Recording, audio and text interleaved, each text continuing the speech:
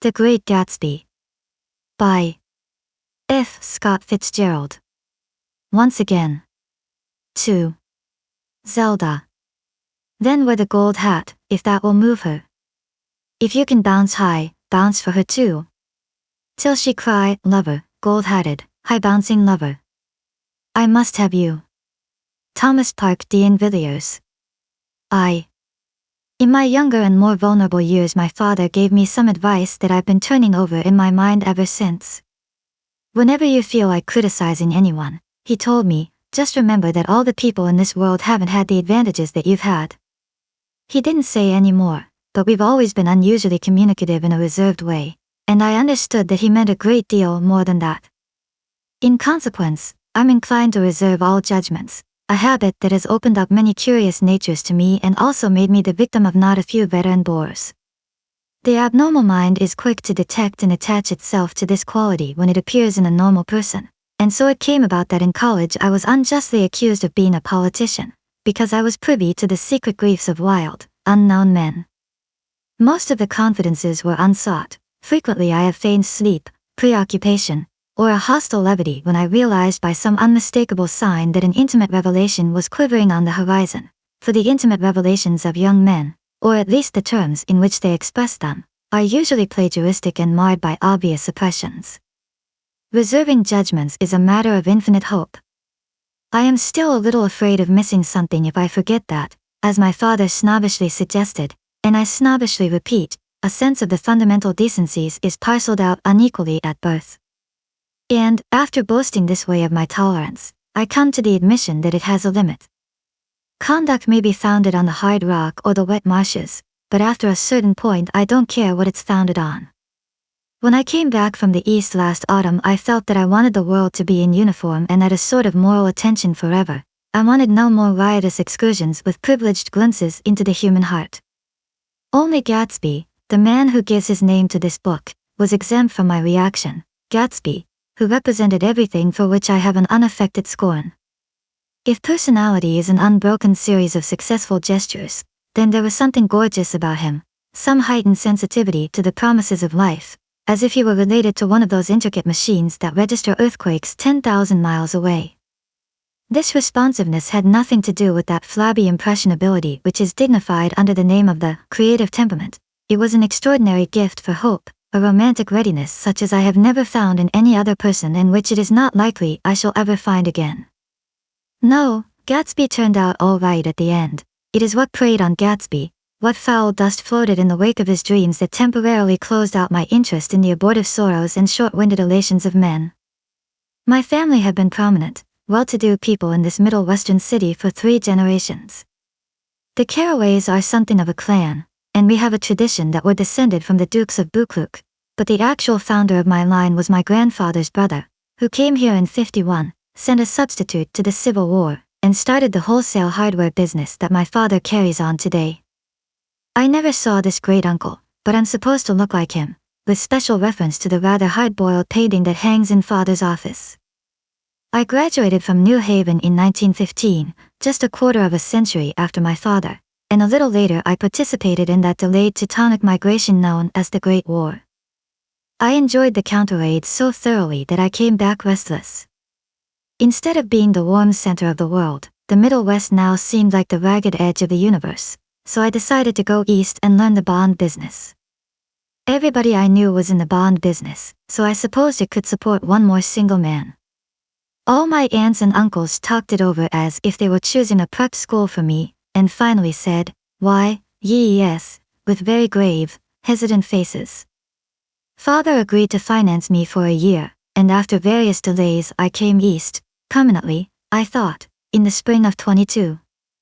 The practical thing was to find rooms in the city, but it was a warm season, and I had just left a country of wide lawns and friendly trees, so when a young man at the office suggested that we take a house together in a commuting town, it sounded like a great idea. He found the house, a weather-beaten cardboard bungalow at $80 a month, but at the last minute the firm ordered him to Washington, and I went out to the country alone. I had a dog, at least I had him for a few days until he ran away, and an old Dodge and a Finnish woman, who made my bed and cooked breakfast and muttered Finnish wisdom to herself over the electric stove. It was lonely for a day or so until one morning some man, more recently arrived than I, stopped me on the road. "How do you get to West Egg Village?" he asked helplessly. I told him. And as I walked on, I was lonely no longer. I was a guide, a pathfinder, an original settler. He had casually conferred on me the freedom of the neighborhood. And so with the sunshine and the great bursts of leaves growing on the trees, just as things grow in fast movies, I had that familiar conviction that life was beginning over again with the summer. There was so much to read, for one thing, and so much fine health to be pulled down out of the young breath-giving air. I bought a dozen volumes on banking and credit and investment securities, and they stood on my shelf in red and gold like new money from the mint, promising to unfold the shining secrets that only Midas and Morgan and Maecenas knew. And I had the high intention of reading many other books besides. I was rather literary in college. One year I wrote a series of very solemn and obvious editorials for the Yale News, and now I was going to bring back all such things into my life and become again that most limited of all specialists, the well-rounded man. This isn't just an epigram. Life is much more successfully looked at from a single window, after all. It was a matter of chance that I should have rented a house in one of the strangest communities in North America. It was on that slender riotous island which extends itself due east of New York, and where there are, among other natural curiosities, two unusual formations of land. 20 miles from the city, a pair of enormous eggs, identical in contour and separated only by a courtesy bay, jet out into the most domesticated body of salt water in the Western Hemisphere, the great wet vineyard of Long Island Sound. They are not perfect ovals, like the egg in the Columbus story. They are both crushed flat at the contact end, but their physical resemblance must be a source of perpetual wonder to the gulls that fly overhead. To the wingless, a more interesting phenomenon is their dissimilarity in every particular except shape and size. I lived at West Egg, the less fashionable of the two, though this is a most superficial tag to express the bizarre and not a little sinister contrast between them.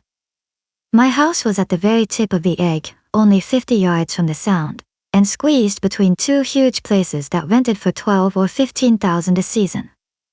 The one on my right was a colossal affair by any standard. It was a factual imitation of some Hotel de Ville in Normandy, with a tower on one side, spanking new under a thin beard of raw ivy, and a marble swimming pool, and more than 40 acres of lawn and garden. It was Gatsby's mansion. Or, rather, as I didn't know Mr. Gatsby, it was a mansion inhabited by a gentleman of that name. My own house was an eyesore, but it was a small eyesore, and it had been overlooked, so I had a view of the water, a partial view of my neighbor's lawn, and the consoling proximity of millionaires, all for $80 a month. Across the courtesy bay, the white palaces of fashionable East Egg glittered along the water, and the history of the summer really begins on the evening I drove over there to have dinner with the Tom Buchanans. Daisy was my second cousin once removed, and I'd known Tom in college. And just after the war I spent 2 days with them in Chicago. Her husband, among various physical accomplishments, had been one of the most powerful ends that ever played football at New Haven, a national figure in a way, one of those men who reach such an acute limited excellence at 21 that everything afterward savors of anticlimax. His family were enormously wealthy. Even in college his freedom with money was a matter for reproach. But now he'd left Chicago and come east in a fashion that rather took your breath away. For instance, he'd brought down a string of polo ponies from Lake Forest. It was hard to realize that a man in my own generation was wealthy enough to do that. Why they came east I don't know. They had spent a year in France for no particular reason, and then drifted here and there unrestfully wherever people played polo and were rich together. This was a permanent move, said Daisy over the telephone, but I didn't believe it. I had no sight into Daisy's heart, but I felt that Tom would drift on forever seeking, a little wistfully, for the dramatic turbulence of some irrecoverable football game. And so it happened that on a warm windy evening I drove over to East Egg to see two old friends whom I scarcely knew at all. Their house was even more elaborate than I expected, a cheerful red and white Georgian colonial mansion, overlooking the bay. The lawn started at the beach and ran towards the front door for a quarter of a mile, jumping over sundials and brick walks and burning gardens. Finally, when it reached the house, drifting up the side in bright vines as though from the momentum of its run. The front was broken by a line of French windows, glowing now with reflected gold and wide open to the warm windy afternoon, and Tom Buchanan in riding clothes was standing with his legs apart on the front porch. He had changed since his New Haven years. Now he was a sturdy straw-haired man of 30, with a rather hard mouth and a supercilious manner. Two shining arrogant eyes had established dominance over his face and gave him the appearance of always leaning aggressively forward. Not even the effeminate swank of his riding clothes could hide the enormous power of that body. He seemed to fill those glistening boots until he strained the top lacing, and you could see a great pack of muscles shifting when his shoulder moved under his thin coat. It was a body capable of enormous leverage, a cruel body. His speaking voice, a gruff husky tenor, added to the impression of fractiousness he conveyed. There was a touch of paternal contempt in it, even toward people he liked, and there were men at New Haven who had hated his guts. Now, don't think my opinion on these matters is final, he seemed to say, just because I'm stronger and more of a man than you are. We were in the same senior society, and while we were never intimate, I always had the impression that he approved of me and wanted me to like him with some harsh, defiant wistfulness of his own. We talked for a few minutes on the sunny porch. "I've got a nice place here," he said, his eyes flashing about restlessly. Turning me around by one arm, he moved a broad flat hand along the front vista, including in its sweep a sunken Italian garden, a half-acre of deep, pungent roses, and a snub-nosed motorboat that bumped the tide offshore. It belonged to Domain, the oil man. He turned me around again, politely and abruptly. "We'll go inside." We walked through a high hallway into a bright rosy-colored space, fragilely bound into the house by French windows at either end.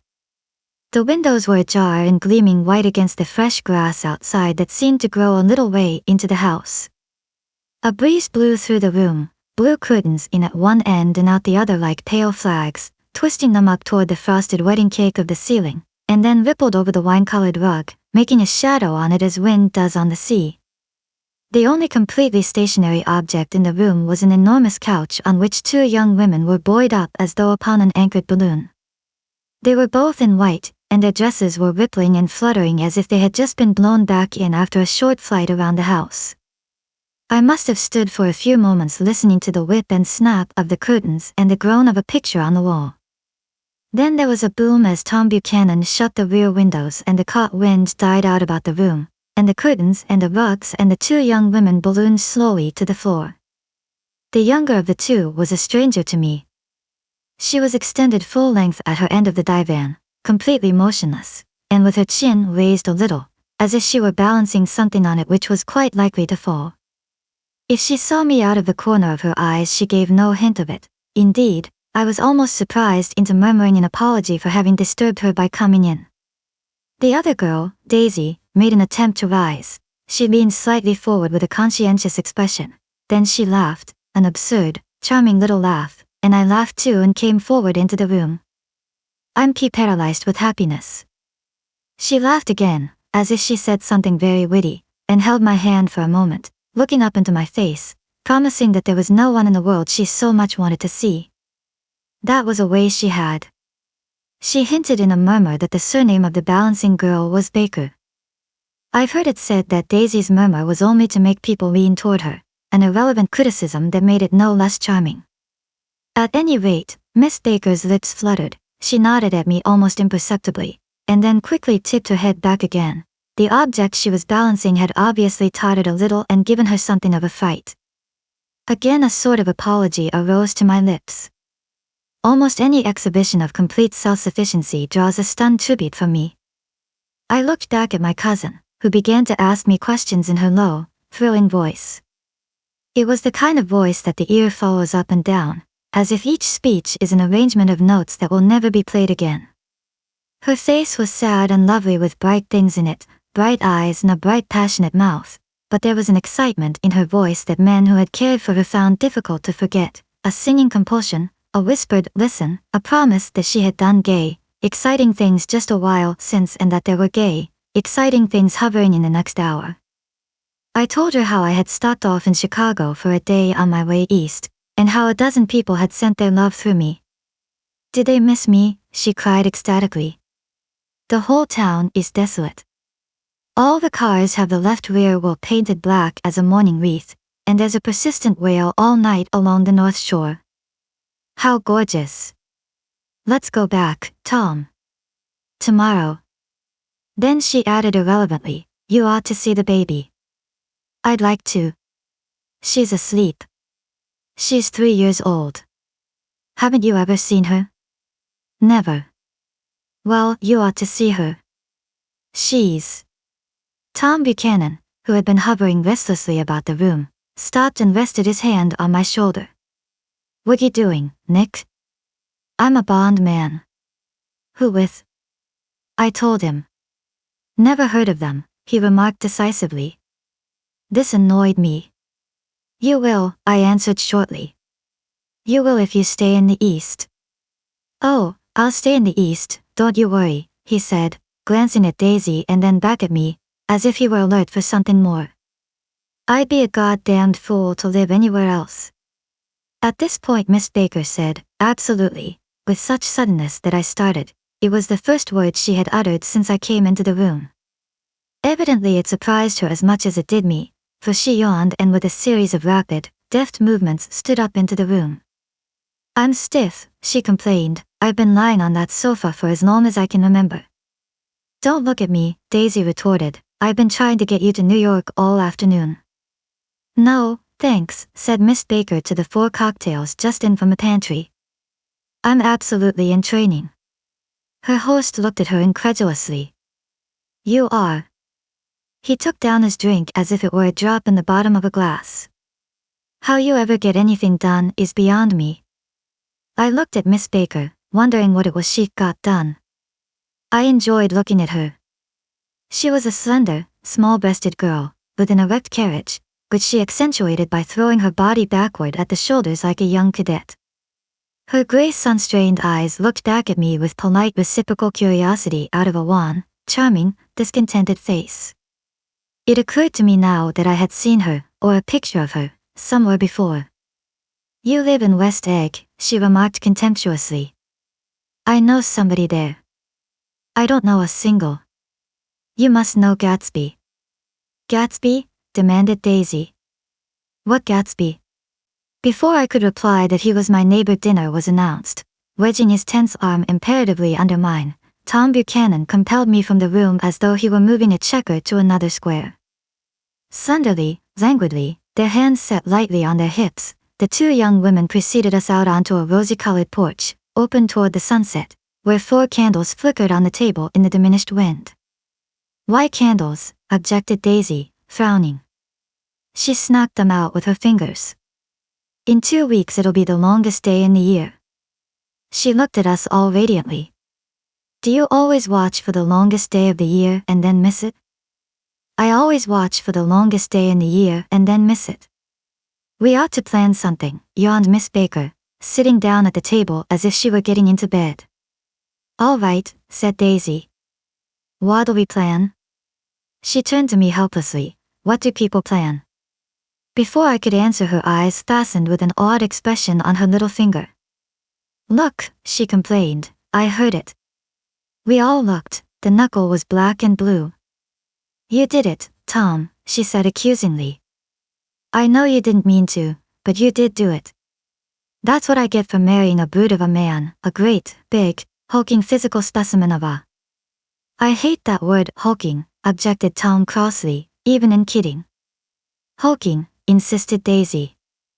Sometimes she and Miss Baker talked at once, unobtrusively, and with a bantering inconsequence that was never quite chatter, that was as cool as their white dresses and their impersonal eyes in the absence of all desire. They were here, and they accepted Tom and me, making only a polite, pleasant effort to entertain or to be entertained.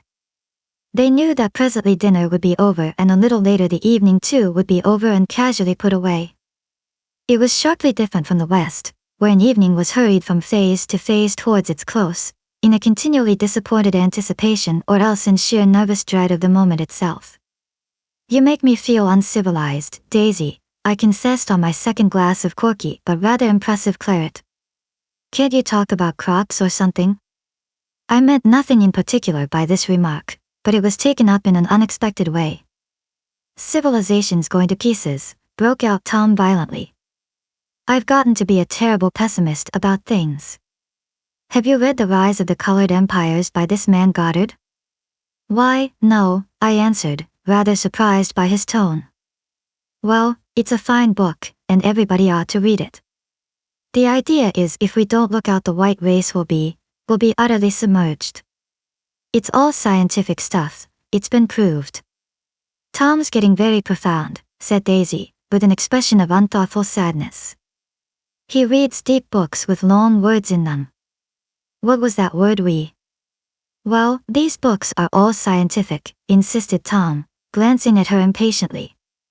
This fellow has worked out the whole thing. It's up to us, who are the dominant race, to watch out, or these other races will have control of things. We've got to beat them down, whispered Daisy, winking ferociously toward the fervent sun. You ought to live in California, began Miss Baker, but Tom interrupted her by shifting heavily in his chair. This idea is that we're Nordics. I am, and you are, and, after an infinitesimal hesitation he included Daisy with a slight nod, and she winked at me again. And we've produced all the things that go to make civilization, science and art, and all that. Do you see? There was something pathetic in his concentration, as if his complacency, more acute than of old, was not enough to him anymore. When, almost immediately, the telephone rang inside and the butler left the porch, Daisy seized upon the momentary interruption and leaned towards me. I'll tell you a family secret, she whispered enthusiastically. It's about the butler's nose. Do you want to hear about the butler's nose? That's why I came over tonight. Well, he wasn't always a butler. He used to be the silver polisher for some people in New York that had a silver service for 200 people. He had to polish it from morning till night, until finally it began to affect his nose. Things went from bad to worse, suggested Miss Baker. Yes. Things went from bad to worse, until finally he had to give up his position. For a moment the last sunshine fell with romantic affection upon her glowing face. Her voice compelled me forward breathlessly as I listened. Then the glow faded, each light deserting her with lingering regret, like children leaving a pleasant street at dusk. The butler came back and murmured something close to Tom's ear, whereupon Tom frowned, pushed back his chair, and without a word went inside. As if his absence quickened something within her, Daisy leaned forward again, her voice glowing and singing. I love to see you at my table, Nick. You remind me of a rose, an absolute rose. Doesn't he? She turned to Miss Baker for confirmation. An absolute rose? This was untrue. I am not even faintly like a rose. She was only extemporizing, but a stirring warmth flowed from her, as if her heart was trying to come out to you concealed in one of those breathless, thrilling words. Then suddenly she threw her napkin on the table and excused herself and went into the house.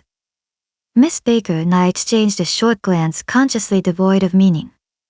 I was about to speak when she sat up alertly and said, "SH," in a warning voice.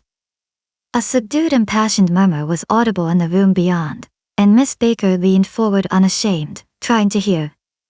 The murmur trembled on the verge of coherence, sank down, mounted excitedly, and then ceased altogether. This Mr. Gatsby you spoke of is my neighbor, I began. Don't talk. I want to hear what happens. Is something happening? I inquired innocently. You mean to say you don't know, said Miss Baker, honestly surprised. I thought everybody knew. I don't. Why, she said hesitantly. Tom's got some woman in New York. Got some woman? I repeated blankly. Miss Baker nodded. She might have the decency not to telephone him at dinner time. Don't you think? Almost before I had grasped her meaning there was the flutter of a dress and the crunch of leather boots, and Tom and Daisy were back at the table. It couldn't be helped, cried Daisy with tense gaiety. She sat down, glanced searchingly at Miss Baker and then at me, and continued, I looked outdoors for a minute and it's very romantic outdoors. There's a bird on the lawn that I think must be a nightingale come over on the Cunard or White Star Line.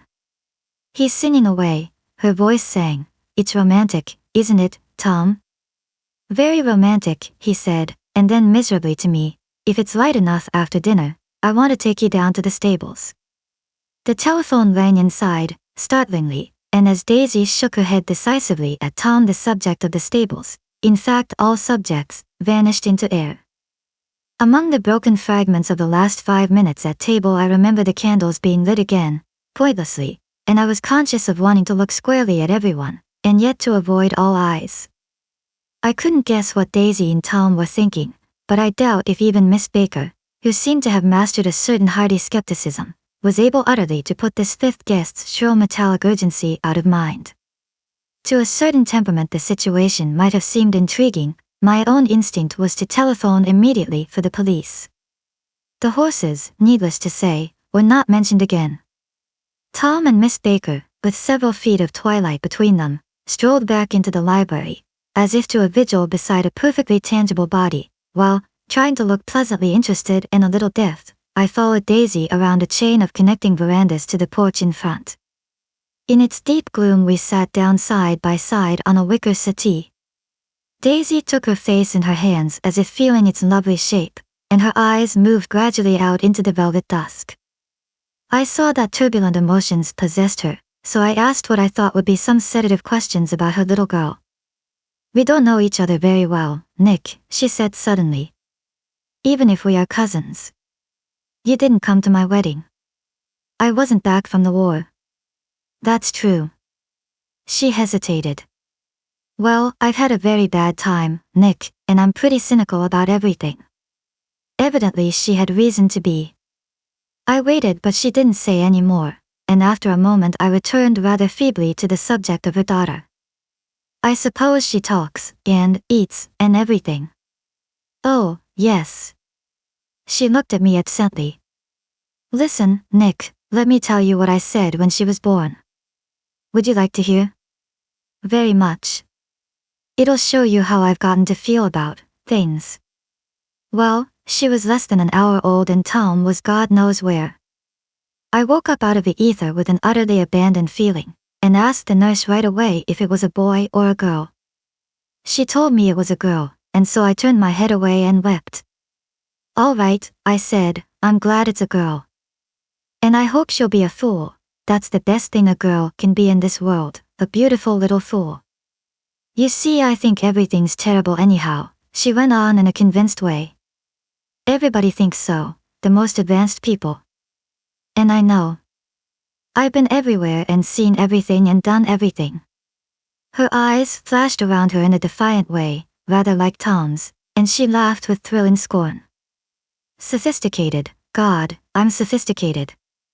The instant her voice broke off, ceasing to compel my attention, my belief, I felt the basic insincerity of what she had said. It made me uneasy, as though the whole evening had been a trick of some sort to exact a contributory emotion from me.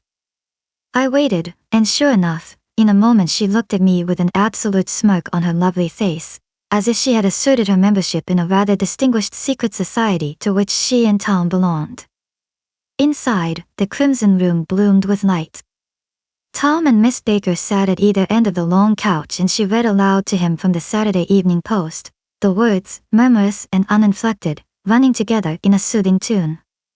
The lamplight, bright on his boots and dull on the autumn leaf yellow of her hair, glinted along the paper as she turned the page with a flutter of slender muscles in her arms. When we came in she held us silent for a moment with a lifted hand. "To be continued," she said, tossing the magazine on the table, "in our very next issue." Her body asserted itself with a restless movement of her knee, and she stood up.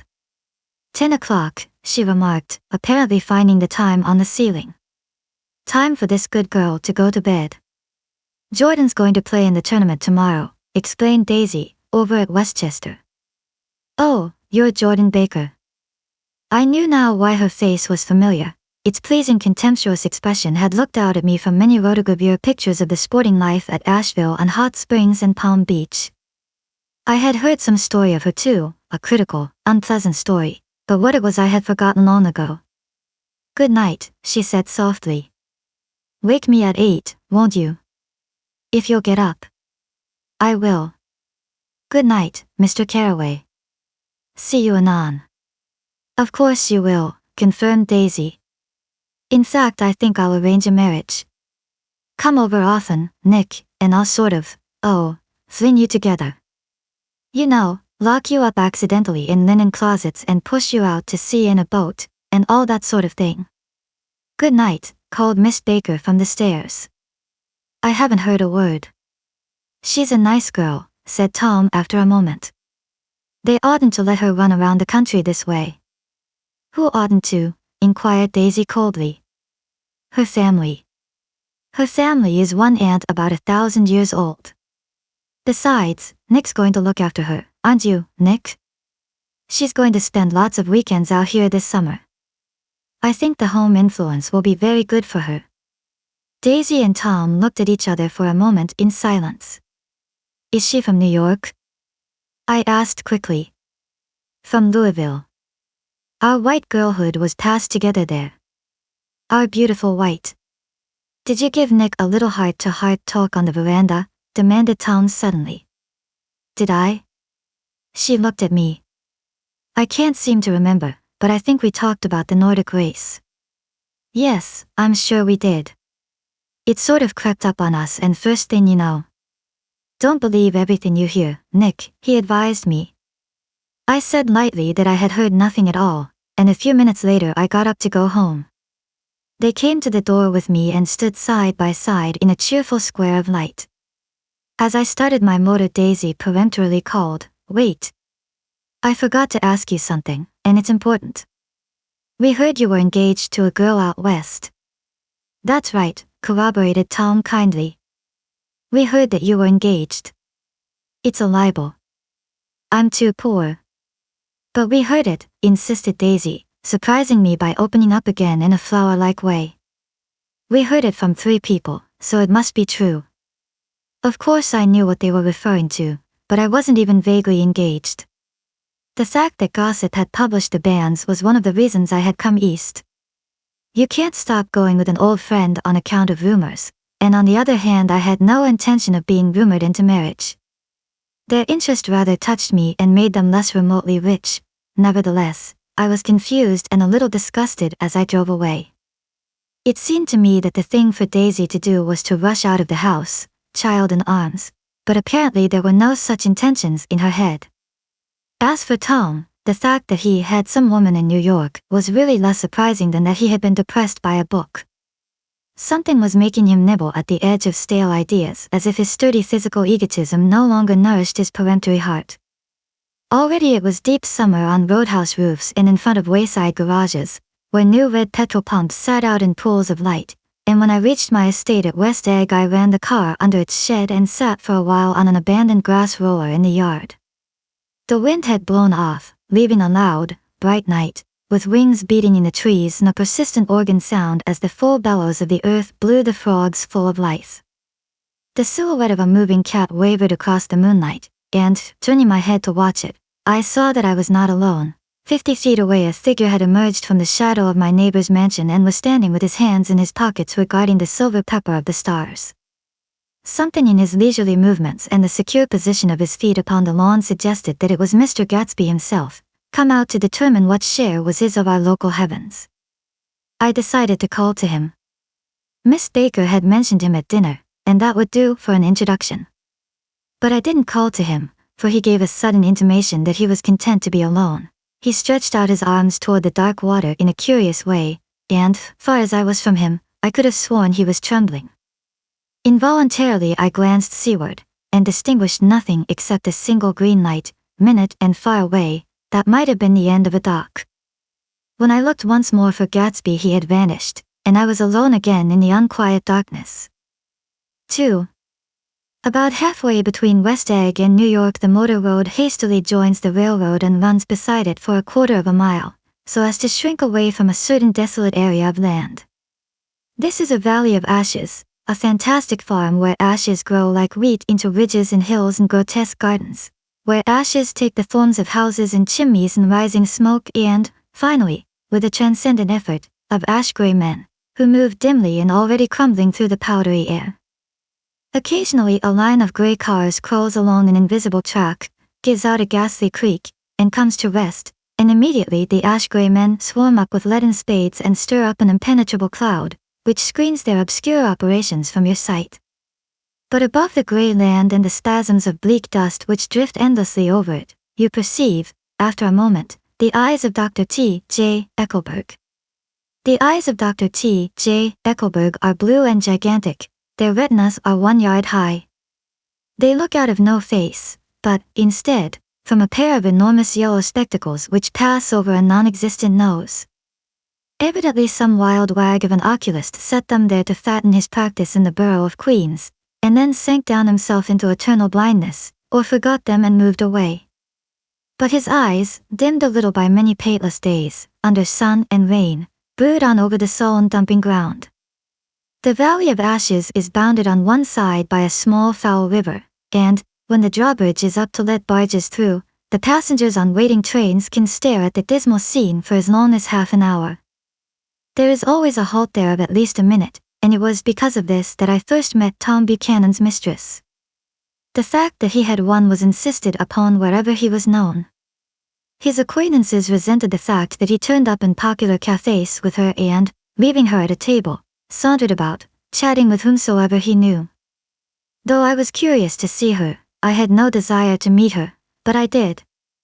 I went up to New York with Tom on the train one afternoon, and when we stopped by the ash heaps he jumped to his feet and, taking hold of my elbow, literally forced me from the car.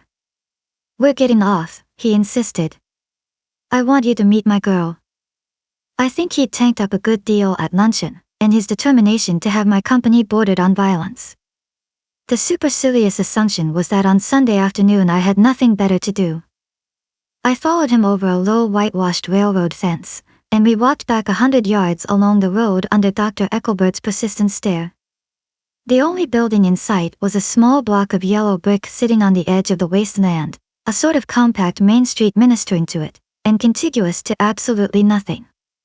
One of the 3 shops it contained was for rent and another was an all-night restaurant, approached by a trail of ashes. The third was a garage, repairs. George B. Wilson. Cars bought and sold. And I followed Tom inside. The interior was unprosperous and bare. The only car visible was the dust-covered wreck of a Ford which crouched in a dim corner.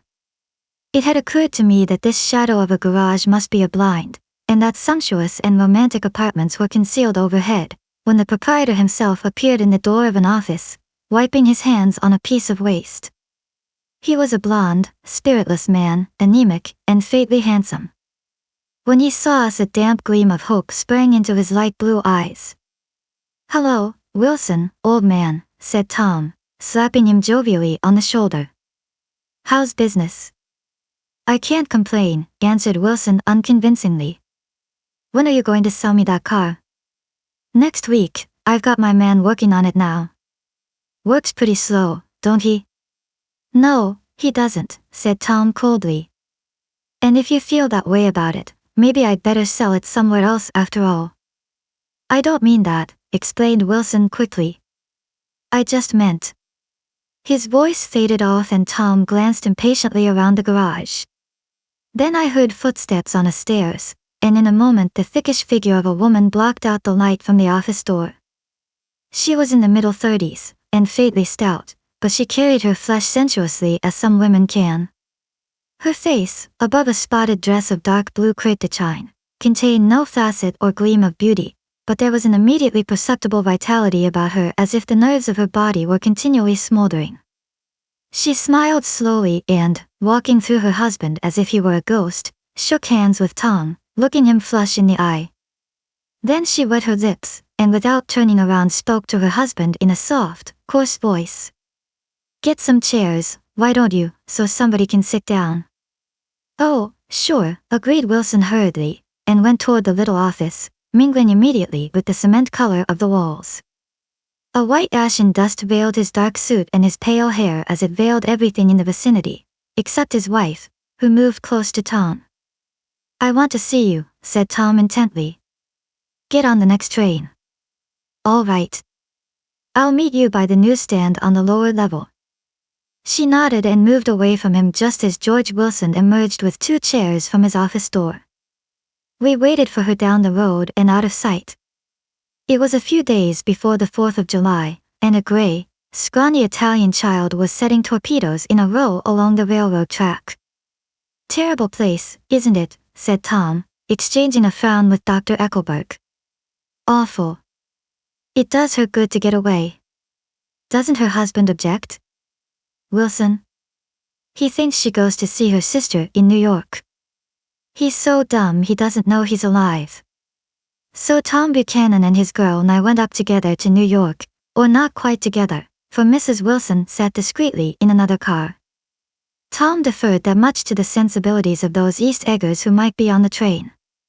She had changed her dress to a brown-figured muslin, which stretched tight over her rather wide hips as Tom helped her to the platform in New York. At the newsstand she bought a copy of Town Tattle and a moving picture magazine, and in the station drugstore some cold cream and a small flask of perfume. Upstairs, in the solemn echoing drive she let 4 taxicabs drive away before she selected a new one, lavender-colored with gray upholstery, and in this we slid out from the mass of the station into the glowing sunshine. But immediately she turned sharply from the window and, leaning forward, tapped on the front glass. "I want to get one of those dogs," she said earnestly. "I want to get one for the apartment. They're nice to have, a dog." We backed up to a gray old man who bore an absurd resemblance to John D. Rockefeller. In a basket swung from his neck cowered a dozen very recent puppies of an indeterminate breed. "What kind are they?" asked Mrs. Wilson eagerly, as he came to the taxi window. "All kinds." "What kind do you want, lady?" "I'd like to get one of those police dogs. I don't suppose you got that kind?" The man peered doubtfully into the basket, plunged in his hand and drew one up, wriggling, by the back of the neck. "That's no police dog," said Tom. "No, it's not exactly a police dog," said the man with disappointment in his voice. "It's more of an Airedale." He passed his hand over the brown wash rag of a back. "Look at that coat. Some coat. That's a dog that'll never bother you with catching cold." "I think it's cute," said Mrs. Wilson enthusiastically. "How much is it?" "That dog?" He looked at it admiringly. "That dog will cost you $10. The Airedale, undoubtedly there was an Airedale concerned in it somewhere, though its feet were startlingly white, changed hands and settled down into Mrs. Wilson's lap, where she fondled the weatherproof coat with rapture. "Is it a boy or a girl?" she asked delicately. "That dog?" "That dog's a boy." "It's a bitch," said Tom decisively. "Here's your money. Go and buy 10 more dogs with it." We drove over to Fifth Avenue, warm and soft, almost pastoral, on the summer Sunday afternoon. I wouldn't have been surprised to see a great flock of white sheep turn the corner. "Hold on," I said, "I have to leave you here." "No you don't," interposed Tom quickly. "Myrtle'll be hurt if you don't come up to the apartment." "Won't you, Myrtle?" "Come on," she urged. "I'll telephone my sister Catherine. She's said to be very beautiful by people who ought to know." "Well, I'd like to, but..." We went on, cutting back again over the park toward the West Hundreds. At 158th Street the cab stopped at One Slice in a long white cake of apartment houses. Throwing a regal homecoming glance around the neighborhood, Mrs. Wilson gathered up her dog and her other purchases, and went haughtily in. "I'm going to have the McKees come up," she announced as we rose in the elevator. "And, of course, I got to call up my sister, too." The apartment was on the top floor, a small living room, a small dining room, a small bedroom, and a bath. The living room was crowded to the doors with a set of tapestried furniture entirely too large for it, so that to move about was to stumble continually over scenes of ladies swinging in the gardens of Versailles. The only picture was an over-enlarged photograph, apparently a hen sitting on a blurred rock. Looked at from a distance, however, the hen resolved itself into a bonnet, and the countenance of a stout old lady beamed down into the room. Several old copies of Town Tattle lay on the table together with a copy of Simon Called Peter, and some of the small scandal magazines of Broadway. Mrs. Wilson was first concerned with the dog. A reluctant elevator boy went for a box full of straw and some milk, to which he added on his own initiative a tin of large, hard dog biscuits, one of which decomposed apathetically in the saucer of milk all afternoon. Meanwhile, Tom brought out a bottle of whiskey from a locked bureau door. I have been drunk just twice in my life, and the second time was that afternoon, so everything that happened has a dim, hazy cast over it, although until after 8 o'clock the apartment was full of cheerful sun. Sitting on Tom's lap, Mrs. Wilson called up several people on the telephone. Then there were no cigarettes, and I went out to buy some at the drugstore on the corner. When I came back they had both disappeared, so I sat down discreetly in the living room and read a chapter of Simon called Peter. Either it was terrible stuff or the whiskey distorted things, because it didn't make any sense to me. Just as Tom and Myrtle, after the first drink Mrs. Wilson and I called each other by our first names, reappeared, company commenced to arrive at the apartment door. The sister, Catherine, was a slender, worldly girl of about 30, with a solid, sticky bob of red hair, and a complexion powdered milky white. Her eyebrows had been plucked and then drawn on again at a more rakish angle, but the efforts of nature toward the restoration of the old alignment gave a blurred air to her face. When she moved about there was an incessant clicking as innumerable pottery bracelets jingled up and down upon her arms.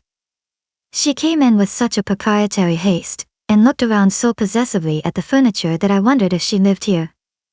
But when I asked her she laughed immoderately, repeated my question aloud, and told me she lived with a girlfriend at a hotel. Mr. McKee was a pale, feminine man from the flat below. He had just shaved, for there was a white spot of lather on his cheekbone, and he was most respectful in his greeting to everyone in the room. He informed me that he was in the artistic game, and I gathered later that he was a photographer and had made the dim enlargement of Mrs. Wilson's mother which hovered like an ectoplasm on the wall. His wife was shrill, languid, handsome, and horrible. She told me with pride that her husband had photographed her 127 times since they had been married. Mrs. Wilson had changed her costume some time before, and was now attired in an elaborate afternoon dress of cream-colored chiffon, which gave out a continual rustle as she swept about the room.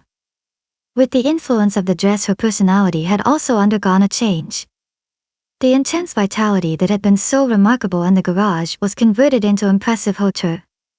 Her laughter, her gestures, her assertions became more violently affected moment by moment, and as she expanded the room grew smaller around her, until she seemed to be revolving on a noisy, creaking pivot through the smoky air.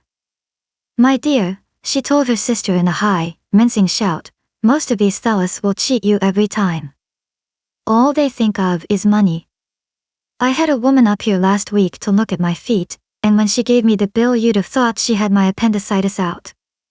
"What was the name of the woman?" asked Mrs. McKee. "Mrs. Eberhardt. She goes around looking at people's feet in their own homes."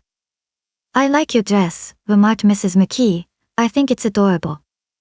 Mrs. Wilson rejected the compliment by raising her eyebrow in disdain. "It's just a crazy old thing," she said. "I just slip it on sometimes when I don't care what I look like." "But it looks wonderful on you, if you know what I mean," pursued Mrs. McKee. "If Chester could only get you in that pose, I think he could make something of it." We all looked in silence at Mrs. Wilson, who removed a strand of hair from over her eyes and looked back at us with a brilliant smile. Mr. McKee regarded her intently with his head on one side, and then moved his hand back and forth slowly in front of his face. "I should change the light," he said after a moment. "I'd like to bring out the modeling of the features. And I'd try to get hold of all the back hair." "I wouldn't think of changing the light," cried Mrs. McKee. "I think it's—" Her husband said "sh," and we all looked at the subject again, whereupon Tom Buchanan yawned audibly and got to his feet. "You McKees have something to drink," he said. "Get some more ice and mineral water, Myrtle, before everybody goes to sleep." I told that boy about the ice. Myrtle raised her eyebrows in despair at the shiftlessness of the lower orders. "These people. You have to keep after them all the time." She looked at me and laughed pointlessly. Then she flounced over to the dog, kissed it with ecstasy, and swept into the kitchen, implying that a dozen chefs awaited her orders there. "I've done some nice things out on Long Island," asserted Mr. McKee. Tom looked at him blankly. "2 of them we have framed downstairs." "2 what?" demanded Tom. "2 studies. One of them I call Montauk Point, the gulls, and the other I call Montauk Point, the sea. The sister Catherine sat down beside me on the couch. Do you live down on Long Island, too? She inquired. I live at West Egg. Really? I was down there at a party about a month ago. At a man named Gatsby's. Do you know him? I live next door to him. Well, they say he's a nephew or a cousin of Kaiser Wilhelm's. That's where all his money comes from. Really? She nodded. I'm scared of him. I'd hate to have him get anything on me. This absorbing information about my neighbor was interrupted by Mrs. McKee's pointing suddenly at Catherine. Chester, I think you could do something with her, she broke out, but Mr. McKee only nodded in a bored way, and turned his attention to Tom. I'd like to do more work on Long Island, if I could get the entry. All I ask is that they should give me a start. Ask Myrtle, said Tom, breaking into a short shout of laughter as Mrs. Wilson entered with a tray. She'll give you a letter of introduction, won't you, Myrtle? Do what? She asked, startled. You'll give McKee a letter of introduction to your husband, so he can do some studies of him. His lips moved silently for a moment as he invented George B. Wilson at the gasoline pump, or something like that. Catherine leaned close to me and whispered in my ear. Neither of them can stand the person they're married to. Can't they? Can't stand them. She looked at Myrtle and then at Tom. What I say is, why go on living with them if they can't stand them? If I was them, I'd get a divorce and get married to each other right away. Doesn't she like Wilson either? The answer to this was unexpected. It came from Myrtle, who had overheard the question, and it was violent and obscene. You see, cried Catherine triumphantly. She lowered her voice again. It's really his wife that's keeping them apart. She's a Catholic, and they don't believe in divorce. Daisy was not a Catholic, and I was a little shocked at the elaborateness of the lie. When they do get married, continued Catherine, they're going west to live for a while until it blows over. It'd be more discreet to go to Europe. Oh, do you like Europe? She exclaimed surprisingly. I just got back from Monte Carlo. Really? Just last year. I went over there with another girl. Stay long? No, we just went to Monte Carlo and back. We went by way of Marseilles. We had over $1,200 when we started, but we got gypped out of it all in 2 days in the private rooms. We had an awful time getting back, I can tell you. God, how I hated that town. The late afternoon sky bloomed in the window for a moment like the blue honey of the Mediterranean, then the shrill voice of Mrs. McKee called me back into the room. I almost made a mistake, too, she declared vigorously.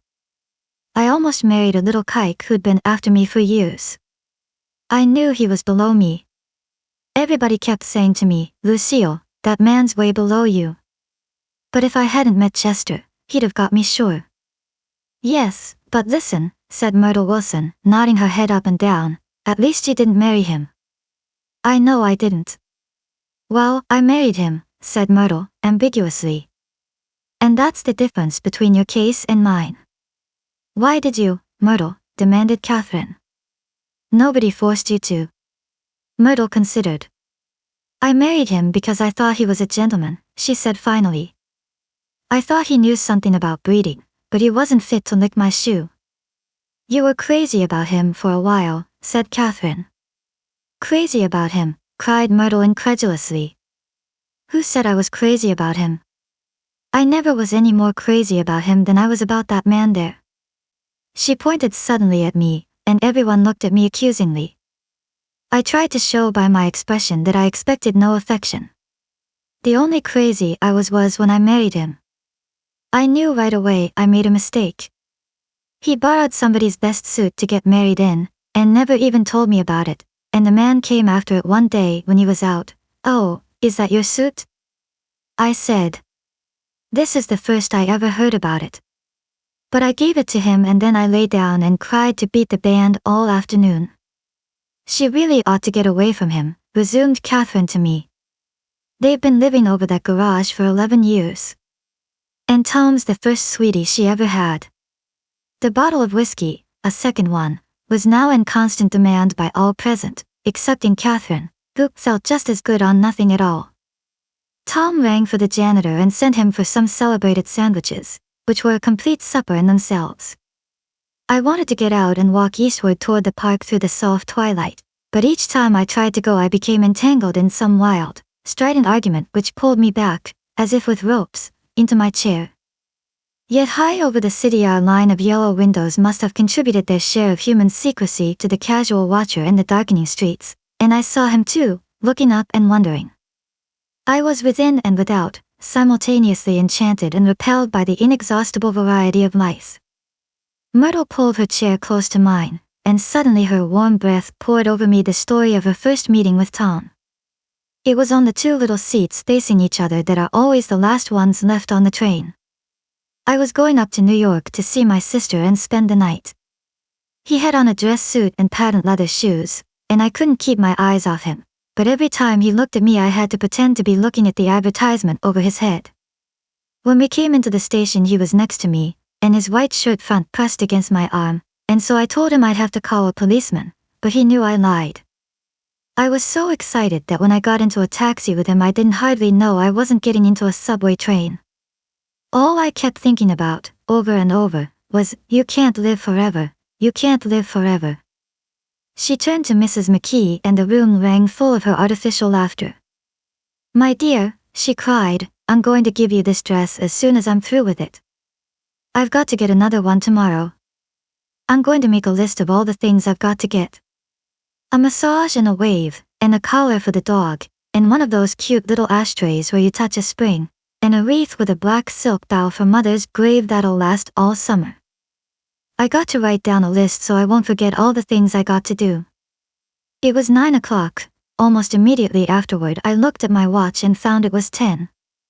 Mr. McKee was asleep on a chair with his fists clenched in his lap, like a photograph of a man of action.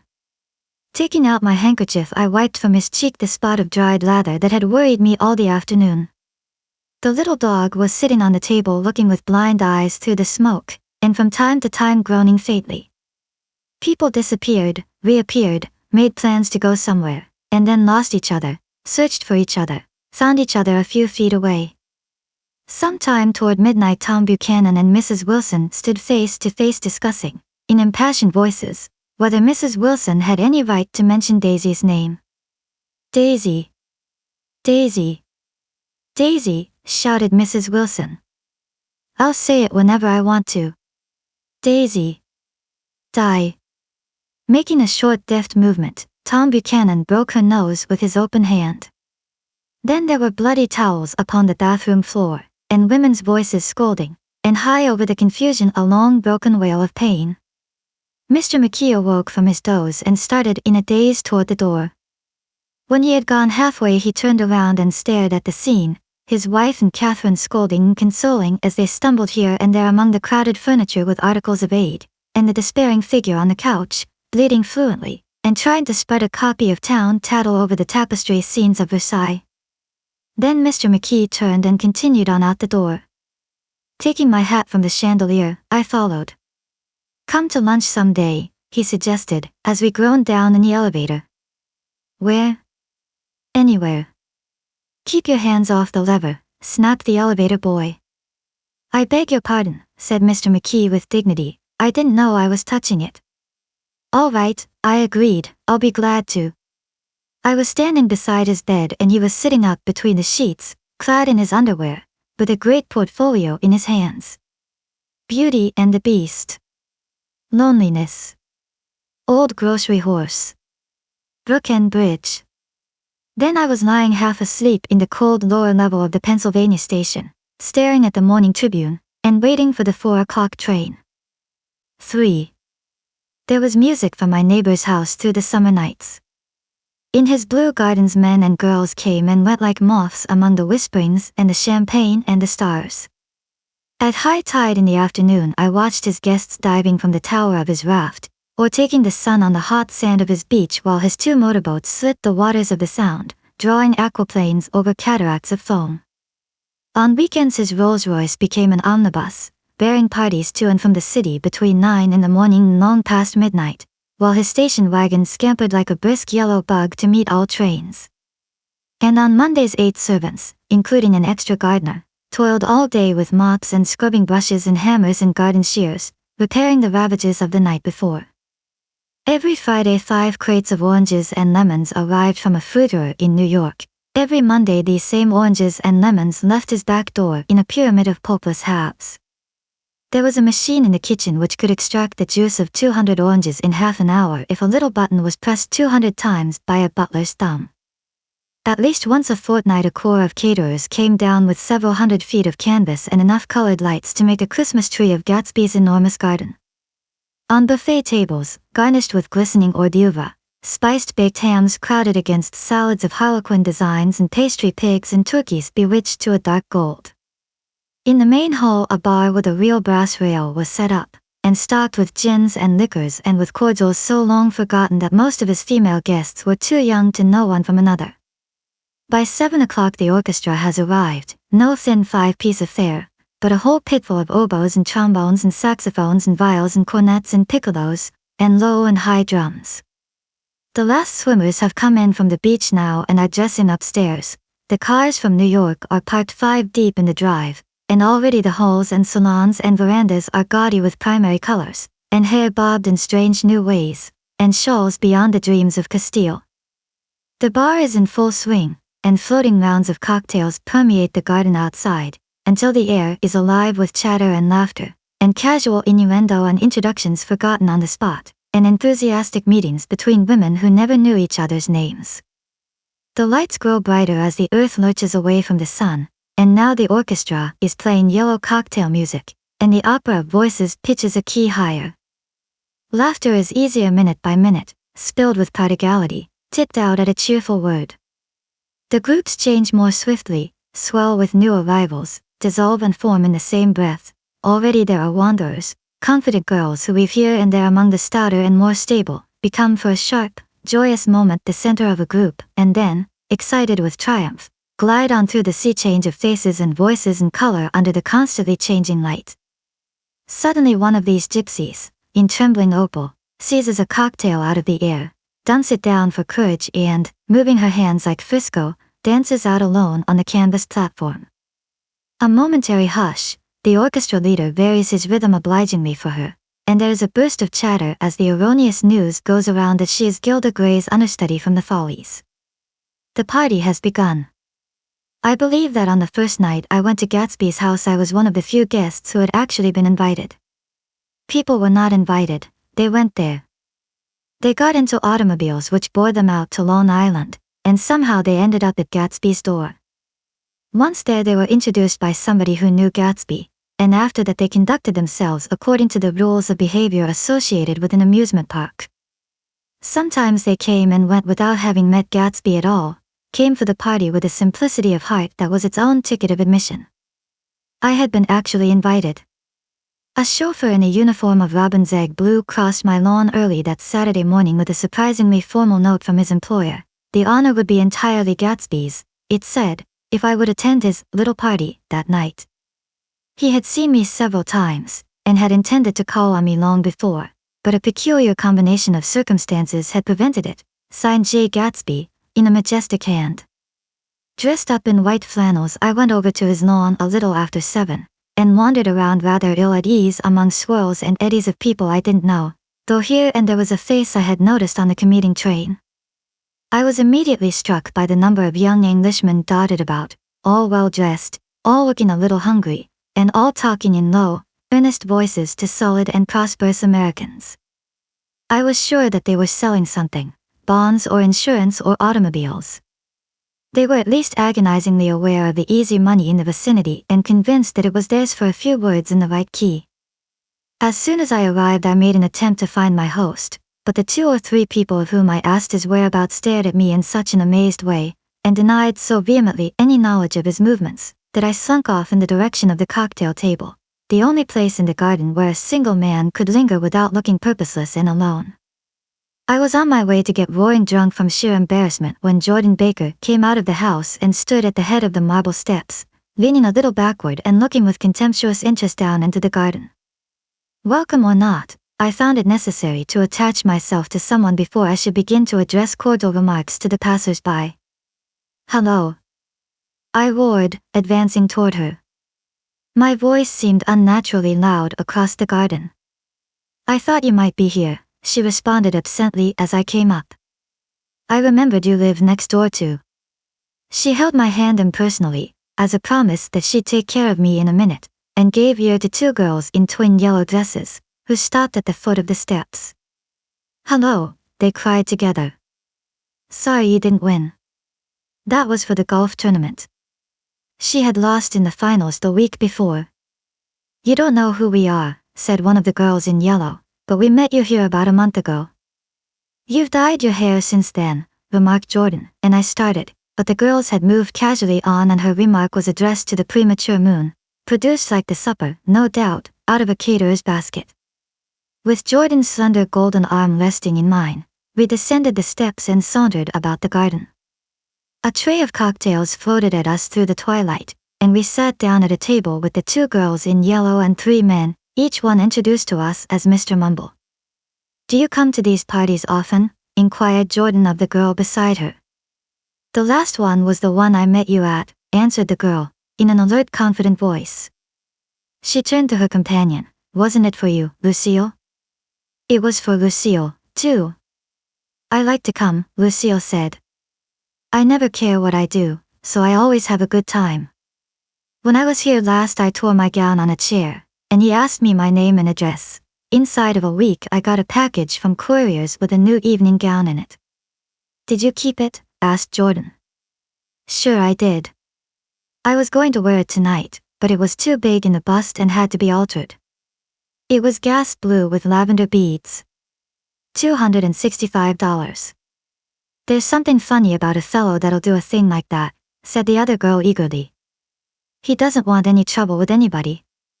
"Who doesn't?" I inquired. "Gatsby. Somebody told me." The two girls and Jordan leaned together confidentially. "Somebody told me they thought he killed a man once." A thrill passed over all of us. The three Mr. Mumbles bent forward and listened eagerly. "I don't think it's so much that," argued Lucille skeptically. "It's more that he was a German spy during the war." One of the men nodded in confirmation. "I heard that from a man who knew all about him, grew up with him in Germany," he assured us positively. "Oh, no," said the first girl, "it couldn't be that, because he was in the American Army during the war." As our credulity switched back to her, she leaned forward with enthusiasm. "You look at him sometimes when he thinks nobody's looking at him. I'll bet he killed a man." She narrowed her eyes and shivered. Lucille shivered. We all turned and looked around for Gatsby. It was testimony to the romantic speculation he inspired that there were whispers about him from those who had found little that it was necessary to whisper about in this world. The first supper, there would be another one after midnight, was now being served, and Jordan invited me to join her own party, who were spread around a table on the other side of the garden. There were three married couples in Jordan's escort, a persistent undergraduate given to violent innuendo, and obviously under the impression that sooner or later Jordan was going to yield him up a person to a greater or lesser degree. Instead of rambling, this party had preserved a dignified homogeneity, and assumed to itself the function of representing the staid nobility of the countryside, East Egg condescending to West Egg and carefully on guard against its spectroscopic gaiety. "Let's get out," whispered Jordan, after a somehow wasteful and inappropriate half-hour. "This is much too polite for me." We got up, and she explained that we were going to find the host. I had never met him, she said, and it was making me uneasy. The undergraduate nodded in a cynical, melancholy way. The bar, where we glanced first, was crowded, but Gatsby was not there. She couldn't find him from the top of the steps, and he wasn't on the veranda. On a chance we tried an important-looking door, and walked into a high Gothic library, paneled with carved English oak, and probably transported complete from some ruin overseas. A stout, middle-aged man, with enormous owl-eyed spectacles, was sitting somewhat drunk on the edge of a great table, staring with unsteady concentration at the shelves of books. As we entered, he wheeled excitedly around and examined Jordan from head to foot. "What do you think?" he demanded impetuously. "About what?" He waved his hand toward the bookshelves. About that. As a matter of fact, you needn't bother to ascertain. I ascertained. They're real. The books? He nodded. Absolutely real, have pages and everything. I thought they'd be a nice durable cardboard. Matter of fact, they're absolutely real. Pages in, here. Let me show you. Taking our skepticism for granted, he rushed to the bookcases and returned with volume 1 of the started lectures. See, he cried triumphantly. It's a bona fide piece of printed matter. It fooled me. This fella's a regular Belasco. It's a triumph. What thoroughness. What realism.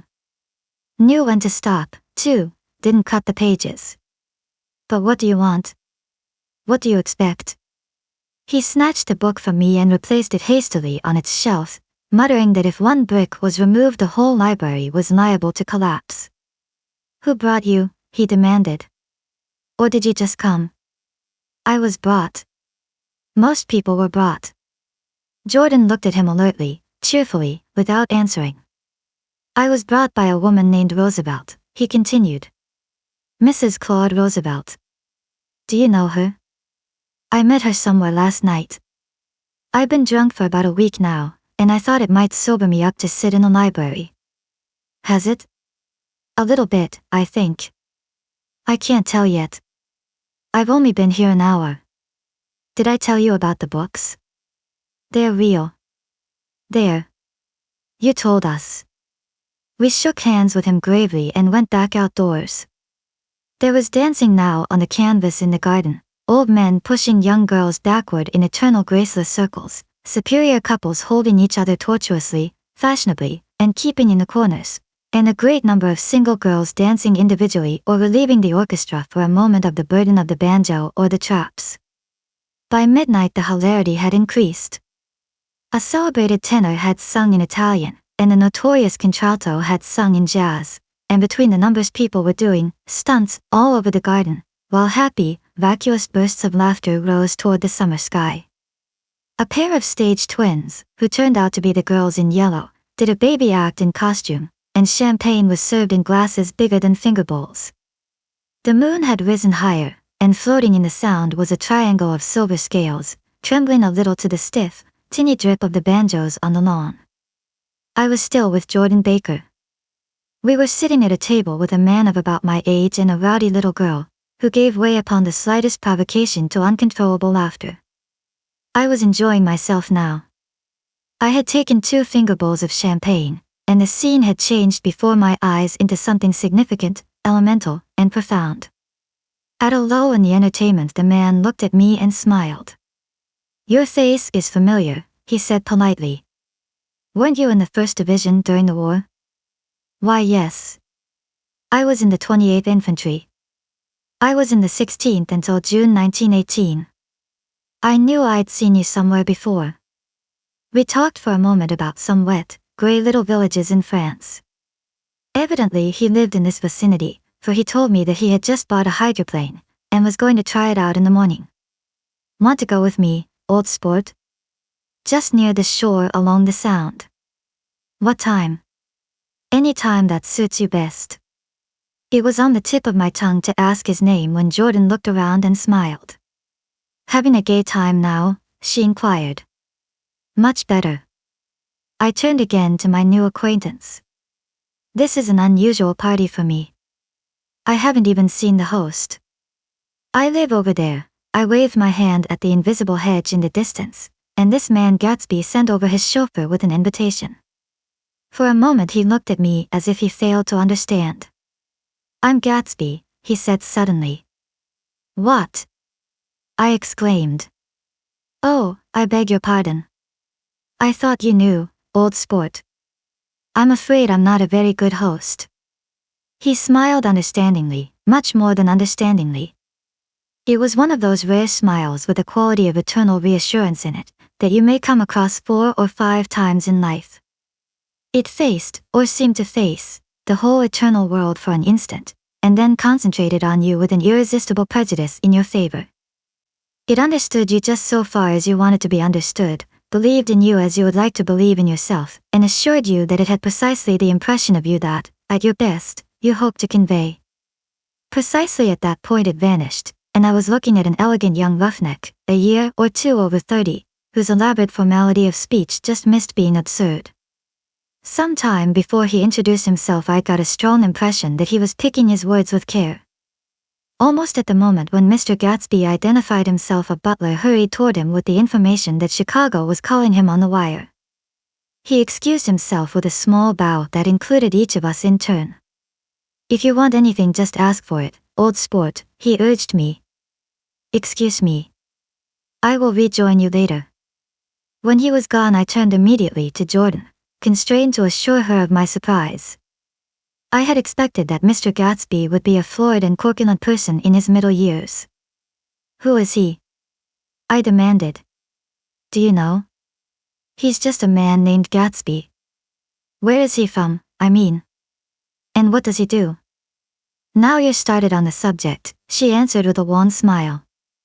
"Well, he told me once he was an Oxford man." A dim background started to take shape behind him, but at her next remark it faded away. "However, I don't believe it." "Why not?" "I don't know," she insisted, "I just don't think he went there." Something in her tone reminded me of the other girls. "I think he killed a man," and had the effect of stimulating my curiosity. I would have accepted without question the information that Gatsby sprang from the swamps of Louisiana or from the Lower East Side of New York. That was comprehensible. But young men didn't, at least in my provincial inexperience I believed they didn't, drift coolly out of nowhere and buy a palace on Long Island Sound. "Anyhow, he gives large parties," said Jordan, changing the subject with an urban distaste for the concrete. "And I like large parties. They're so intimate. At small parties there isn't any privacy." There was the boom of a bass drum, and the voice of the orchestra leader rang out suddenly above the echolalia of the garden. "Ladies and gentlemen," he cried. "At the request of Mr. Gatsby we are going to play for you Mr. Vladimir Tolstoy's latest work, which attracted so much attention at Carnegie Hall last May. If you read the papers you know there was a big sensation." He smiled with jovial condescension, and added, "Some sensation." Whereupon everybody laughed. "The piece is known," he concluded lustily, "as Vladimir Tolstoy's Jazz History of the World."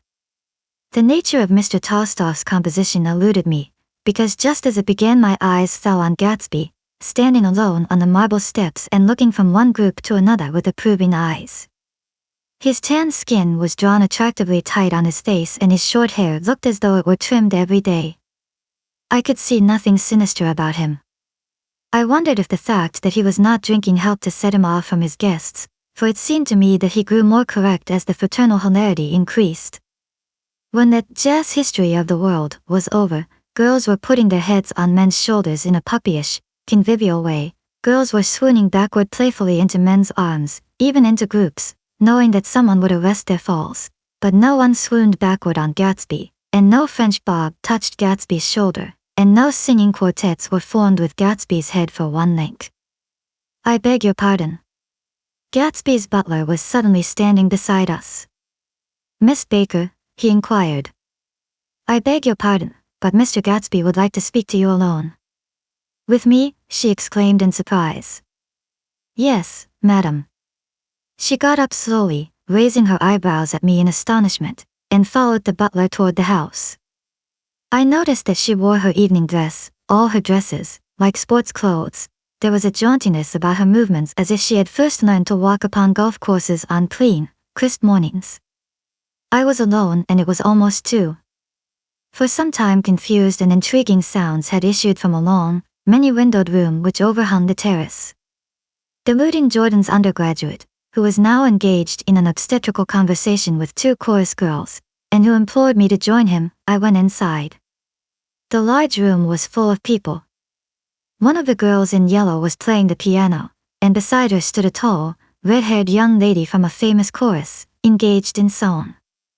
She had drunk a quantity of champagne, and during the course of her song she had decided, ineptly, that everything was very, very sad. She was not only singing, she was weeping too. Whenever there was a pause in the song, she filled it with gasping, broken sobs, and then took up the lyric again in a quavering soprano. The tears coursed down her cheeks, not freely, however, for when they came into contact with her heavily beaded eyelashes they assumed an inky color, and pursued the rest of their way in slow black rivulets. A humorous suggestion was made that she sing the notes on her face, whereupon she threw up her hands, sank into a chair, and went off into a deep vinous sleep. She had a fight with a man who says he's her husband, explained a girl at my elbow. I looked around. Most of the remaining women were now having fights with men said to be their husbands. Even Jordan's party, the quartet from East Egg, were rent asunder by dissension. One of the men was talking with curious intensity to a young actress, and his wife, after attempting to laugh at the situation in a dignified and indifferent way, broke down entirely and resorted to flank attacks. At intervals she appeared suddenly at his side like an angry diamond, and hissed, "You promised," into his ear. The reluctance to go home was not confined to wayward men. The hall was at present occupied by two deplorably sober men and their highly indignant wives.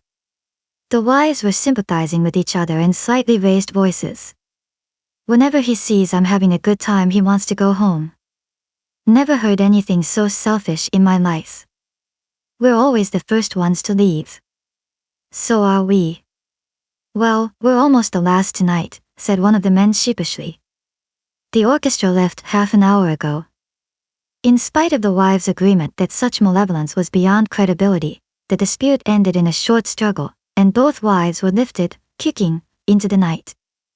As I waited for my hat in the hall, the door of the library opened and Jordan Baker and Gatsby came out together. He was saying some last word to her, but the eagerness in his manner tightened abruptly into formality as several people approached him to say goodbye. Jordan's party were calling impatiently to her from the porch, but she lingered for a moment to shake hands. "I've just heard the most amazing thing," she whispered. "How long were we in there?" "Why, about an hour." "It was simply amazing," she repeated abstractedly. "But I swore I wouldn't tell it, and here I am tantalizing you." She yawned gracefully in my face. "Please come and see me." Phone book. Under the name of Mrs. Sigourney Howard. My aunt, she was hurrying off as she talked. Her brown hand waved a jaunty salute as she melted into her party at the door. Rather ashamed that on my first appearance I had stayed so late, I joined the last of Gatsby's guests, who were clustered around him. I wanted to explain that I'd hunted for him early in the evening and to apologize for not having known him in the garden. "Don't mention it," he enjoined me eagerly. "Don't give it another thought, old sport." The familiar expression held no more familiarity than the hand which reassuringly brushed my shoulder. "And don't forget we're going up in the hydroplane tomorrow morning, at 9 o'clock. Then the butler, behind his shoulder. "Philadelphia wants you on the phone, sir." "All right, in a minute. Tell them I'll be right there. Good night." "Good night." "Good night." He smiled, and suddenly there seemed to be a pleasant significance in having been among the last to go, as if he had desired it all the time. "Good night, old sport." "Good night." But as I walked down the steps I saw that the evening was not quite over. 50 feet from the door a dozen headlights illuminated a bizarre and tumultuous scene. In the ditch beside the road, right side up, but violently shorn of one wheel, rested a new coupe which had left Gatsby's drive not 2 minutes before. The sharp jet of a wall accounted for the detachment of the wheel, which was now getting considerable attention from half a dozen curious chauffeurs. However, as they had left their cars blocking the road, a harsh, discordant din from those in the rear had been audible for some time, and added to the already violent confusion of the scene.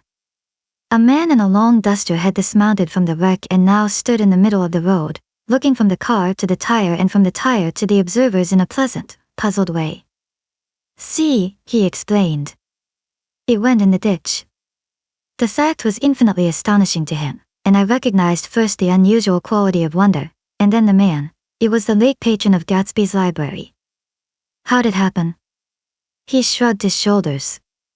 "I know nothing whatever about mechanics," he said decisively. "But how did it happen? Did you run into the wall?" "Don't ask me," said Owl Eyes, washing his hands of the whole matter. I know very little about driving, next to nothing. It happened, and that's all I know. Well, if you're a poor driver you oughtn't to try driving at night. But I wasn't even trying, he explained indignantly, I wasn't even trying. An odd hush fell upon the bystanders. Do you want to commit suicide? You're lucky it was just a wheel. A bad driver and not even trying. You don't understand, explained the criminal. I wasn't driving. There's another man in the car. The shock that followed this declaration found voice in a sustained "IH" as the door of the coupe swung slowly open. The crowd, it was now a crowd, stepped back involuntarily, and when the door had opened wide there was a ghostly pause. Then, very gradually, part by part, a pale, dangling individual stepped out of the wreck, pawing tentatively at the ground with a large uncertain dancing shoe. Blinded by the glare of the headlights and confused by the incessant groaning of the horns, the apparition stood swaying for a moment before he perceived the man in the duster. What's matter? He inquired calmly. Did we run out of gas? Look. Half a dozen fingers pointed at the amputated wheel. He stared at it for a moment, and then looked upward as though he suspected that it had dropped from the sky. It came off, someone explained. He nodded. At first I didn't notice we'd stopped. A pause. Then, taking a long breath and straightening his shoulders, he remarked in a determined voice. Wonder if tell me where there's a gas line station? At least a dozen men, some of them a little better off than he was, explained to him that wheel and car were no longer joined by any physical bond. Back out, he suggested after a moment. Put her in reverse. But the wheel's off. He hesitated. No harm in trying, he said.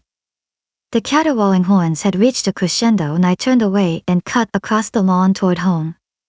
I glanced back once. A wafer of a moon was shining over Gatsby's house, making the night fine as before, and surviving the laughter and the sound of his still glowing garden. A sudden emptiness seemed to flow now from the windows and the great doors, endowing with complete isolation the figure of the host, who stood on the porch, his hand up in a formal gesture of farewell. Reading over what I have written so far, I see I have given the impression that the events of 3 nights several weeks apart were all that absorbed me. On the contrary, they were merely casual events in a crowded summer, and, until much later, they absorbed me infinitely less than my personal affairs. Most of the time I worked. In the early morning the sun threw my shadow westward as I hurried down the white chasms of lower New York to the Probity Trust. I knew the other clerks and young bond salesmen by their first names, and lunched with them in dark, crowded restaurants on little pig sausages and mashed potatoes and coffee. I even had a short affair with a girl who lived in Jersey City and worked in the accounting department, but her brother began throwing mean looks in my direction, so when she went on her vacation in July I let it blow quietly away. I took dinner usually at the Yale Club. For some reason it was the gloomiest event of my day, and then I went upstairs to the library and studied investments and securities for a conscientious hour. There were generally a few rioters around, but they never came into the library, so it was a good place to work. After that, if the night was mellow, I strolled down Madison Avenue past the old Murray Hill Hotel, and over 33rd Street to the Pennsylvania Station. I began to like New York, the racy, adventurous feel of it at night, and the satisfaction that the constant flicker of men and women and machines gives to the restless eye. I liked to walk up Fifth Avenue and pick out romantic women from the crowd and imagine that in a few minutes I was going to enter into their lives, and no one would ever know or disapprove. Sometimes, in my mind, I followed them to their apartments on the corners of hidden streets, and they turned and smiled back at me before they faded through a door into warm darkness. At the enchanted metropolitan twilight I felt a haunting loneliness sometimes, and felt it in others, poor young clerks who loitered in front of windows waiting until it was time for a solitary restaurant dinner, young clerks in the dusk, wasting the most poignant moments of night and life.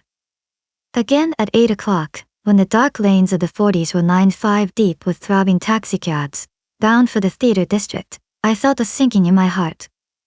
Forms leaned together in the taxis as they waited, and voices sang, and there was laughter from unheard jokes, and lighted cigarettes made unintelligible circles inside. Imagining that I, too, was hurrying towards gaiety and sharing their intimate excitement, I wished them well. For a while I lost sight of Jordan Baker, and then in midsummer I found her again. At first I was flattered to go places with her, because she was a golf champion, and everyone knew her name. Then it was something more. I wasn't actually in love, but I felt a sort of tender curiosity. The bored haughty face that she turned to the world concealed something. Most affectations conceal something eventually, even though they don't in the beginning, and one day I found what it was. When we were on a house party together up in Warwick, she left a borrowed car out in the rain with the top down, and then lied about it, and suddenly I remembered the story about her that had eluded me that night at Daisy's. At her first big golf tournament there was a row that nearly reached the newspapers, a suggestion that she had moved her ball from a bad lie in the semi-final round. The thing approached the proportions of a scandal, then died away. A caddy retracted his statement, and the only other witness admitted that he might have been mistaken. The incident and the name had remained together in my mind. Jordan Baker instinctively avoided clever, shrewd men, and now I saw that this was because she felt safer on a plane where any divergence from a code would be thought impossible. She was incurably dishonest. She wasn't able to endure being at a disadvantage and, given this unwillingness, I suppose she had begun dealing in subterfuges when she was very young in order to keep that cool, insolent smile turned to the world and yet satisfy the demands of her hard, jaunty body. It made no difference to me. Dishonesty in a woman is a thing you never blame deeply. I was casually sorry, and then I forgot. It was on that same house party that we had a curious conversation about driving a car. It started because she passed so close to some workman that our fender flicked a button on one man's coat. "You're a rotten driver," I protested. "Either you ought to be more careful, or you oughtn't to drive at all." "I am careful." "No, you're not." "Well, other people are," she said lightly. "What's that got to do with it?" "They'll keep out of my way," she insisted. "It takes two to make an accident. Suppose you met somebody just as careless as yourself." "I hope I never will," she answered. "I hate careless people. That's why I like you." Her gray, sun-strained eyes stared straight ahead, but she had deliberately shifted our relations, and for a moment I thought I loved her. But I am slow-thinking and full of interior rules that act as brakes on my desires, and I knew that first I had to get myself definitely out of that tangle back home. I'd been writing letters once a week and signing them, "Love, Nick," and all I could think of was how, when that certain girl played tennis, a faint mustache of perspiration appeared on her upper lip. Nevertheless, there was a vague understanding that had to be tactfully broken off before I was free. Everyone suspects himself of at least one of the cardinal virtues, and this is mine. I am one of the few honest people that I have ever known. 4. On Sunday morning while church bells rang in the villages along shore, the world and its mistress returned to Gatsby's house and twinkled hilariously on his lawn. "He's a bootlegger," said the young ladies, moving somewhere between his cocktails and his flowers. "One time he killed a man who had found out that he was nephew to von Hindenburg and second cousin to the devil. Reach me a rose, honey, and pour me a last drop into that there crystal glass." Once I wrote down on the empty spaces of a timetable the names of those who came to Gatsby's house that summer. It is an old timetable now, disintegrating at its folds, and headed "This schedule in effect July 5, 1922. But I can still read the gray names, and they will give you a better impression than my generalities of those who accepted Gatsby's hospitality and paid him the subtle tribute of knowing nothing whatever about him. From East Egg, then, came the Chester Beckers and the Leaches, and a man named Bunsen, whom I knew at Yale, and Dr. Webster Sibbett, who was drowned last summer up in Maine. And the Hornbeams and the Willie Voltaires, and a whole clan named Blackbuck, who always gathered in a corner and flipped up their noses like goats at whosoever came near. And the Ismays and the Christies, or rather Hubert Auerbach and Mr. Christie's wife, and Edgar Beaver, whose hair, they say, turned cotton white one winter afternoon for no good reason at all. Clarence Endive was from East Egg, as I remember. He came only once, in white knickerbockers, and had a fight with a bum named Eddie in the garden. From farther out on the island came the Cheadles and the O.R.P. Schraders, and the Stonewall Jackson Abrams of Georgia, and the Fishguards and the Ripley Snells. Snell was there 3 days before he went to the penitentiary, so drunk out on the gravel drive that Mrs. Ulysses Sweat's automobile ran over his right hand. The Danceys came, too, and S.B. Whitebait, who was well over 60, and Maurice Flink, and the Hammerheads, and Beluga the tobacco importer, and Beluga's girls. From West Egg came the Poles and the Moeties and Cecil Roebuck and Cecil Schoen and Goet the state senator and Newton Orchid, who control films par excellence, and Eckhost and Clyde Cohen and Donis Schwartz, the son, and Arthur McCarty, all connected with the movies in one way or another. And the Catlips and the Bembergs and G. Earl Muldoon, brother to that Muldoon who afterwards strangled his wife. De Fontano the promoter came there, and Ed LeGros and James B. Rothka, Ferret and the De Johns and Ernest Lilly. They came to gamble, and when Ferret wandered into the garden it meant he was cleaned out and associated traction would have to fluctuate profitably next day. A man named Klitspringer was there so often that he became known as the Boarder. I doubt if he had any other home. Of theatrical people there were Gus Weyes and Horace O'Donovan and Lester Meyer and George Duckweed and Francis Bull. Also from New York were the Cromes and the Bacchusons and the Denekers and Russell Betty and the Corrigans and the Kellehers and the Dewars and the Scullys and S.W. Belcher and the Smirks and the Young Quinns, divorced now, and Henry L. Palmetto, who killed himself by jumping in front of a subway train in Times Square. Benny McClanahan arrived always with 4 girls. They were never quite the same ones in physical person, but they were so identical one with another that it inevitably seemed they had been there before. I have forgotten their names, Jacqueline, I think, or else Consuela, or Gloria or Judy or June, and their last names were either the melodious names of flowers and months or the sterner ones of the great American capitalists whose cousins, if pressed, they would confess themselves to be. In addition to all these I can remember that Faustina O'Brien came there at least once and the Baedeker girls and young Brewer, who had his nose shot off in the war, and Mr. Albruxberger and Miss Hogg, his fiancée, and Ardita Fitzpeters and Mr. P. Jewett, once head of the American Legion, and Miss Claudia Hip, with a man reputed to be her chauffeur, and a prince of something, whom we called Duke, and whose name, if I ever knew it, I have forgotten. All these people came to Gatsby's house in the summer. At 9 o'clock, one morning late in July, Gatsby's gorgeous car lurched up the rocky drive to my door and gave out a burst of melody from its 3-noted horn. It was the first time he had called on me, though I had gone to 2 of his parties, mounted in his hydroplane, and, at his urgent invitation, made frequent use of his beach. "Good morning, old sport. You're having lunch with me today and I thought we'd ride up together." He was balancing himself on the dashboard of his car with that resourcefulness of movement that is so peculiarly American, that comes, I suppose, with the absence of lifting work in youth and, even more, with the formless grace of our nervous, sporadic games. This quality was continually breaking through his punctilious manner in the shape of restlessness. He was never quite still, there was always a tapping foot somewhere or the impatient opening and closing of a hand. He saw me looking with admiration at his car. "It's pretty, isn't it, old sport?" He jumped off to give me a better view. "Haven't you ever seen it before?" I'd seen it. Everybody had seen it. It was a rich cream color, bright with nickel, swollen here and there in its monstrous length with triumphant hatboxes and supper boxes and toolboxes, and terraced with a labyrinth of windshields that mirrored a dozen suns. Sitting down behind many layers of glass in a sort of green leather conservatory, we started to town. I had talked with him perhaps half a dozen times in the past month and found, to my disappointment, that he had little to say. So my first impression, that he was a person of some undefined consequence, had gradually faded and he had become simply the proprietor of an elaborate roadhouse next door. And then came that disconcerting ride.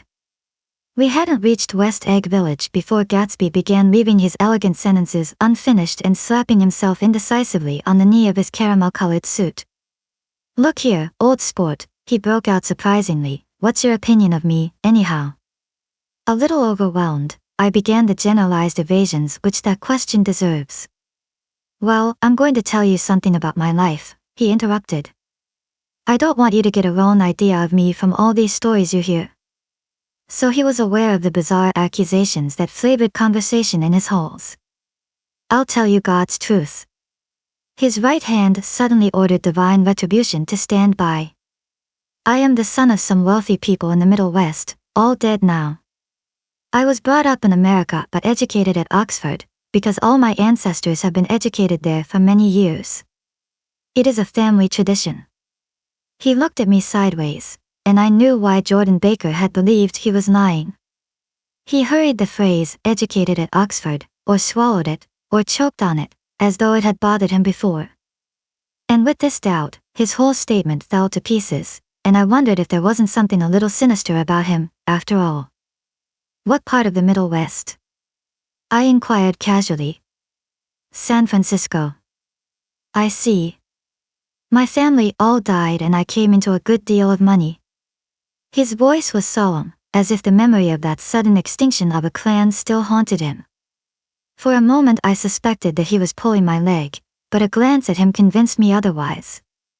After that I lived like a young Raja in all the capitals of Europe, Paris, Venice, Rome, collecting jewels, chiefly rubies, hunting big game, painting a little, things for myself only, and trying to forget something very sad that had happened to me long ago. With an effort I managed to restrain my incredulous laughter. The very phrases were worn so threadbare that they evoked no image except that of a turbaned character, leaking sawdust at every pore as he pursued a tiger through the Bois de Boulogne. Then came the war, old sport. It was a great relief, and I tried very hard to die, but I seemed to bear an enchanted life. I accepted a commission as first lieutenant when it began. In the Argonne forest I took the remains of my machine gun battalion so far forward that there was a half-mile gap on either side of us where the infantry couldn't advance. We stayed there 2 days and 2 nights, 130 men with 16 Lewis guns, and when the infantry came up at last they found the insignia of 3 German divisions among the piles of dead. I was promoted to be a major, and every Allied government gave me a decoration, even Montenegro, little Montenegro down on the Adriatic Sea. Little Montenegro. He lifted up the words and nodded at them, with his smile. The smile comprehended Montenegro's troubled history and sympathized with the brave struggles of the Montenegrin people. It appreciated fully the chain of national circumstances which had elicited this tribute from Montenegro's warm little heart. My incredulity was submerged in fascination now. It was like skimming hastily through a dozen magazines. He reached in his pocket, and a piece of metal, slung on a ribbon, fell into my palm. That's the one from Montenegro. To my astonishment, the thing had an authentic look. Ordere di Danilo, ran the circular legend, Montenegro, Nicholas Rex. Turn it. Major Jay Gatsby, I read, for valor extraordinary. Here's another thing I always carry. A souvenir of Oxford days. It was taken in Trinity Quad. The man on my left is now the Earl of Doncaster. It was a photograph of half a dozen young men in blazers loafing in an archway through which were visible a host of spires. There was Gatsby, looking a little, not much, younger, with a cricket bat in his hand. Then it was all true. I saw the skins of tigers flaming in his palace on the Grand Canal. I saw him opening a chest of rubies to ease, with their crimson-lighted depths, the gnawings of his broken heart. I'm going to make a big request of you today, he said, pocketing his souvenirs with satisfaction, so I thought you ought to know something about me. I didn't want you to think I was just some nobody. You see, I usually find myself among strangers because I drift here and there trying to forget the sad things that happened to me. He hesitated. You'll hear about it this afternoon. At lunch? No, this afternoon. I happened to find out that you're taking Miss Baker to tea. Do you mean you're in love with Miss Baker? No, old sport, I'm not. But Miss Baker has kindly consented to speak to you about this matter. I hadn't the faintest idea what this matter was, but I was more annoyed than interested. I hadn't asked Jordan to tea in order to discuss Mr. Jay Gatsby. I was sure the request would be something utterly fantastic, and for a moment I was sorry I'd ever set foot upon his overpopulated lawn. He wouldn't say another word. His correctness grew on him as we neared the city. We passed Port Roosevelt, where there was a glimpse of red-belted ocean-going ships, and sped along a cobbled slum lined with the dark, undeserted saloons of the faded gilt 1900s. Then the valley of ashes opened out on both sides of us, and I had a glimpse of Mrs. Wilson straining at the garage pump with panting vitality as we went by. With fenders spread like wings we scattered light through half Astoria, only half, for as we twisted among the pillars of the elevated I heard the familiar jug-jug spat of a motorcycle, and a frantic policeman rode alongside. "All right, old sport," called Gatsby. We slowed down. Taking a white card from his wallet, he waved it before the man's eyes. "Right you are," agreed the policeman, tipping his cap. "Know you next time, Mr. Gatsby." "Excuse me. What was that?" I inquired. "The picture of Oxford? I was able to do the commissioner a favor once, and he sends me a Christmas card every year. Over the Great Bridge, with the sunlight through the girders making a constant flicker upon the moving cars, with the city rising up across the river in white heaps and sugar lumps all built with a wish out of non-olfactory money. The city scene from the Queensboro Bridge is always the city scene for the first time, in its first wild promise of all the mystery and the beauty in the world. A dead man passed us in a hearse heaped with blooms, followed by 2 carriages with drawn blinds, and by more cheerful carriages for friends. The friends looked out at us with the tragic eyes and short upper lips of southeastern Europe, and I was glad that the sight of Gatsby's splendid car was included in their somber holiday. As we crossed Blackwell's Island, a limousine passed us, driven by a white chauffeur, in which sat 3 modish Negroes, 2 bucks, and a girl. I laughed aloud as the yolks of their eyeballs rolled toward us in haughty rivalry. Anything can happen now that we've slid over this bridge, I thought, anything at all. Even Gatsby could happen, without any particular wonder. Roaring noon. In a well-fanned 42nd Street cellar I met Gatsby for lunch. Blinking away the brightness of the street outside, my eyes picked him out obscurely in the anteroom, talking to another man. "Mr. Carraway, this is my friend Mr. Wolfsheim." A small, flat-nosed Jew raised his large head and regarded me with 2 fine growths of hair which luxuriated in either nostril. After a moment I discovered his tiny eyes in the half-darkness. "So I took one look at him," said Mr. Wolfsheim, shaking my hand earnestly, "and what do you think I did?" "What?" I inquired politely. But evidently he was not addressing me, for he dropped my hand and covered Gatsby with his expressive nose. I handed the money to Catspaw and I said, "All right, Catspaw, don't pay him a penny till he shuts his mouth." He shut it then and there. Gatsby took an arm of each of us and moved forward into the restaurant, whereupon Mr. Wolfsheim swallowed a news sentence he was starting and lapsed into a somnambulatory abstraction. "Highballs?" asked the head waiter. "This is a nice restaurant here," said Mr. Wolfsheim, looking at the Presbyterian nymphs on the ceiling. "But I like across the street better." "Yes, highballs," agreed Gatsby, and then to Mr. Wolfsheim, "It's too hot over there." "Hot and small, yes," said Mr. Wolfsheim, "but full of memories." "What place is that?" I asked. "The old Metropole." "The old Metropole," brooded Mr. Wolfsheim gloomily. "Filled with faces dead and gone. Filled with friends gone now forever. I can't forget so long as I live the night they shot Rosie Rosenthal there. It was 6 of us at the table, and Rosie had eat and drunk a lot all evening. When it was almost morning the waiter came up to him with a funny look and says somebody wants to speak to him outside. "All right," says Rosie, and begins to get up, and I pulled him down in his chair. "Let the bastards come in here if they want you, Rosie, but don't you, so help me, move outside this room." It was 4 o'clock in the morning then, and if we'd have raised the blinds we'd have seen daylight. "Did he go?" I asked innocently. "Sure he went." Mr. Wolfsheim's nose flashed at me indignantly. He turned around in the door and says, "Don't let that waiter take away my coffee." Then he went out on the sidewalk, and they shot him 3 times in his full belly and drove away. 4 of them were electrocuted, I said, remembering. 5, with Becker. His nostrils turned to me in an interested way. "I understand you're looking for a business connection."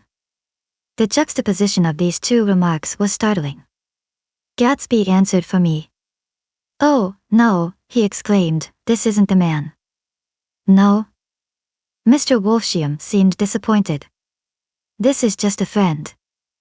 I told you we'd talk about that some other time. I beg your pardon, said Mr. Wolsham, I had a wrong man. A succulent hash arrived, and Mr. Wolsham, forgetting the more sentimental atmosphere of the old metropole, began to eat with ferocious delicacy. His eyes, meanwhile, roved very slowly all around the room. He completed the arc by turning to inspect the people directly behind. I think that, except for my presence, he would have taken one short glance beneath our own table. Look here, old sport, said Gatsby, leaning toward me, I'm afraid I made you a little angry this morning in the car. There was the smile again, but this time I held out against it. I don't like mysteries, I answered, and I don't understand why you won't come out frankly and tell me what you want. Why has it all got to come through Miss Baker? Oh, it's nothing underhand, he assured me. Miss Baker's a great sportswoman, you know, and she'd never do anything that wasn't all right. Suddenly he looked at his watch, jumped up, and hurried from the room, leaving me with Mr. Wolsham at the table. He has to telephone, said Mr. Wolsham, following him with his eyes. Fine fellow, isn't he? Handsome to look at and a perfect gentleman. Yes. He's an Oxford man. Oh. He went to Oxford College in England. You know Oxford College? I've heard of it. It's one of the most famous colleges in the world. Have you known Gatsby for a long time? I inquired. Several years, he answered in a gratified way. I made the pleasure of his acquaintance just after the war. But I knew I had discovered a man of fine breeding after I talked with him an hour. I said to myself, there's the kind of man you'd like to take home and introduce to your mother and sister. He paused. I see you're looking at my cuff buttons. I hadn't been looking at them, but I did now. They were composed of oddly familiar pieces of ivory. Finest specimens of human molars, he informed me. Well, I inspected them. That's a very interesting idea. Yeah. He flipped his sleeves up under his coat. Yeah, Gatsby's very careful about women. He would never so much as look at a friend's wife. When the subject of this instinctive trust returned to the table and sat down, Mr. Wolsham drank his coffee with a jerk and got to his feet. I have enjoyed my lunch, he said, and I'm going to run off from you two young men before I outstay my welcome. Don't hurry, Meyer, said Gatsby, without enthusiasm. Mr. Wolsham raised his hand in a sort of benediction. You're very polite, but I belong to another generation, he announced solemnly. You sit here and discuss your sports and your young ladies and your, he supplied an imaginary noun with another wave of his hand. As for me, I am 50 years old, and I won't impose myself on you any longer. As he shook hands and turned away, his tragic nose was trembling. I wondered if I had said anything to offend him. He becomes very sentimental sometimes, explained Gatsby. This is one of his sentimental days. He's quite a character around New York, a denizen of Broadway. Who is he, anyhow, an actor? No. A dentist? Meyer Wolsham? No, he's a gambler. Gatsby hesitated, then added, coolly, he's the man who fixed the World Series back in 1919. Fixed the World Series? I repeated. The idea staggered me. I remembered, of course, that the World Series had been fixed in 1919, but if I had thought of it at all, I would have thought of it as a thing that merely happened, the end of some inevitable chain.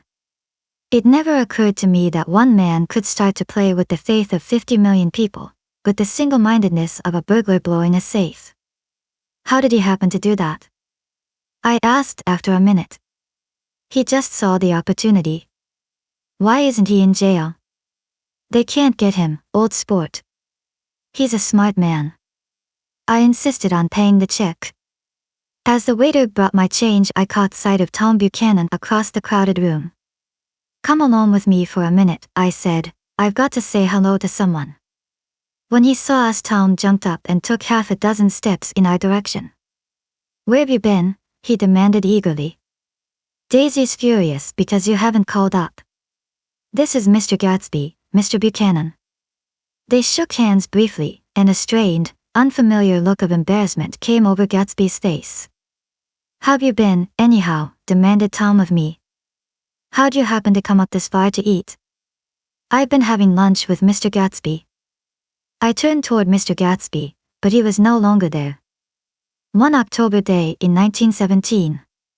Said Jordan Baker that afternoon, sitting up very straight on a straight chair in the tea garden at the Plaza Hotel. I was walking along from one place to another, half on the sidewalks and half on the lawns. I was happier on the lawns because I had on shoes from England with rubber knobs on the soles that bit into the soft ground. I had on a new plaid skirt also that blew a little in the wind, and whenever this happened the red, white, and blue banners in front of all the houses stretched out stiff and said tut tut tut tut, in a disapproving way. The largest of the banners and the largest of the lawns belonged to Daisy Faye's house. She was just 18, 2 years older than me, and by far the most popular of all the young girls in Louisville. She dressed in white, and had a little white roadster, and all day long the telephone rang in her house and excited young officers from Camp Taylor demanded the privilege of monopolizing her that night. Anyways, for an hour. When I came opposite her house that morning her white roadster was beside the curb, and she was sitting in it with a lieutenant I had never seen before. They were so engrossed in each other that she didn't see me until I was 5 feet away. "Hello, Jordan," she called unexpectedly. "Please come here." I was flattered that she wanted to speak to me, because of all the older girls I admired her most. She asked me if I was going to the Red Cross to make bandages. I was. Well, then, would I tell them that she couldn't come that day? The officer looked at Daisy while she was speaking, in a way that every young girl wants to be looked at sometime, and because it seemed romantic to me I have remembered the incident ever since. His name was Jay Gatsby, and I didn't lay eyes on him again for over 4 years. Even after I'd met him on Long Island I didn't realize it was the same man. That was 1917. By the next year I had a few beaux myself, and I began to play in tournaments, so I didn't see Daisy very often. She went with a slightly older crowd, when she went with anyone at all. Wild rumors were circulating about her, how her mother had found her packing her bag one winter night to go to New York and say goodbye to a soldier who was going overseas. She was effectually prevented, but she wasn't on speaking terms with her family for several weeks. After that she didn't play around with the soldiers anymore, but only with a few flat-footed, short-sighted young men in town, who couldn't get into the army at all. By the next autumn she was gay again, gay as ever. She had a debut after the armistice, and in February she was presumably engaged to a man from New Orleans. In June she married Tom Buchanan of Chicago, with more pomp and circumstance than Louisville ever knew before. He came down with 100 people in 4 private cars, and hired a whole floor of the Moorbach Hotel, and the day before the wedding he gave her a string of pearls valued at $350,000. I was a bridesmaid. I came into her room half an hour before the bridal dinner, and found her lying on her bed as lovely as the June night in her flowered dress, and as drunk as a monkey. She had a bottle of Sauterne in one hand and a letter in the other. "Gratulate me," she muttered. "Never had a drink before, but oh how I do enjoy it." "What's the matter, Daisy?" I was scared, I can tell you. I'd never seen a girl like that before. "Here, dearies." She groped around in a wastebasket she had with her on the bed and pulled out the string of pearls. "Take 'em downstairs and give 'em back to whoever they belong to. Tell 'em all Daisy's changed her mind. Say, Daisy's changed her mind." She began to cry, she cried and cried. I rushed out and found her mother's maid, and we locked the door and got her into a cold bath. She wouldn't let go of the letter. She took it into the tub with her and squeezed it up in a wet ball, and only let me leave it in the soap dish when she saw that it was coming to pieces like snow. But she didn't say another word. We gave her spirits of ammonia and put ice on her forehead and hooked her back into her dress, and half an hour later, when we walked out of the room, the pearls were around her neck and the incident was over. Next day at 5 o'clock she married Tom Buchanan without so much as a shiver, and started off on a 3-month trip to the South Seas. I saw them in Santa Barbara when they came back, and I thought I'd never seen a girl so mad about her husband. If he left the room for a minute she'd look around uneasily, and say, "Where's Tom gone?" and with the most abstracted expression until she saw him coming in the door. She used to sit on the sand with his head in her lap by the hour, rubbing her fingers over his eyes and looking at him with unfathomable delight. It was touching to see them together. It made you laugh in a hushed, fascinated way. That was in August. A week after I left Santa Barbara, Tom ran into a wagon on the Ventura Road one night and ripped the front wheel off his car. The girl who was with him got into the papers, too, because her arm was broken. She was one of the chambermaids in the Santa Barbara hotel. The next April, Daisy had her little girl, and they went to France for a year. I saw them one spring in Cannes, and later in Deauville, and then they came back to Chicago to settle down. Daisy was popular in Chicago, as you know. They moved with a fast crowd, all of them young and rich and wild, but she came out with an absolutely perfect reputation. Perhaps because she doesn't drink. It's a great advantage not to drink among hard-drinking people. You can hold your tongue and, moreover, you can time any little irregularity of your own so that everybody else is so blind that they don't see or care. Perhaps Daisy never went in for a more at all, and yet there's something in that voice of hers. Well, about 6 weeks ago, she heard the name Gatsby for the first time in years. It was when I asked you, do you remember, if you knew Gatsby in West Egg? After you had gone home, she came into my room and woke me up and said, "What Gatsby?" And when I described him, I was half asleep. She said in the strangest voice that it must be the man she used to know. It wasn't until then that I connected this Gatsby with the officer in her white car. When Jordan Baker had finished telling all this, we had left the plaza for half an hour and were driving in a Victoria through Central Park. The sun had gone down behind the tall apartments of the movie stars in the West 50s, and the clear voices of children, already gathered like crickets on the grass, rose through the hot twilight. I'm the Sheik of Araby. Your love belongs to me. At night when you're asleep, into your tent I'll creep.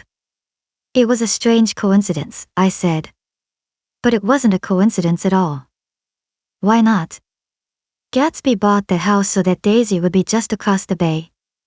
Then it had not been merely the stars to which he had aspired on that June night. He came alive to me, delivered suddenly from the womb of his purposeless splendor.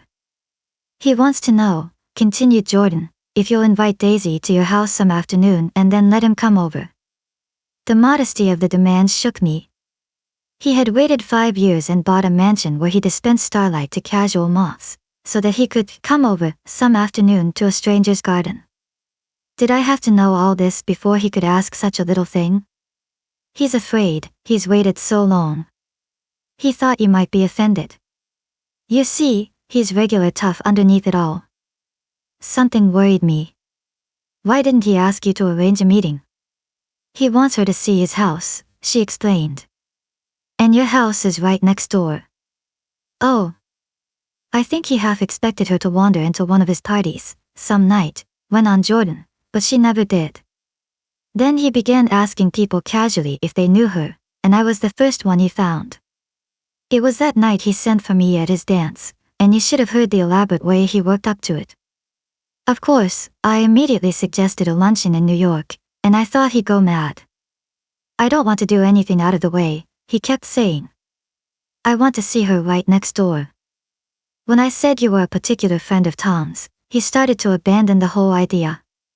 He doesn't know very much about Tom, though he says he's read a Chicago paper for years just on the chance of catching a glimpse of Daisy's name. It was dark now, and as we dipped under a little bridge I put my arm around Jordan's golden shoulder and drew her toward me and asked her to dinner. Suddenly I wasn't thinking of Daisy and Gatsby anymore, but of this clean, hard, limited person, who dealt in universal skepticism, and who leaned back jauntily just within the circle of my arm. A phrase began to beat in my ears with a sort of heady excitement. There are only the pursued, the pursuing, the busy, and the tired. And Daisy ought to have something in her life, murmured Jordan to me. Does she want to see Gatsby? She's not to know about it. Gatsby doesn't want her to know. You're just supposed to invite her to tea. We passed a barrier of dark trees, and then the facade of 59th Street, a block of delicate pale light, beamed down into the park. Unlike Gatsby and Tom Buchanan, I had no girl whose disembodied face floated along the dark cornices and blinding signs, and so I drew up the girl beside me, tightening my arms. Her wan, scornful mouth smiled, and so I drew her up again closer, this time to my face. When I came home to West Egg that night, I was afraid for a moment that my house was on fire. 2 o'clock and the whole corner of the peninsula was blazing with light, which fell unreal on the shrubbery and made thin elongating glints upon the roadside wires. Turning a corner, I saw that it was Gatsby's house, lit from tower to cellar. At first I thought it was another party, a wild rout that had resolved itself into hide-and-go-seek or sardines in the box, with all the house thrown open to the game. But there wasn't a sound. Only wind in the trees, which blew the wires and made the lights go off and on again as if the house had winked into the darkness. As my taxi groaned away, I saw Gatsby walking toward me across his lawn. "Your place looks like the World's Fair," I said. "Does it?" He turned his eyes toward it absently. I had been glancing into some of the rooms. "Let's go to Coney Island, old sport." "In my car." "It's too late." "Well, suppose we take a plunge in the swimming pool?" "I haven't made use of it all summer." "I've got to go to bed." "All right." He waited, looking at me with suppressed eagerness. "I talked with Miss Baker," I said after a moment. "I'm going to call up Daisy tomorrow and invite her over here to tea." "Oh, that's all right," he said carelessly. "I don't want to put you to any trouble." "What day would suit you?" "What day would suit you," he corrected me quickly. "I don't want to put you to any trouble, you see." "How about the day after tomorrow?" He considered for a moment. Then, with reluctance, "I want to get the grass cut," he said. We both looked down at the grass. There was a sharp line where my ragged lawn ended and the darker, well-kept expanse of his began. I suspected that he meant my grass. "There's another little thing," he said uncertainly, and hesitated. "Would you rather put it off for a few days?" I asked. "Oh, it isn't about that." At least, he fumbled with a series of beginnings. "Why," I thought, "why, look here, old sport, you don't make much money, do you?" "Not very much." This seemed to reassure him and he continued more confidently. "I thought you didn't, if you'll pardon my, you see, I carry on a little business on the side, a sort of sideline, you understand. And I thought that if you don't make very much, you're selling bonds, aren't you, old sport?" "Trying to." "Well, this would interest you. It wouldn't take up much of your time and you might pick up a nice bit of money. It happens to be a rather confidential sort of thing." I realize now that under different circumstances the conversation might have been one of the crises of my life. But, because the offer was obviously and tactlessly for a service to be rendered, I had no choice except to cut him off there. "I've got my hands full," I said. "I'm much obliged, but I couldn't take on any more work." "You wouldn't have to do any business with Wolfsheim." Evidently he thought that I was shying away from the connection mentioned at lunch, but I assured him he was wrong. He waited a moment longer, hoping I'd begin a conversation, but I was too absorbed to be responsive, so he went unwillingly home. The evening had made me lightheaded and happy. I think I walked into a deep sleep as I entered my front door. So I don't know whether or not Gatsby went to Coney Island, or for how many hours he glanced into rooms, while his house blazed gaudily on. I called up Daisy from the office next morning, and invited her to come to tea. "Don't bring Tom," I warned her. "What?" "Don't bring Tom." "Who is Tom?" she asked innocently. The day agreed upon was pouring rain. At 11 o'clock a man in a raincoat, dragging a lawn mower, tapped at my front door and said that Mr. Gatsby had sent him over to cut my grass. This reminded me that I had forgotten to tell my Thin to come back, so I drove into West Egg Village to search for her among soggy whitewashed alleys and to buy some cups and lemons and flowers. The flowers were unnecessary, for at 2 o'clock a greenhouse arrived from Gatsby's, with innumerable receptacles to contain it. An hour later the front door opened nervously, and Gatsby in a white flannel suit, silver shirt, and gold-colored tie, hurried in. He was pale, and there were dark signs of sleeplessness beneath his eyes. "Is everything all right?" he asked immediately. The grass looks fine, if that's what you mean. What grass? He inquired blankly. Oh, the grass in the yard. He looked out the window at it, but, judging from his expression, I don't believe he saw a thing. Looks very good, he remarked vaguely. One of the papers said they thought the rain would stop about 4. I think it was the Journal. Have you got everything you need in the shape of tea? I took him into the pantry, where he looked a little reproachfully at the thin. Together we scrutinized the 12 lemon cakes from the delicatessen shop. Will they do? I asked. Of course, of course. They're fine, and he added hollowly, old sport. The rain cooled about 3:30 to a damp mist, through which occasional thin drops swam like dew. Gatsby looked with vacant eyes through a copy of Clay's Economics, starting at the finished tread that shook the kitchen floor, and peering towards the blurred windows from time to time as if a series of invisible but alarming happenings were taking place outside. Finally he got up and informed me, in an uncertain voice, that he was going home. Why's that? Nobody's coming to tea. It's too late. He looked at his watch as if there was some pressing demand on his time elsewhere. I can't wait all day. Don't be silly, it's just 2 minutes to 4. He sat down miserably, as if I had pushed him, and simultaneously there was the sound of a motor turning into my lane. We both jumped up, and, a little harrowed myself, I went out into the yard.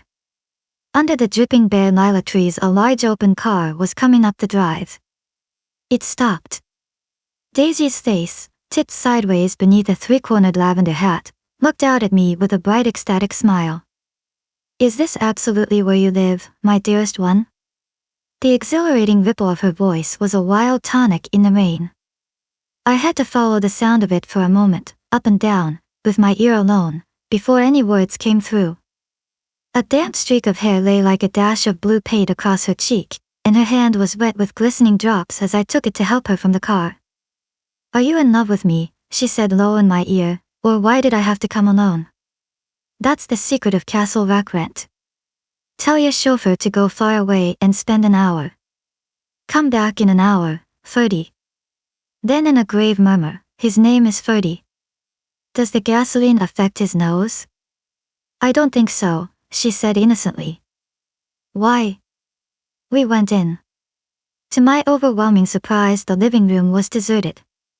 Well, that's funny, I exclaimed. What's funny? She turned her head as there was a light dignified knocking at the front door. I went out and opened it.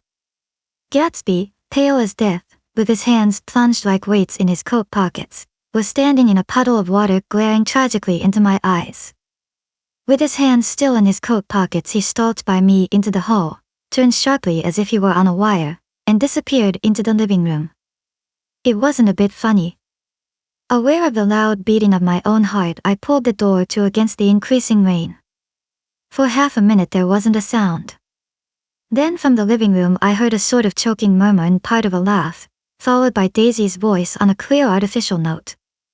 I certainly am awfully glad to see you again. A pause. It endured horribly. I had nothing to do in the hall, so I went into the room. Gatsby, his hands still in his pockets, was reclining against the mantelpiece in a strained counterfeit of perfect ease, even of boredom. His head leaned back so far that it rested against the face of a defunct mantelpiece clock, and from this position his distraught eyes stared down at Daisy, who was sitting, frightened but graceful, on the edge of a stiff chair. We've met before, muttered Gatsby. His eyes glanced momentarily at me, and his lips parted with an abortive attempt at a laugh. Luckily the clock took this moment to tilt dangerously at the pressure of his head, whereupon he turned and caught it with trembling fingers, and set it back in place. Then he sat down, rigidly, his elbow on the arm of the sofa and his chin in his hand. I'm sorry about the clock, he said.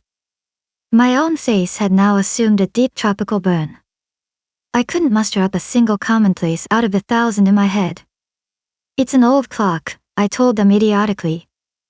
I think we all believed for a moment that it had smashed in pieces on the floor. We haven't met for many years, said Daisy, her voice as matter-of-fact as it could ever be. 5 years next November. The automatic quality of Gatsby's answer set us all back at least another minute. I had them both on their feet with the desperate suggestion that they help me make tea in the kitchen when the demoniac Finn brought it in on a tray. Amid the welcome confusion of cups and cakes, a certain physical decency established itself. Gatsby got himself into a shadow and, while Daisy and I talked, looked conscientiously from one to the other of us with tense, unhappy eyes. However, as calmness wasn't an end in itself, I made an excuse at the first possible moment, and got to my feet. "Where are you going?" demanded Gatsby in immediate alarm. "I'll be back. I've got to speak to you about something before you go." He followed me wildly into the kitchen, closed the door, and whispered, "Oh, God," in a miserable way. "What's the matter?" "This is a terrible mistake," he said, shaking his head from side to side. "A terrible, terrible mistake. You're just embarrassed, that's all, and luckily," I added, "Daisy's embarrassed too." "She's embarrassed," he repeated incredulously. "Just as much as you are." "Don't talk so loud. You're acting like a little boy," I broke out impatiently. "Not only that, but you're rude. Daisy's sitting in there all alone." He raised his hand to stop my words, looked at me with unforgettable reproach, and, opening the door cautiously, went back into the other room. I walked out the back way, just as Gatsby had when he had made his nervous circuit of the house half an hour before, and ran for a huge black knotted tree, whose massed leaves made a fabric against the rain. Once more it was pouring, and my irregular lawn, well shaved by Gatsby's gardener, abounded in small muddy swamps and prehistoric marshes. There was nothing to look at from under the tree except Gatsby's enormous house, so I stared at it, like Kant at his church steeple, for half an hour. A brewer had built it early in the period craze, a decade before, and there was a story that he'd agreed to pay 5 years' taxes on all the neighboring cottages if the owners would have their roofs thatched with straw. Perhaps their refusal took the heart out of his plan to found a family. He went into an immediate decline. His children sold his house with the black wreath still on the door. Americans, while willing, even eager, to be serfs, have always been obstinate about being peasantry. After half an hour, the sun shone again, and the grocer's automobile rounded Gatsby's drive with the raw material for his servant's dinner. I felt sure he wouldn't eat a spoonful. A maid began opening the upper windows of his house, appeared momentarily in each, and, leaning from the large central bay, spat meditatively into the garden. It was time I went back. While the rain continued, it had seemed like the murmur of their voices, rising and swelling a little now and then with gusts of emotion. But in the new silence I felt that silence had fallen within the house too. I went in, after making every possible noise in the kitchen, short of pushing over the stove, but I don't believe they heard a sound. They were sitting at either end of the couch, looking at each other as if some question had been asked, or was in the air, and every vestige of embarrassment was gone. Daisy's face was smeared with tears, and when I came in she jumped up and began wiping at it with her handkerchief before a mirror. But there was a change in Gatsby that was simply confounding. He literally glowed. Without a word or a gesture of exultation, a new well-being radiated from him and filled the little room. "Oh, hello, old sport," he said, as if he hadn't seen me for years. I thought for a moment he was going to shake hands. "It stopped raining." "Has it?" When he realized what I was talking about, that there were twinkle bells of sunshine in the room, he smiled like a weatherman, like an ecstatic patron of recurrent light, and repeated the news to Daisy. "What do you think of that?" "It stopped raining." "I'm glad, Jay." Her throat, full of aching, grieving beauty, told only of her unexpected joy. "I want you and Daisy to come over to my house," he said. "I'd like to show her around." "You're sure you want me to come?" "Absolutely, old sport." Daisy went upstairs to wash her face, too late I thought with humiliation of my towels, while Gatsby and I waited on the lawn. "My house looks well, doesn't it?" he demanded. "See how the whole front of it catches the light." I agreed that it was splendid. "Yes." His eyes went over it, every arched door and square tower. "It took me just 3 years to earn the money that bought it." "I thought you inherited your money." "I did, old sport," he said automatically, but I lost most of it in the big panic, the panic of the war. I think he hardly knew what he was saying, for when I asked him what business he was in he answered, "That's my affair," before he realized that it wasn't an appropriate reply. "Oh, I've been in several things," he corrected himself. "I was in the drug business and then I was in the oil business. But I'm not in either one now." He looked at me with more attention. "Do you mean you've been thinking over what I proposed the other night?" Before I could answer, Daisy came out of the house and 2 rows of brass buttons on her dress gleamed in the sunlight. "That huge place there," she cried, pointing. "Do you like it?" "I love it, but I don't see how you live there all alone. I keep it always full of interesting people, night and day. People who do interesting things. Celebrated people." Instead of taking the shortcut along the Sound, we went down to the road and entered by the big postern. With enchanting murmurs, Daisy admired this aspect or that of the feudal silhouette against the sky, admired the gardens, the sparkling odor of jonquils and the frothy odor of hawthorn and plum blossoms and the pale gold odor of kiss me at the gate. It was strange to reach the marble steps and find no stir of bright dresses in and out the door, and hear no sound but bird voices in the trees. And inside, as we wandered through Marie Antoinette music rooms and restoration salons, I felt that there were guests concealed behind every couch and table, under orders to be breathlessly silent until we had passed through. As Gatsby closed the door of the Merton College Library, I could have sworn I heard the owl-eyed man break into ghostly laughter. We went upstairs, through period bedrooms swathed in rose and lavender silk and vivid with new flowers, through dressing rooms and pool rooms, and bathrooms with sunken baths, intruding into one chamber where a disheveled man in pajamas was doing liver exercises on the floor. It was Mr. Klutzbringer, the boarder. I had seen him wandering hungrily about the beach that morning. Finally we came to Gatsby's own apartment, a bedroom and a bath, and an Adam's study, where we sat down and drank a glass of some chartreuse he took from a cupboard in the wall. He hadn't once ceased looking at Daisy, and I think he revalued everything in his house according to the measure of response it drew from her well-loved eyes. Sometimes, too, he stared around at his possessions in a dazed way, as though in her actual and astounding presence none of it was any longer real. Once he nearly toppled down a flight of stairs. His bedroom was the simplest room of all, except where the dresser was garnished with a toilet set of pure dull gold. Daisy took the brush with delight and smoothed her hair, whereupon Gatsby sat down and shaded his eyes and began to laugh. "It's the funniest thing, old sport," he said hilariously. "I can't, when I try to." He had passed visibly through 2 states and was entering upon a 3rd. After his embarrassment and his unreasoning joy, he was consumed with wonder at her presence. He had been full of the idea so long, dreamed it right through to the end, waited with his teeth set, so to speak, at an inconceivable pitch of intensity. Now, in the reaction, he was running down like an overwound clock. Recovering himself in a minute, he opened for us 2 hulking patent cabinets which held his masked suits and dressing gowns and ties, and his shirts, piled like bricks in stacks a dozen high. "I've got a man in England who buys me clothes.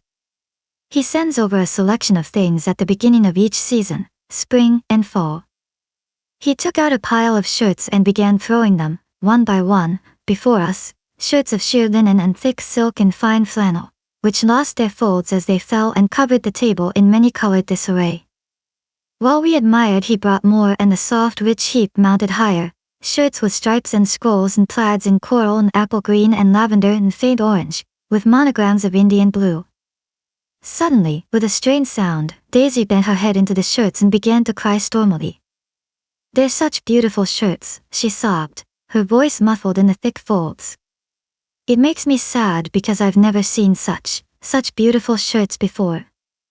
After the house, we were to see the grounds and the swimming pool, and the hydroplane, and the midsummer flowers, but outside Gatsby's window it began to rain again, so we stood in a row looking at the corrugated surface of the Sound. "If it wasn't for the mist we could see your home across the bay," said Gatsby. "You always have a green light that burns all night at the end of your dock." Daisy put her arm through his abruptly, but he seemed absorbed in what he had just said. Possibly it had occurred to him that the colossal significance of that light had now vanished forever. Compared to the great distance that had separated him from Daisy, it had seemed very near to her, almost touching her. It had seemed as close as a star to the moon. Now it was again a green light on a dock. His count of enchanted objects had diminished by one. I began to walk about the room, examining various indefinite objects in the half-darkness. A large photograph of an elderly man in yachting costume attracted me, hung on the wall over his desk. "Who's this?" "That's Mr. Dan Cody, old sport." The name sounded faintly familiar. "He's dead now. He used to be my best friend years ago." There was a small picture of Gatsby, also in yachting costume, on the bureau, Gatsby with his head thrown back defiantly, taken apparently when he was about 18. "I adore it," exclaimed Daisy. "The pompadour. You never told me you had a pompadour, or a yacht." "Look at this," said Gatsby quickly. "Here's a lot of clippings, about you." They stood side by side examining it.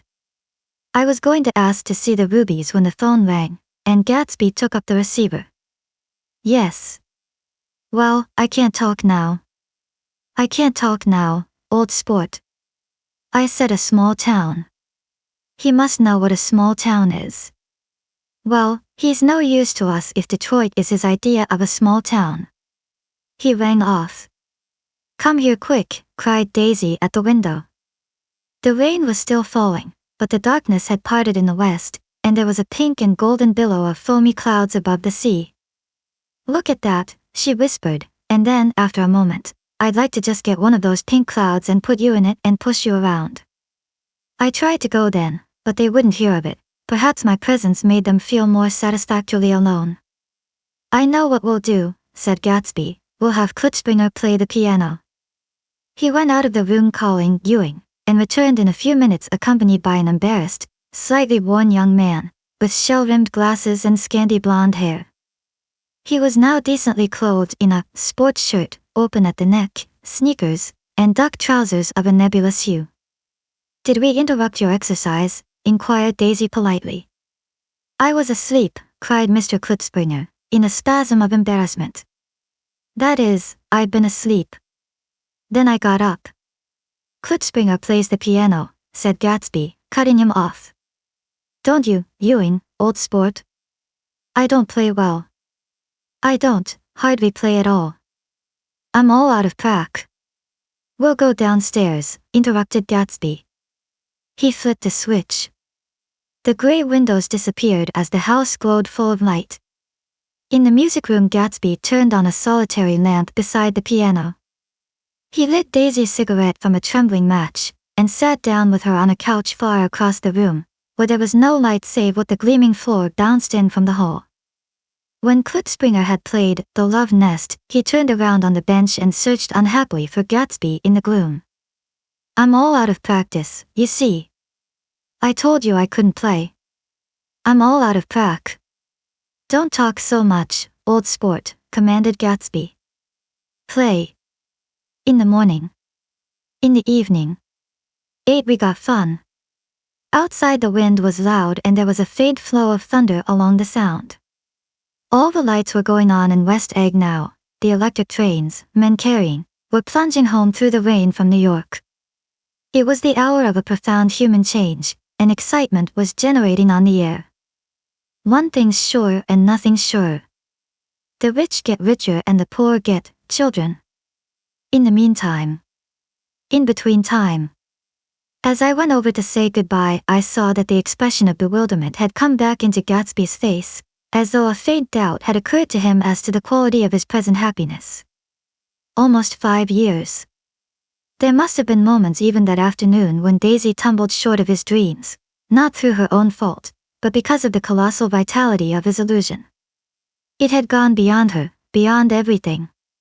He had thrown himself into it with a creative passion, adding to it all the time, decking it out with every bright feather that drifted his way. No amount of fire or freshness can challenge what a man can store up in his ghostly heart. As I watched him, he adjusted himself a little, visibly. His hand took hold of hers, and as she said something low in his ear, he turned toward her with a rush of emotion. I think that voice held him most, with its fluctuating, feverish warmth, because it couldn't be overdreamed. That voice was a deathless song. They had forgotten me, but Daisy glanced up and held out her hand. Gatsby didn't know me now at all. I looked once more at them and they looked back at me, remotely, possessed by intense life. Then I went out of the room and down the marble steps into the rain, leaving them there together. 6. About this time an ambitious young reporter from New York arrived one morning at Gatsby's door and asked him if he had anything to say. Anything to say about what? Inquired Gatsby politely. Why, any statement to give out. It transpired after a confused 5 minutes that the man had heard Gatsby's name around his office in a connection which he either wouldn't reveal or didn't fully understand. This was his day off and with laudable initiative he had hurried out to see. It was a random shot, and yet the reporter's instinct was right. Gatsby's notoriety, spread about by the hundreds who had accepted his hospitality and so become authorities upon his past, had increased all summer until he fell just short of being news. Contemporary legends such as the underground pipeline to Canada attached themselves to him, and there was one persistent story that he didn't live in a house at all, but in a boat that looked like a house and was moved secretly up and down the Long Island shore. Just why these inventions were a source of satisfaction to James Gatz of North Dakota isn't easy to say. James Gatz, that was really, or at least legally, his name.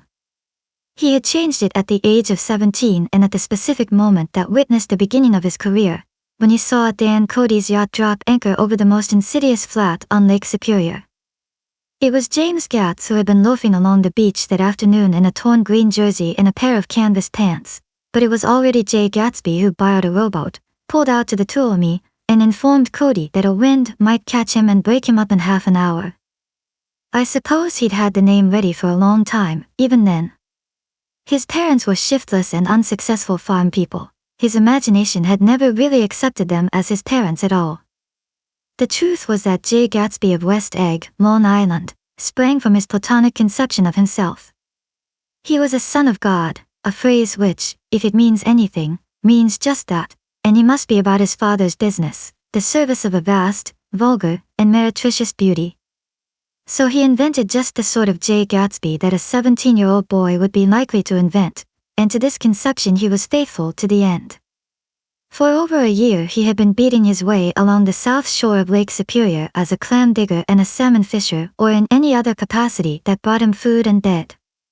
His brown, hardening body lived naturally through the half-fierce, half-lazy work of the bracing days. He knew women early, and since they spoiled him he became contemptuous of them, of young virgins because they were ignorant, of the others because they were hysterical about things which in his overwhelming self-absorption he took for granted. But his heart was in a constant, turbulent riot. The most grotesque and fantastic conceits haunted him in his bed at night. A universe of ineffable gaudiness spun itself out in his brain while the clock ticked on the washstand and the moon soaked with wet light his tangled clothes upon the floor. Each night he added to the pattern of his fancies until drowsiness closed down upon some vivid scene with an oblivious embrace. For a while these reveries provided an outlet for his imagination. They were a satisfactory hint of the unreality of reality, a promise that the rock of the world was founded securely on a fairy's wing. An instinct toward his future glory had led him, some months before, to the small Lutheran college of St. Olaf's in southern Minnesota.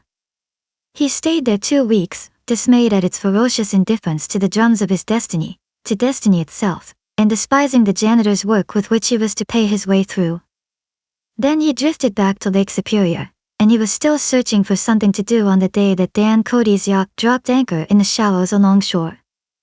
Cody was 50 years old then, a product of the Nevada silver fields, of the Yukon, of every rush for metal since '75.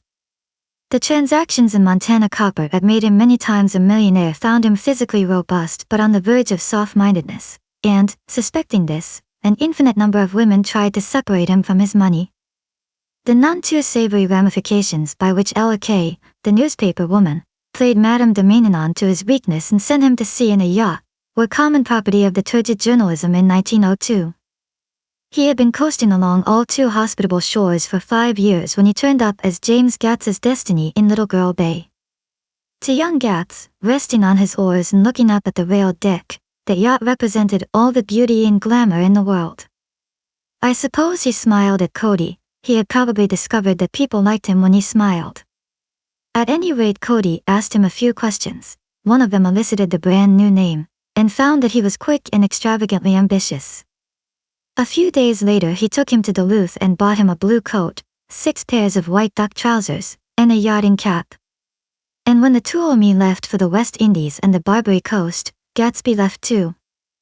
He was employed in a vague personal capacity. While he remained with Cody, he was in turn steward, mate, skipper, secretary, and even jailer. For Dan Cody sober knew what lavish doings Dan Cody drunk might soon be about, and he provided for such contingencies by reposing more and more trust in Gatsby. The arrangement lasted 5 years, during which the boat went 3 times around the continent. It might have lasted indefinitely except for the fact that Ella Kay came on board one night in Boston and a week later Dan Cody inhospitably died. I remember the portrait of him up in Gatsby's bedroom, a gray, florid man with a hard, empty face, the pioneer debauchee, who during one phase of American life brought back to the eastern seaboard the savage violence of the frontier brothel and saloon. It was indirectly due to Cody that Gatsby drank so little. Sometimes in the course of gay parties women used to rub champagne into his hair. For himself he formed the habit of letting liquor alone. And it was from Cody that he inherited money, a legacy of $25,000. He didn't get it. He never understood the legal device that was used against him, but what remained of the millions went intact to Ella Kay. He was left with his singularly appropriate education. The vague contour of Jay Gatsby had filled out to the substantiality of a man. He told me all this very much later, but I've put it down here with the idea of exploding those first wild rumors about his antecedents, which weren't even faintly true. Moreover, he told it to me at a time of confusion, when I had reached the point of believing everything and nothing about him. So I take advantage of this short halt, while Gatsby, so to speak, caught his breath, to clear this set of misconceptions away. It was a halt, too, in my association with his affairs. For several weeks I didn't see him or hear his voice on the phone. Mostly I was in New York, trotting around with Jordan and trying to ingratiate myself with her senile aunt. But finally I went over to his house one Sunday afternoon. I hadn't been there 2 minutes when somebody brought Tom Buchanan in for a drink. I was startled, naturally, but the really surprising thing was that it hadn't happened before. They were a party of 3 on horseback, Tom and a man named Sloan and a pretty woman in a brown riding habit, who had been there previously. "I'm delighted to see you," said Gatsby, standing on his porch. "I'm delighted that you dropped in." As though they cared. "Sit right down. Have a cigarette or a cigar?" He walked around the room quickly, ringing bells. "I'll have something to drink for you in just a minute." He was profoundly affected by the fact that Tom was there. But he would be uneasy anyhow until he had given them something, realizing in a vague way that that was all they came for. Mr. Sloan wanted nothing. "A lemonade?" "No, thanks." "A little champagne?" "Nothing at all, thanks." "I'm sorry. Did you have a nice ride?" "Very good roads around here." "I suppose the automobiles." "Yeah." Moved by an irresistible impulse, Gatsby turned to Tom, who had accepted the introduction as a stranger. "I believe we've met somewhere before, Mr. Buchanan." "Oh, yes," said Tom, gruffly polite, but obviously not remembering. "So we did. I remember very well. About 2 weeks ago." "That's right. You were with Nick here." "I know your wife," continued Gatsby, almost aggressively. "That's so?" Tom turned to me. "You live near here, Nick?" "Next door." "That's so?" Mr. Sloan didn't enter into the conversation, but lounged back haughtily in his chair. The woman said nothing either, until unexpectedly, after 2 highballs, she became cordial. "We'll all come over to your next party, Mr. Gatsby," she suggested. "What do you say?" "Certainly, I'd be delighted to have you." "Be very nice," said Mr. Sloan, without gratitude. "Well, think ought to be starting home." "Please don't hurry," Gatsby urged them. He had control of himself now, and he wanted to see more of Tom. Why don't you stay for supper?" I wouldn't be surprised if some other people dropped in from New York. You come to supper with me, said the lady enthusiastically. Both of you. This included me. Mr. Sloane got to his feet. Come along, he said, but to her only. I mean it, she insisted. I'd love to have you. Lots of room. Gatsby looked at me questioningly. He wanted to go and he didn't see that Mr. Sloane had determined he shouldn't. I'm afraid I won't be able to, I said. Well, you come, she urged, concentrating on Gatsby. Mr. Sloane murmured something close to her ear. We won't be late if we start now, she insisted aloud. I haven't got a horse, said Gatsby. I used to ride in the army, but I've never bought a horse. I'll have to follow you in my car. Excuse me for just a minute. The rest of us walked out on the porch, where Sloane and the lady began an impassioned conversation aside. My God, I believe the man's coming, said Tom. Doesn't he know she doesn't want him? She says she does want him. She has a big dinner party and you won't know a soul there. He frowned. I wonder where in the devil he met Daisy. By God, I may be old-fashioned in my ideas, but women run around too much these days to suit me. They meet all kinds of crazy fish. Suddenly Mr. Sloane and the lady walked down the steps and mounted their horses. Come on, said Mr. Sloane to Tom, we're late. We've got to go. And then to me, tell him we couldn't wait, will you? Tom and I shook hands, the rest of us exchanged a cool nod, and they trotted quickly down the drive, disappearing under the August foliage just as Gatsby, with hat and light overcoat in hand, came out the front door. Tom was evidently perturbed at Daisy's running around alone, for on the following Saturday night he came with her to Gatsby's party. Perhaps his presence gave the evening its peculiar quality of oppressiveness. It stands out in my memory from Gatsby's other parties that summer. There were the same people, or at least the same sort of people, the same profusion of champagne, the same many-colored, many-keyed commotion, but I felt an unpleasantness in the air, a pervading harshness that hadn't been there before. Or perhaps I had merely grown used to it, grown to accept West Egg as a world complete in itself, with its own standards and its own great figures, second to nothing because it had no consciousness of being so, and now I was looking at it again, through Daisy's eyes. It is invariably saddening to look through new eyes at things upon which you have expended your own powers of adjustment. They arrived at twilight, and, as we strolled out among the sparkling hundreds, Daisy's voice was playing murmurous tricks in her throat. These things excite me so, she whispered. If you want to kiss me any time during the evening, Nick, just let me know and I'll be glad to arrange it for you. Just mention my name. Or present a green card. I'm giving out green. Look around, suggested Gatsby. I'm looking around. I'm having a marvelous. You must see the faces of many people you've heard about. Tom's arrogant eyes roamed the crowd. We don't go around very much, he said. In fact, I was just thinking I don't know a soul here. Perhaps you know that lady. Gatsby indicated a gorgeous, scarcely human orchid of a woman who sat in state under a white plum tree. Tom and Daisy stared, with that peculiarly unreal feeling that accompanies the recognition of a hitherto ghostly celebrity of the movies. She's lovely, said Daisy. The man bending over her is her director. He took them ceremoniously from group to group. Mrs. Buchanan, and Mr. Buchanan. After an instant's hesitation he added, the polo player. Oh no, objected Tom quickly, not me. But evidently the sound of it pleased Gatsby, for Tom remained the polo player for the rest of the evening. I've never met so many celebrities, Daisy exclaimed. I liked that man, what was his name, with the sort of blue nose. Gatsby identified him, adding that he was a small producer. Well, I liked him anyhow. I'd a little rather not be the polo player, said Tom pleasantly. I'd rather look at all these famous people in oblivion. Daisy and Gatsby danced. I remember being surprised by his graceful, conservative foxtrot. I had never seen him dance before. Then they sauntered over to my house and sat on the steps for half an hour, while at her request I remained watchfully in the garden. In case there's a fire or a flood, she explained, or any act of God. Tom appeared from his oblivion as we were sitting down to supper together. "Do you mind if I eat with some people over here?" he said.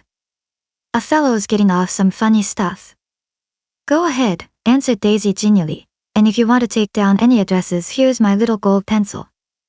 She looked around after a moment and told me the girl was common but pretty, and I knew that except for the half hour she'd been alone with Gatsby, she wasn't having a good time. We were at a particularly tipsy table. That was my fault. Gatsby had been called to the phone, and I'd enjoyed these same people only 2 weeks before. But what had amused me then turned suctic on the air now. "How do you feel, Miss Baedeker?" The girl addressed was trying, unsuccessfully, to slump against my shoulder. At this inquiry she sat up and opened her eyes. Wah! A massive and lethargic woman, who had been urging Daisy to play golf with her at the local club tomorrow, spoke in Miss Baedeker's defense. "Oh, she's all right now. When she's had 5 or 6 cocktails she always starts screaming like that. I tell her she ought to leave it alone." "I do leave it alone," affirmed the accused hollowly. "We heard you yelling, so I said to Doc Sibbett here, there's somebody that needs your help, document." "She's much obliged, I'm sure," said another friend, without gratitude, "but you got her dress all wet when you stuck her head in the pool."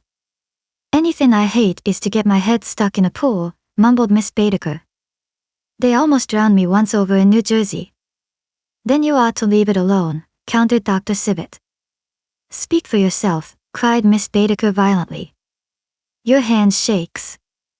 I wouldn't let you operate on me." It was like that. Almost the last thing I remember was standing with Daisy and watching the moving picture director and his star.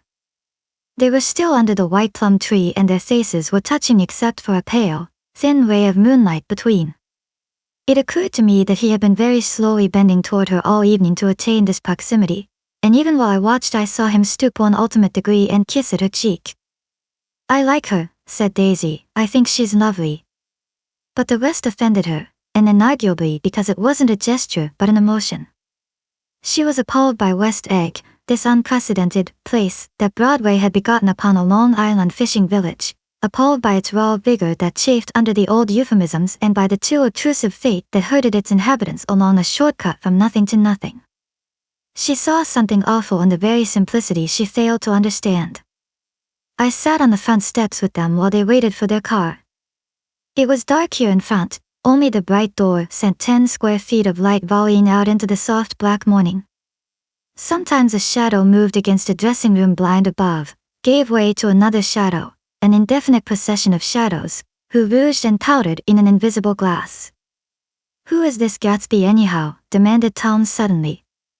"Some big bootlegger?" "Where'd you hear that?" I inquired. "I didn't hear it. I imagined it. A lot of these newly rich people are just big bootleggers, you know." "Not Gatsby," I said shortly. He was silent for a moment. The pebbles of the drive crunched under his feet. Well, he certainly must have strained himself to get this menagerie together. A breeze stirred the gray haze of Daisy's fur collar. "At least they are more interesting than the people we know," she said with an effort. "You didn't look so interested." "Well, I was." Tom laughed and turned to me. "Did you notice Daisy's face when that girl asked her to put her under a cold shower?" Daisy began to sing with the music in a husky, rhythmic whisper, bringing out a meaning in each word that it had never had before and would never have again. When the melody rose her voice broke up sweetly, following it, in a way contralto voices have, and each change tipped out a little of her warm human magic upon the air. "Lots of people come who haven't been invited," she said suddenly. That girl hadn't been invited. They simply forced their way in and he's too polite to object. "I'd like to know who he is and what he does," insisted Tom. "And I think I'll make a point of finding out." "I can tell you right now," she answered. "He owns some drugstores, a lot of drugstores. He built them up himself." The dilatory limousine came rolling up the drive. "Good night, Nick," said Daisy. Her glance left me and sought the lighted top of the steps, where, 3 o'clock in the morning, a neat, sad little waltz of that year, was drifting out the open door. After all, In the very casualness of Gatsby's party there were romantic possibilities totally absent from her world. What was it up there in the zone that seemed to be calling her back inside? What would happen now in the dim, incalculable hours? Perhaps some unbelievable guest would arrive, a person infinitely rare and to be marveled at, some authentically radiant young girl who with one fresh glance at Gatsby, one moment of magical encounter, would blot out those 5 years of unwavering devotion. I stayed late that night. Gatsby asked me to wait until he was free, and I lingered in the garden until the inevitable swimming party had run up, chilled and exalted, from the black beach, until the lights were extinguished in the guest rooms overhead. When he came down the steps at last the tanned skin was drawn unusually tight on his face, and his eyes were bright and tired. She didn't like it, he said immediately. Of course she did. She didn't like it, he insisted. She didn't have a good time. He was silent, and I guessed at his unutterable depression. I feel far away from her, he said. It's hard to make her understand. You mean about the dance? The dance? He dismissed all the dances he had given with a snap of his fingers. Old sport, the dance is unimportant.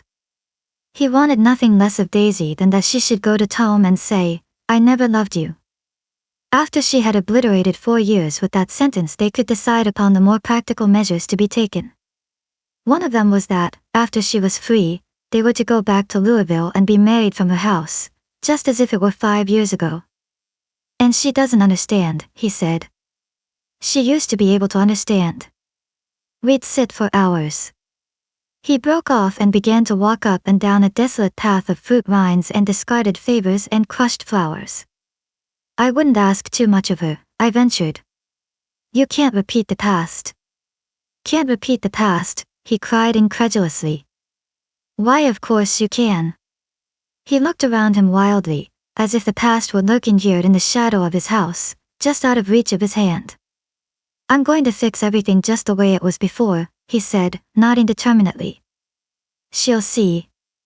He talked a lot about the past, and I gathered that he wanted to recover something. Some idea of himself perhaps, that had gone into loving Daisy. His life had been confused and disordered since then, but if he could once return to a certain starting place and go over it all slowly, he could find out what that thing was. One autumn night, 5 years before, they had been walking down the street when the leaves were falling, and they came to a place where there were no trees and the sidewalk was white with moonlight. They stopped here and turned toward each other. Now it was a cool night with that mysterious excitement in it which comes at the 2 changes of the year. The quiet lights in the houses were humming out into the darkness and there was a stir and bustle among the stars. Out of the corner of his eye Gatsby saw that the blocks of the sidewalks really formed a ladder and mounted to a secret place above the trees. He could climb to it, if he climbed alone, and once there he could suck on the tap of life, gulp down the incomparable milk of wonder. His heart beat faster as Daisy's white face came up to his own. He knew that when he kissed this girl, and forever wed his unutterable visions to her perishable breath, his mind would never romp again like the mind of God. So he waited, listening for a moment longer to the tuning fork that had been struck upon a star. Then he kissed her. At his lips' touch she blossomed for him like a flower and the incarnation was complete. Through all he said, even through his appalling sentimentality, I was reminded of something, an elusive rhythm, a fragment of lost words, that I had heard somewhere a long time ago. For a moment a phrase tried to take shape in my mouth and my lips parted like a dumb man's, as though there was more struggling upon them than a wisp of startled air. But they made no sound, and what I had almost remembered was uncommunicable forever. 7. It was when curiosity about Gatsby was at its highest that the lights in his house failed to go on one Saturday night, and, as obscurely as it had begun, his career as Trimalchio was over. Only gradually did I become aware that the automobiles which turned expectantly into his drive stayed for just a minute and then drove sulkily away. Wondering if he were sick I went over to find out. An unfamiliar butler with a villainous face squinted at me suspiciously from the door. Is Mr. Gatsby sick? Nope. After a pause he added, Sir, in a dilatory, grudging way. I hadn't seen him around, and I was rather worried. Tell him Mr. Carraway came over. Who? He demanded rudely. Carraway. Carraway. All right, I'll tell him. Abruptly he slammed the door. My Finn informed me that Gatsby had dismissed every servant in his house a week ago and replaced them with half a dozen others, who never went into West Egg Village to be bribed by the tradesmen, but ordered moderate supplies over the telephone. The grocery boy reported that the kitchen looked like a pigsty, and the general opinion in the village was that the new people weren't servants at all. Next day Gatsby called me on the phone. Going away? I inquired. No, old sport. I hear you fired all your servants. I wanted somebody who wouldn't gossip. Daisy comes over quite often, in the afternoons. So the whole caravansary had fallen in like a card house at the disapproval in her eyes. There's some people Wolfsheim wanted to do something for. They're all brothers and sisters. They used to run a small hotel. I see. He was calling up at Daisy's request. Would I come to lunch at her house tomorrow? Miss Baker would be there. Half an hour later Daisy herself telephoned and seemed relieved to find that I was coming. Something was up. And yet I couldn't believe that they would choose this occasion for a scene, especially for the rather harrowing scene that Gatsby had outlined in the garden. The next day was broiling, almost the last, certainly the warmest, of the summer. As my train emerged from the tunnel into sunlight, only the hot whistles of the National Biscuit Company broke the simmering hush at noon. The straw seats of the car hovered on the edge of combustion. The woman next to me perspired delicately for a while into her white shirtwaist, and then, as her newspaper dampened under her fingers, lapsed despairingly into deep heat with a desolate cry. Her pocketbook slapped to the floor.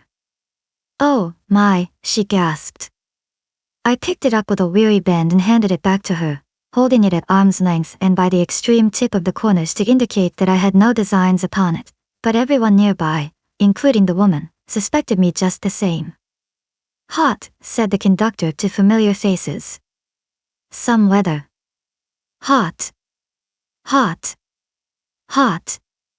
Is it hot enough for you? Is it hot? Is it? My commutation ticket came back to me with a dark stain from his hand. That anyone should care in this heat whose flushed lips he kissed, whose head made damp the pajama pocket over his heart. Through the hall of the Buchanan's house blew a faint wind, carrying the sound of the telephone bell out to Gatsby and me as we waited at the door. The master's body, roared the butler into the mouthpiece. I'm sorry, madam, but we can't furnish it. It's far too hot to touch this noon. What he really said was, yes. Yes. I'll see. He set down the receiver and came toward us, glistening slightly, to take our stiff straw hats. Madam expects you in the salon, he cried, needlessly indicating the direction. In this heat every extra gesture was an affront to the common store of life. The room, shadowed well with awnings, was dark and cool. Daisy and Jordan lay upon an enormous couch, like silver idols weighing down their own white dresses against the singing breeze of the fans. We can't move, they said together. Jordan's fingers, powdered white over their tan, rested for a moment in mine. And Mr. Thomas Buchanan, the athlete? I inquired. Simultaneously I heard his voice, gruff, muffled, husky, at the hall telephone. Gatsby stood in the center of the crimson carpet and gazed around with fascinated eyes. Daisy watched him and laughed, her sweet, exciting laugh. A tiny gust of powder rose from her bosom into the air. The rumor is, whispered Jordan, that that's Tom's girl on the telephone. We were silent. The voice in the hall rose high with annoyance. Very well, then, I won't sell you the car at all. I'm under no obligations to you at all, and as for your bothering me about it at lunchtime, I won't stand that at all. Holding down the receiver, said Daisy cynically. No, he's not, I assured her. It's a bona fide deal. I happen to know about it. Tom flung open the door, blocked out its space for a moment with his thick body, and hurried into the room. Mr. Gatsby. He put out his broad, flat hand with well-concealed dislike. I'm glad to see you, sir. Nick. Make us a cold drink, cried Daisy. As he left the room again she got up and went over to Gatsby and pulled his face down, kissing him on the mouth. You know I love you, she murmured. You forget there's a lady present, said Jordan. Daisy looked around doubtfully. You kissed Nick too. What a low, vulgar girl. I don't care, cried Daisy, and began to clog on the brick fireplace. Then she remembered the heat and sat down guiltily on the couch just as a freshly laundered nurse leading a little girl came into the room. Blessed Precise, she crooned, holding out her arms. Come to your own mother that loves you. The child, relinquished by the nurse, rushed across the room and rooted shyly into her mother's dress. The Blessed Precise. Did mother get powder on your old yellowy hair? Stand up now, and say, how to do. Gatsby and I in turn leaned down and took the small reluctant hand. Afterward he kept looking at the child with surprise. I don't think he had ever really believed in its existence before. I got dressed before luncheon, said the child, turning eagerly to Daisy. That's because your mother wanted to show you off. Her face bent into the single wrinkle of the small white neck. You dream, you. You absolute little dream. Yes, admitted the child calmly. Aunt Jordan's got on a white dress too. How do you like mother's friends? Daisy turned her around so that she faced Gatsby. Do you think they're pretty? Where's Daddy? She doesn't look like her father, explained Daisy. She looks like me. She's got my hair and shape of the face. Daisy sat back upon the couch. The nurse took a step forward and held out her hand. Come, Tammy. Goodbye, sweetheart. With a reluctant backward glance the well-disciplined child held to her nurse's hand and was pulled out the door, just as Tom came back, preceding 4 gin rickeys that clicked full of ice. Gatsby took up his drink. They certainly look cool, he said, with visible tension. We drank in long, greedy swallows. I read somewhere that the sun's getting hotter every year, said Tom genially. It seems that pretty soon the Earth's going to fall into the sun, or wait a minute, it's just the opposite, the sun's getting colder every year. Come outside, he suggested to Gatsby, I'd like you to have a look at the place. I went with them out to the veranda. On the Green Sound, stagnant in the heat, one small sail crawled slowly toward the fresher sea. Gatsby's eyes followed it momentarily. He raised his hand and pointed across the bay. I'm right across from you. So you are. Our eyes lifted over the rose beds and the hot lawn and the weedy refuse of the dog days along shore. Slowly the white wings of the boat moved against the blue cool limit of the sky. Ahead lay the scalloped ocean and the abounding blessed isles. There's sport for you, said Tom, nodding. I'd like to be out there with him for about an hour. We had luncheon in the dining room, darkened too against the heat, and drank down nervous gaiety with the cold ale. What'll we do with ourselves this afternoon? Cried Daisy, and the day after that, and the next 30 years? Don't be morbid, Jordan said. Life starts all over again when it gets crisp in the fall. But it's so hot, insisted Daisy, on the verge of tears, and everything's so confused. Let's all go to town. Her voice struggled on through the heat, beating against it, molding its senselessness into forms.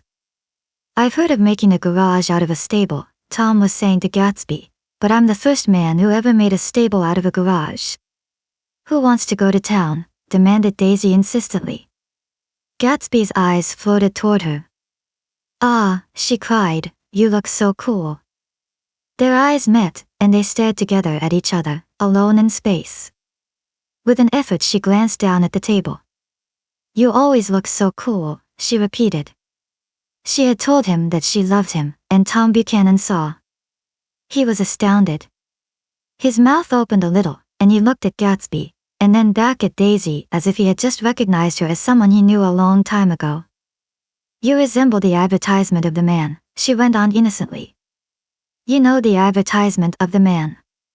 All right, broke in Tom quickly, I'm perfectly willing to go to town. Come on, we're all going to town. He got up, his eyes still flashing between Gatsby and his wife. No one moved. Come on. His temper cracked a little. What's the matter, anyhow? If we're going to town, let's start. His hand, trembling with his effort at self-control, bore to his lips the last of his glass of ale. Daisy's voice got us to our feet and out onto the blazing gravel drive. Are we just going to go? She objected. Like this? Aren't we going to let anyone smoke a cigarette first? Everybody smoked all through lunch. Oh, let's have fun, she begged him. It's too hot to fuss. He didn't answer. Have it your own way, she said. Come on, Jordan.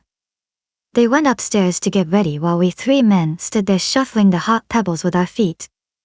A silver curve of the moon hovered already in the western sky. Gatsby started to speak, changed his mind, but not before Tom wheeled and faced him expectantly.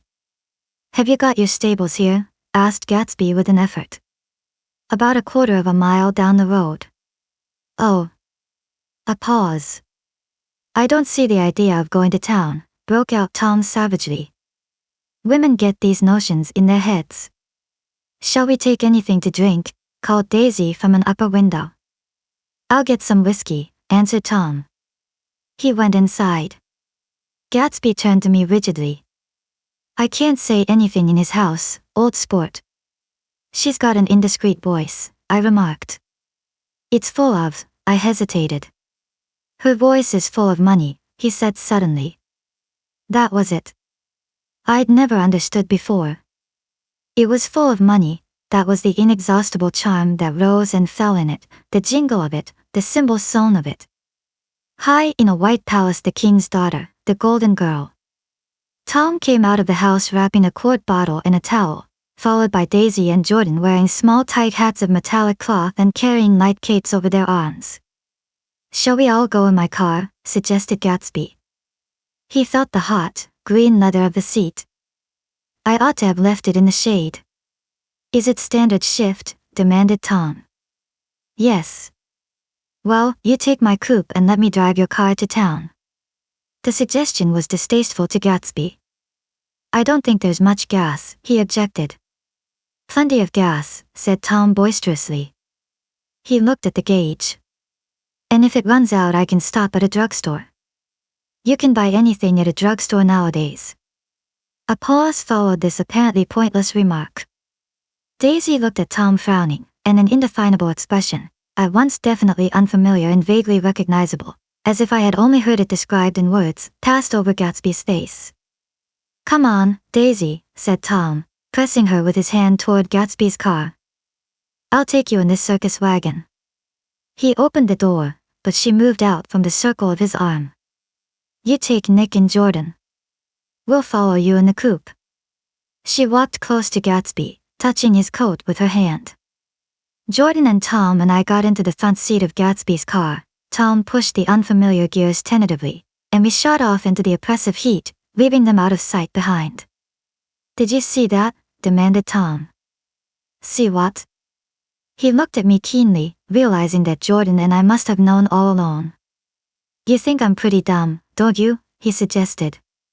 Perhaps I am, but I have almost a second sight, sometimes, that tells me what to do. Maybe you don't believe that, but science. He paused. The immediate contingency overtook him, pulled him back from the edge of theoretical abyss. I've made a small investigation of this fellow, he continued. I could have gone deeper if I'd known. Do you mean you've been to a medium? Inquired Jordan humorously. What? Confused, he stared at us as we laughed. A medium? About Gatsby. About Gatsby? No, I haven't. I said I'd been making a small investigation of his past. And you found he was an Oxford man, said Jordan helpfully. An Oxford man. He was incredulous. Like hell he is. He wears a pink suit. Nevertheless he's an Oxford man. Oxford, New Mexico, snorted Tom contemptuously, or something like that. Listen, Tom. If you're such a snob, why did you invite him to lunch? Demanded Jordan crossly. Daisy invited him, she knew him before we were married, God knows where. We were all irritable now with the fading ale, and aware of it we drove for a while in silence. Then as Dr. T. J. Eckelberg's faded eyes came into sight down the road, I remembered Gatsby's caution about gasoline. "We've got enough to get us to town," said Tom. "But there's a garage right here," objected Jordan. "I don't want to get stalled in this baking heat." Tom threw on both brakes impatiently, and we slid to an abrupt dusty stop under Wilson's sign. After a moment the proprietor emerged from the interior of his establishment and gazed hollow-eyed at the car. "Let's have some gas," cried Tom roughly. "What do you think we stopped for, to admire the view?" "I'm sick," said Wilson without moving. "Been sick all day." "What's the matter?" "I'm all run down." "Well, shall I help myself?" Tom demanded. "You sounded well enough on the phone." With an effort Wilson left the shade in support of the doorway and, breathing hard, unscrewed the cap of the tank. In the sunlight his face was green. "I didn't mean to interrupt your lunch," he said. "But I need money pretty bad, and I was wondering what you were going to do with your old car." "How do you like this one?" inquired Tom. "I bought it last week." "It's a nice yellow one," said Wilson, as he strained at the handle. "Like to buy it?" "Big chance," Wilson smiled faintly. "No, but I could make some money on the other." "What do you want money for, all of a sudden?" "I've been here too long. I want to get away. My wife and I want to go west." "Your wife does," exclaimed Tom, startled. "She's been talking about it for 10 years. He rested for a moment against the pump, shading his eyes. "And now she's going whether she wants to or not.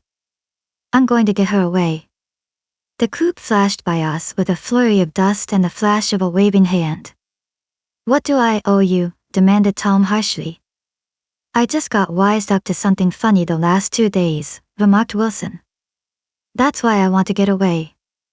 That's why I've been bothering you about the car." "What do I owe you?"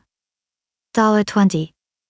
The relentless beating heat was beginning to confuse me and I had a bad moment there before I realized that so far his suspicions hadn't alighted on Tom.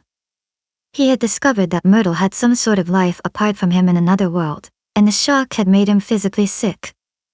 I stared at him and then at Tom, who had made a parallel discovery less than an hour before, and it occurred to me that there was no difference between men, in intelligence or race, so profound as the difference between the sick and the well.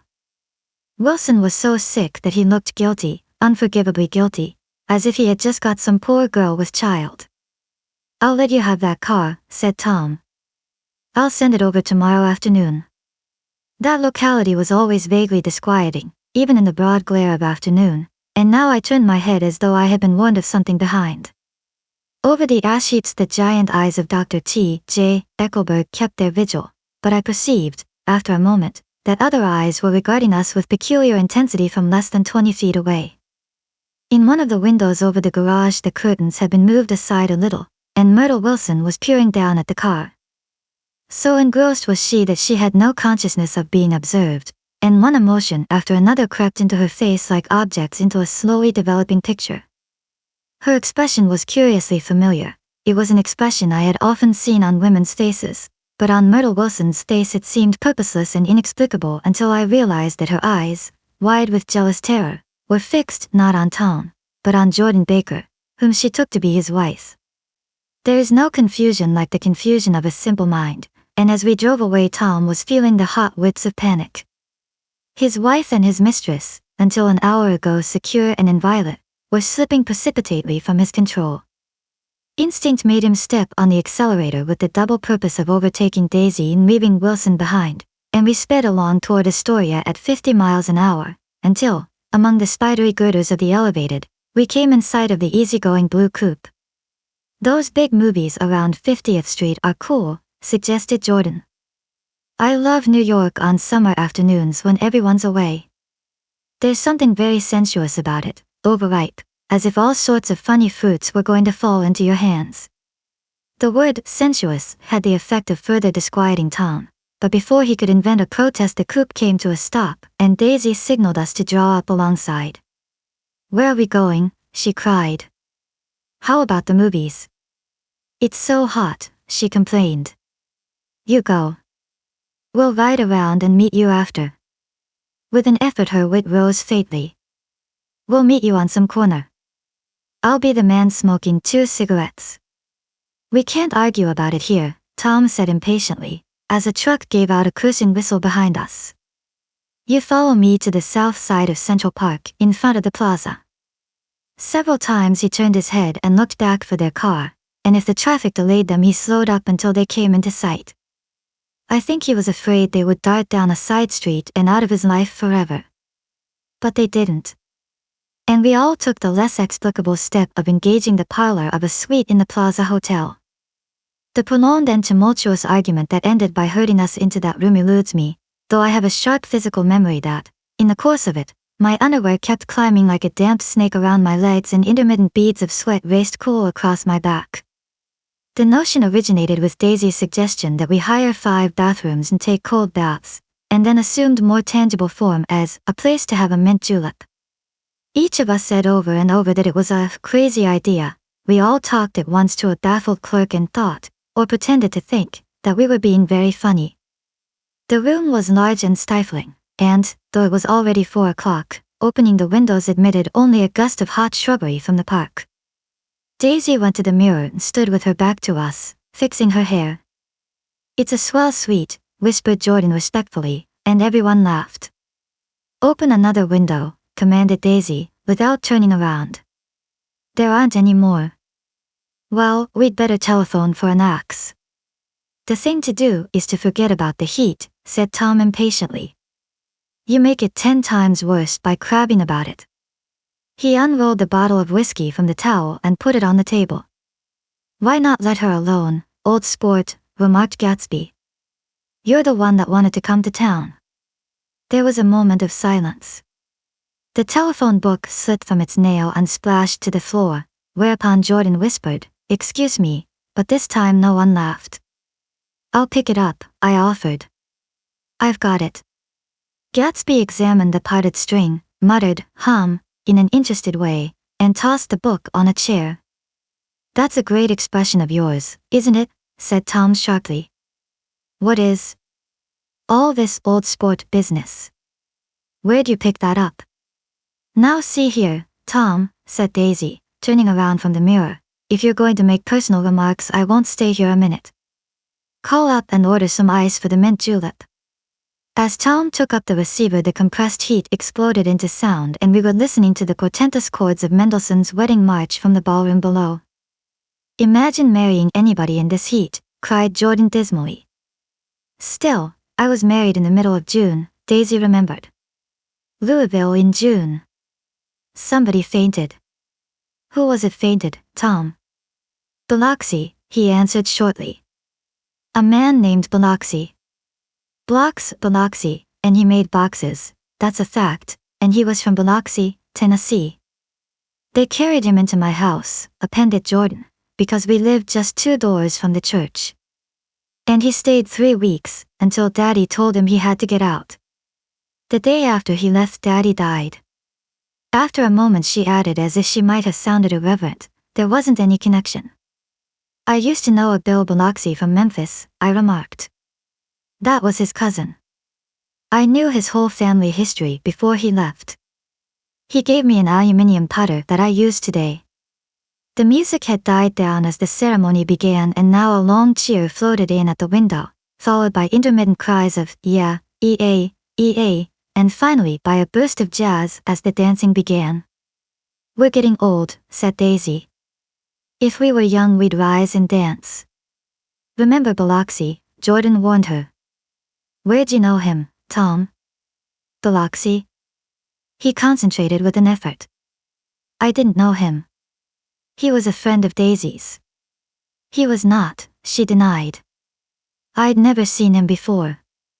He came down in a private car. Well, he said he knew you. He said he was raised in Louisville. Asa Bird brought him around at the last minute and asked if we had room for him. Jordan smiled. He was probably bumming his way home. He told me he was president of your class at Yale. Tom and I looked at each other blankly. Biloxi? First place, we didn't have any president. Gatsby's foot beat a short, restless tattoo and Tom eyed him suddenly. By the way, Mr. Gatsby, I understand you're an Oxford man. Not exactly. Oh, yes, I understand you went to Oxford. Yes, I went there. A pause. Then Tom's voice, incredulous and insulting. You must have gone there about the time Biloxi went to New Haven. Another pause. A waiter knocked and came in with crushed mint and ice, but the silence was unbroken by his "thank you" and the soft closing of the door. This tremendous detail was to be cleared up at last. I told you I went there, said Gatsby.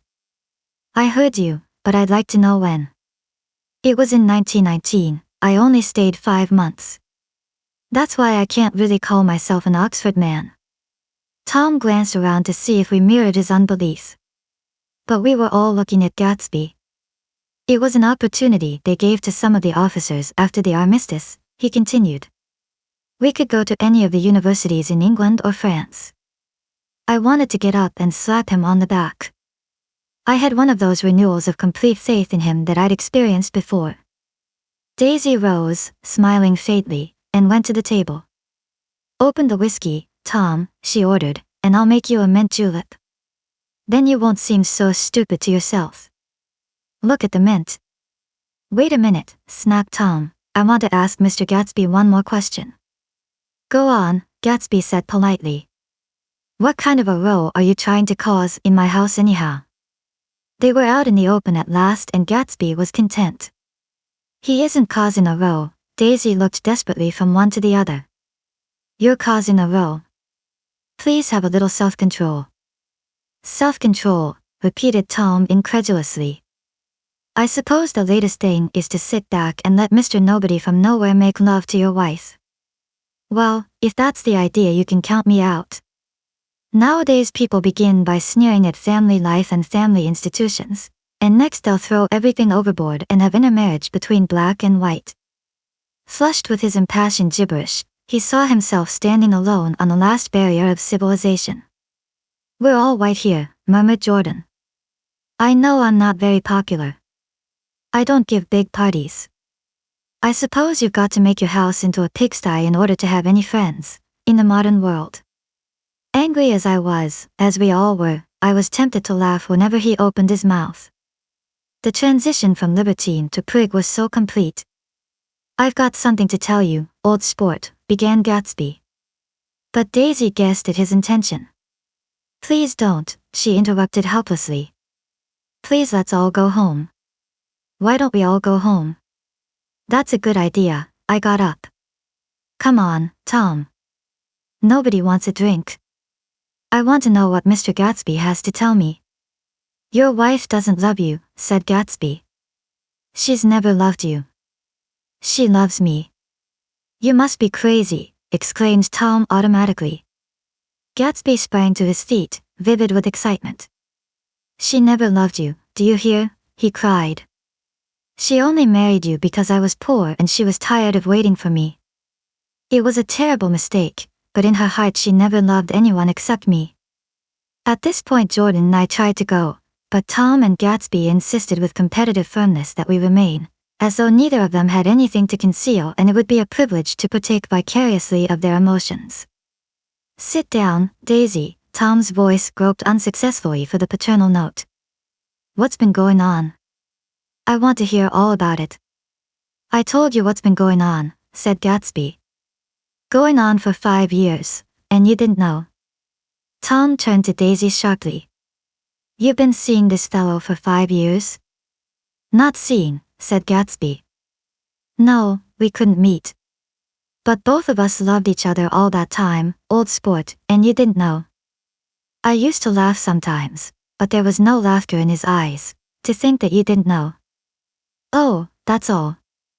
Tom tapped his thick fingers together like a clergyman and leaned back in his chair. You're crazy, he exploded. I can't speak about what happened 5 years ago, because I didn't know Daisy then, and I'll be damned if I see how you got within a mile of her unless you brought the groceries to the back door. But all the rest of that's a goddamned lie. Daisy loved me when she married me and she loves me now. No, said Gatsby, shaking his head. She does, though. The trouble is that sometimes she gets foolish ideas in her head and doesn't know what she's doing. He nodded sagely. And what's more, I love Daisy too. Once in a while I go off on a spree and make a fool of myself, but I always come back, and in my heart I love her all the time. You're revolting, said Daisy. She turned to me, and her voice, dropping an octave lower, filled the room with thrilling scorn. Do you know why we left Chicago? I'm surprised that they didn't treat you to the story of that little spree. Gatsby walked over and stood beside her. Daisy, that's all over now, he said earnestly. It doesn't matter anymore. Just tell him the truth, that you never loved him, and it's all wiped out forever. She looked at him blindly. Why, how could I love him, possibly? You never loved him. She hesitated. Her eyes fell on Jordan and me with a sort of appeal, as though she realized at last what she was doing, and as though she had never, all along, intended doing anything at all. But it was done now. It was too late. I never loved him, she said, with perceptible reluctance. Not at Kapiolani, demanded Tom suddenly. No. From the ballroom beneath, muffled and suffocating chords were drifting up on hot waves of air. Not that day I carried you down from the punch bowl to keep your shoes dry.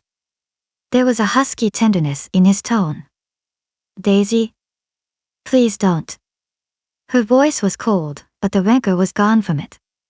She looked at Gatsby. There, Jay, she said, but her hand as she tried to light a cigarette was trembling. Suddenly she threw the cigarette and the burning match on the carpet. Oh, you want too much, she cried to Gatsby. I love you now, isn't that enough?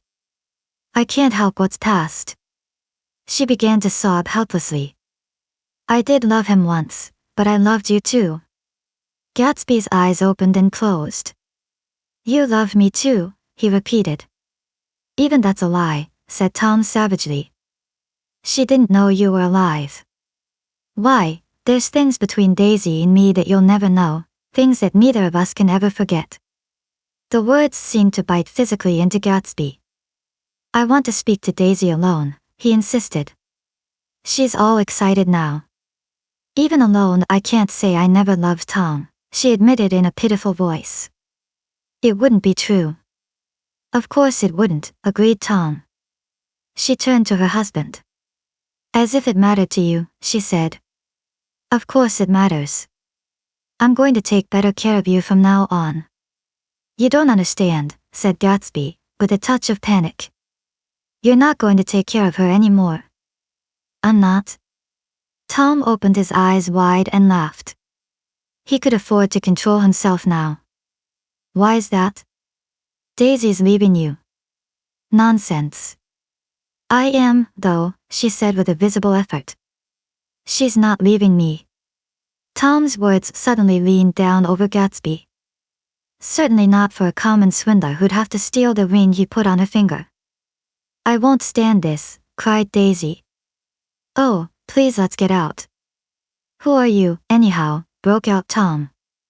You're one of that bunch that hangs around with Meyer Wolfsheim, that much I happen to know. I've made a little investigation into your affairs, and I'll carry it further tomorrow. You can suit yourself about that, old sport, said Gatsby steadily. I found out what your drugstores were. He turned to us and spoke rapidly.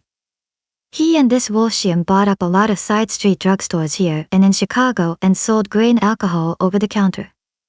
That's one of his little stunts. I picked him for a bootlegger the first time I saw him, and I wasn't far wrong. What about it? Said Gatsby politely. I guess your friend Walter Chase wasn't too proud to come in on it. And you left him in a lurch, didn't you? You let him go to jail for a month over in New Jersey. God. You ought to hear Walter on the subject of you. He came to us dead broke. He was very glad to pick up some money, old sport. Don't you call me old sport, cried Tom. Gatsby said nothing. Walter could have you up on the betting laws too, but Wolfsheim scared him into shutting his mouth. That unfamiliar yet recognizable look was back again in Gatsby's face. That drugstore business was just small change, continued Tom slowly, but you've got something on now that Walter's afraid to tell me about." I glanced at Daisy, who was staring terrified between Gatsby and her husband, and at Jordan, who had begun to balance an invisible but absorbing object on the tip of her chin. Then I turned back to Gatsby, and was startled at his expression. He looked, and this is said in all contempt for the babbled slander of his garden, as if he had killed a man. For a moment the set of his face could be described in just that fantastic way. It passed, and he began to talk excitedly to Daisy, denying everything, defending his name against accusations that had not been made. But with every word she was drawing further and further into herself, so he gave that up, and only the dead dream fought on as the afternoon slipped away, trying to touch what was no longer tangible, struggling unhappily, undespairingly, toward that lost voice across the room. The voice begged again to go. "Please, Tom. I can't stand this anymore." Her frightened eyes told that whatever intentions, whatever courage she had had, were definitely gone. "You two start on home, Daisy," said Tom. "In Mr. Gatsby's car." She looked at Tom, alarmed now, but he insisted with magnanimous scorn. "Go on. He won't annoy you. I think he realizes that his presumptuous little flirtation is over." They were gone, without a word, snapped out, made accidental, isolated, like ghosts, even from our pity. After a moment Tom got up and began wrapping the unopened bottle of whiskey in the towel. "Want any of this stuff? Jordan?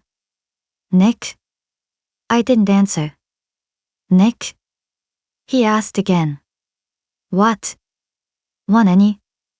"No. I just remembered that today's my birthday." I was 30. Before me stretched the portentous, menacing road of a new decade. It was 7 o'clock when we got into the coupe with him and started for Long Island. Tom talked incessantly, exulting and laughing, but his voice was as remote from Jordan and me as the foreign clamor on the sidewalk or the tumult of the elevated overhead. Human sympathy has its limits, and we were content to let all their tragic arguments fade with the city lights behind. 30, the promise of a decade of loneliness, a thinning list of single men to know, a thinning briefcase of enthusiasm, thinning hair. But there was Jordan beside me, who, unlike Daisy, was too wise ever to carry well-forgotten dreams from age to age. As we passed over the dark bridge her wan face fell lazily against my coat's shoulder and the formidable stroke of 30 died away with the reassuring pressure of her hand. So we drove on toward death through the cooling twilight. The young Greek, Michaelis, who ran the coffee joint beside the ash heaps was the principal witness at the inquest. He had slept through the heat until after 5, when he strolled over to the garage, and found George Wilson sick in his office, really sick, pale as his own pale hair and shaking all over. Michaelis advised him to go to bed, but Wilson refused, saying that he'd miss a lot of business if he did. While his neighbor was trying to persuade him, a violent racket broke out overhead. "I've got my wife locked in up there," explained Wilson calmly. "She's going to stay there till the day after tomorrow, and then we're going to move away." Michaelis was astonished. They had been neighbors for 4 years, and Wilson had never seemed faintly capable of such a statement. Generally he was one of these worn-out men. When he wasn't working, he sat on a chair in the doorway and stared at the people and the cars that passed along the road. When anyone spoke to him he invariably laughed in an agreeable, colorless way. He was his wife's man and not his own. So naturally Michaelis tried to find out what had happened, but Wilson wouldn't say a word. Instead he began to throw curious, suspicious glances at his visitor and ask him what he'd been doing at certain times on certain days. Just as the latter was getting uneasy, some workman came past the door bound for his restaurant, and Michaelis took the opportunity to get away, intending to come back later. But he didn't. He supposed he forgot to, that's all. When he came outside again, a little after 7, he was reminded of the conversation because he heard Mrs. Wilson's voice, loud and scolding, downstairs in the garage. "Beat me," he heard her cry. "Throw me down and beat me, you dirty little coward." A moment later she rushed out into the dusk, waving her hands and shouting. Before he could move from his door the business was over.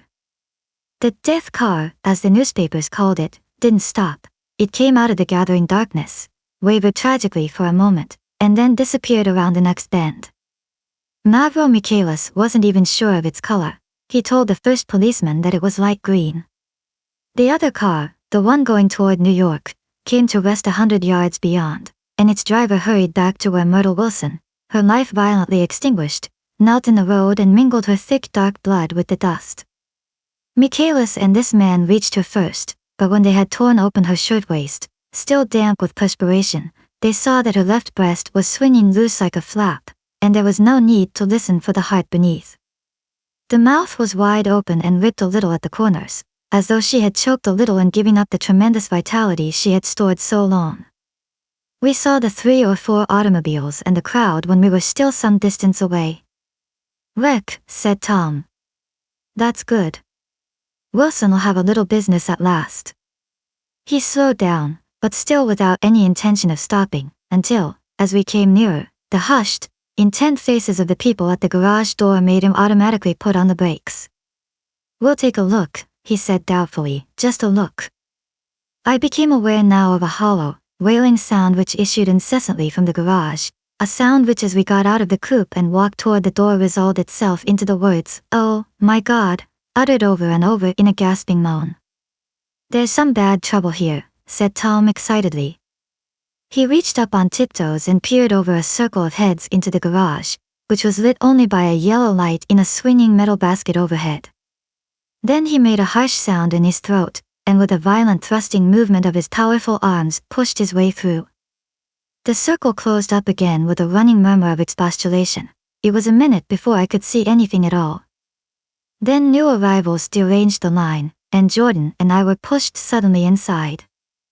Myrtle Wilson's body, wrapped in a blanket, and then in another blanket, as though she suffered from a chill in the hot night, lay on a work table by the wall, and Tom, with his back to us, was bending over it, motionless. Next to him stood a motorcycle policeman taking down names with much sweat and correction in a little book. At first I couldn't find the source of the high, groaning words that echoed clamorously through the bare garage. Then I saw Wilson standing on the raised threshold of his office, swaying back and forth and holding to the doorposts with both hands. Some man was talking to him in a low voice and attempting, from time to time, to lay a hand on his shoulder, but Wilson neither heard nor saw. His eyes would drop slowly from the swinging light to the laden table by the wall, and then jerk back to the light again, and he gave out incessantly his high, horrible call. "Oh, my God! Oh, my God! Oh, God! Oh, my God!" Presently Tom lifted his head with a jerk and, after staring around the garage with glazed eyes, addressed a mumbled incoherent remark to the policeman. "Maybe," the policeman was saying. "Oh. No, corrected the man, Emiviro. "Listen to me," muttered Tom fiercely. Said the policeman. "Oh. Gee. Gee." He looked up as Tom's broad hand fell sharply on his shoulder. "What you want, fella?" "What happened? That's what I want to know." "Otto hit her." "Instantly killed." "Instantly killed," repeated Tom, staring. "She ran out Ina Road. Son of a bitch didn't even stop his car." "There was 2 cars," said Michaelis. "One comin', one goin', see?" "Going where?" asked the policeman keenly. "One goin' each way." "Well, his hand rose toward the blankets but stopped halfway and fell to his side. She ran out there and the one comin' from New York knocked right into her, goin' 30 or 40 miles an hour." "What's the name of this place here?" demanded the officer. "Hasn't got any name." A pale, well-dressed Negro stepped near. "It was a yellow car," he said, "big yellow car." "New." "See the accident?" asked the policeman. "No, but the car passed me down the road, going faster than 40. Going 50, 60. Come here and let's have your name." "Look out now." "I want to get his name." Some words of this conversation must have reached Wilson, swaying in the office door, for suddenly a new theme found voice among his grasping cries. "You don't have to tell me what kind of car it was." "I know what kind of car it was." Watching Tom, I saw the wad of muscle back of his shoulder tighten under his coat. He walked quickly over to Wilson and, standing in front of him, seized him firmly by the upper arms. "You've got to pull yourself together," he said with soothing gruffness. Wilson's eyes fell upon Tom. He started up on his tiptoes and then would have collapsed to his knees had not Tom held him upright. "Listen," said Tom, shaking him a little.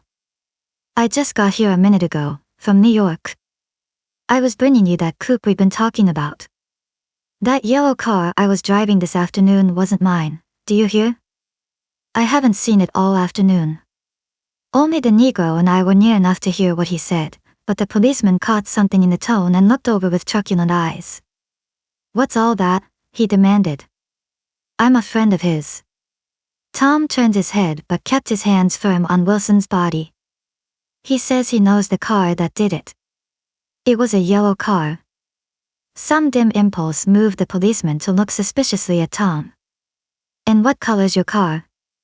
"It's a blue car, a coupe." "We've come straight from New York," I said. Someone who had been driving a little behind us confirmed this, and the policeman turned away. "Now, if you'll let me have that name again correct." Picking up Wilson like a doll, Tom carried him into the office, set him down in a chair, and came back. "If somebody'll come here and sit with him," he snapped authoritatively. He watched while the two men standing closest glanced at each other and went unwillingly into the room. Then Tom shut the door on them and came down the single step, his eyes avoiding the table. As he passed close to me he whispered, "Let's get out." Self-consciously, with his authoritative arms breaking the way, we pushed through the still-gathering crowd, passing a hurried doctor, case in hand, who had been sent for in Wild Hope half an hour ago. Tom drove slowly until we were beyond the bend, then his foot came down hard, and the coupe raced alone through the night. In a little while I heard a low husky sob, and saw that the tears were overflowing down his face. "The goddamned coward," he whimpered. He didn't even stop his car. The Buchanan's house floated suddenly toward us through the dark rustling trees. Tom stopped beside the porch and looked up at the second floor, where two windows bloomed with light among the vines. "Daisy's home," he said. As we got out of the car he glanced at me and frowned slightly. "I ought to have dropped you in West Egg, Nick. There's nothing we can do tonight." A change had come over him, and he spoke gravely, and with decision. As we walked across the moonlight gravel to the porch he disposed of the situation in a few brisk phrases. "I'll telephone for a taxi to take you home, and while you're waiting you and Jordan better go in the kitchen and have them get you some supper, if you want any." He opened the door. "Come in." "No, thanks. But I'd be glad if you'd order me the taxi." "I'll wait outside." Jordan put her hand on my arm. "Won't you come in, Nick?" "No, thanks. I was feeling a little sick and I wanted to be alone." But Jordan lingered for a moment more. "It's only 9:30, she said. I'd be damned if I'd go in. I'd had enough of all of them for one day, and suddenly that included Jordan too. She must have seen something of this in my expression, for she turned abruptly away and ran up the porch steps into the house. I sat down for a few minutes with my head in my hands, until I heard the phone taken up inside and the butler's voice calling a taxi. Then I walked slowly down the drive away from the house, intending to wait by the gate. I hadn't gone 20 yards when I heard my name and Gatsby step from between two bushes into the path. I must have felt pretty weird by that time, because I could think of nothing except the luminosity of his pink suit under the moon. "What are you doing?" I inquired. "Just standing here, old sport." Somehow, that seemed a despicable occupation. For all I knew he was going to rob the house in a moment, I wouldn't have been surprised to see sinister faces, the faces of Wolfsheim's people, behind him in the dark shrubbery. "Did you see any trouble on the road?" he asked after a minute. "Yes." He hesitated. "Was she killed?" "Yes." "I thought so. I told Daisy I thought so. It's better that the shock should all come at once. She stood it pretty well." He spoke as if Daisy's reaction was the only thing that mattered. "I got to West Egg by a side road," he went on, "and left the car in my garage. I don't think anybody saw us, but of course I can't be sure. I disliked him so much by this time that I didn't find it necessary to tell him he was wrong. Who was the woman? He inquired. Her name was Wilson. Her husband owns the garage. How the devil did it happen? Well, I tried to swing the wheel. He broke off, and suddenly I guessed at the truth. Was Daisy driving? Yes, he said after a moment, but of course I'll say I was. You see, when we left New York she was very nervous and she thought it would steady her to drive, and this woman rushed out at us just as we were passing a car coming the other way. It all happened in a minute, but it seemed to me that she wanted to speak to us, thought we were somebody she knew. Well, first Daisy turned away from the woman toward the other car, and then she lost her nerve and turned back. The second my hand reached the wheel I felt the shock. It must have killed her instantly. It ripped her open. Don't tell me, old sport. He winced. Anyhow, Daisy stepped on it. I tried to make her stop, but she couldn't, so I pulled on the emergency brake. Then she fell over into my lap and I drove on. She'll be all right tomorrow, he said presently. I'm just going to wait here and see if he tries to bother her about that unpleasantness this afternoon. She's locked herself into her room, and if he tries any brutality she's going to turn the light out and on again. He won't touch her, I said. He's not thinking about her. I don't trust him, old sport. How long are you going to wait? All night, if necessary. Anyhow, till they all go to bed. A new point of view occurred to me. Suppose Tom found out that Daisy had been driving. He might think he saw a connection in it, he might think anything. I looked at the house. There were 2 or 3 bright windows downstairs and a pink glow from Daisy's room on the ground floor. You wait here, I said. I'll see if there's any sign of a commotion. I walked back along the border of the lawn, traversed the gravel softly, and tiptoed up the veranda steps. The drawing room curtains were open, and I saw that the room was empty. Crossing the porch where we had dined that June night 3 months before, I came to a small rectangle of light which I guessed was the pantry window. The blind was drawn, but I found a rift at the sill. Daisy and Tom were sitting opposite each other at the kitchen table, with a plate of cold fried chicken between them, and 2 bottles of ale.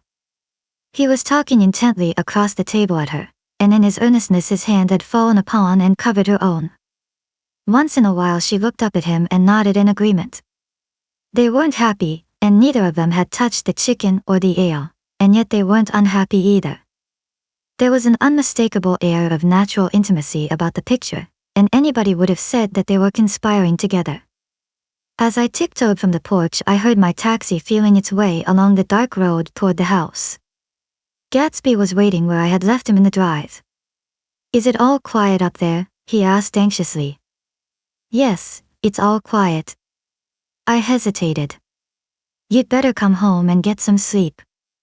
He shook his head. I want to wait here till Daisy goes to bed. Good night, old sport.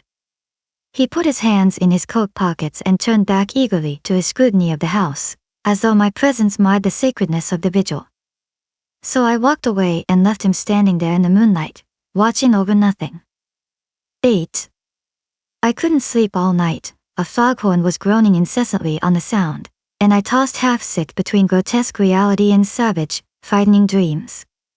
Toward dawn I heard a taxi go up Gatsby's drive, and immediately I jumped out of bed and began to dress. I thought that I had something to tell him, something to warn him about, and morning would be too late. Crossing his lawn, I saw that his front door was still open and he was leaning against a table in the hall, heavy with dejection or sleep. Nothing happened, he said wanly. I waited, and about 4 o'clock she came to the window and stood there for a minute and then turned out the light. His house had never seemed so enormous to me as it did that night when we hunted through the great rooms for cigarettes.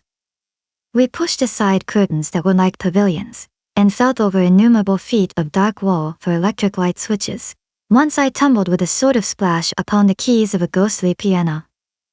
There was an inexplicable amount of dust everywhere, and the rooms were musty, as though they hadn't been aired for many days. I found a humidor on an unfamiliar table, with 2 stale, dry cigarettes inside. Throwing open the French windows of the drawing room, we sat smoking out into the darkness. You ought to go away, I said. It's pretty certain they'll trace your car. Go away now, old sport. Go to Atlantic City for a week, or up to Montreal. He wouldn't consider it. He couldn't possibly leave Daisy until he knew what she was going to do. He was clutching at some last hope and I couldn't bear to shake him free. It was this night that he told me the strange story of his youth with Dan Cody, told it to me because Jay Gatsby had broken up like glass against Tom's hard malice, and the lone secret extravaganza was played out. I think that he would have acknowledged anything now, without reserve, but he wanted to talk about Daisy.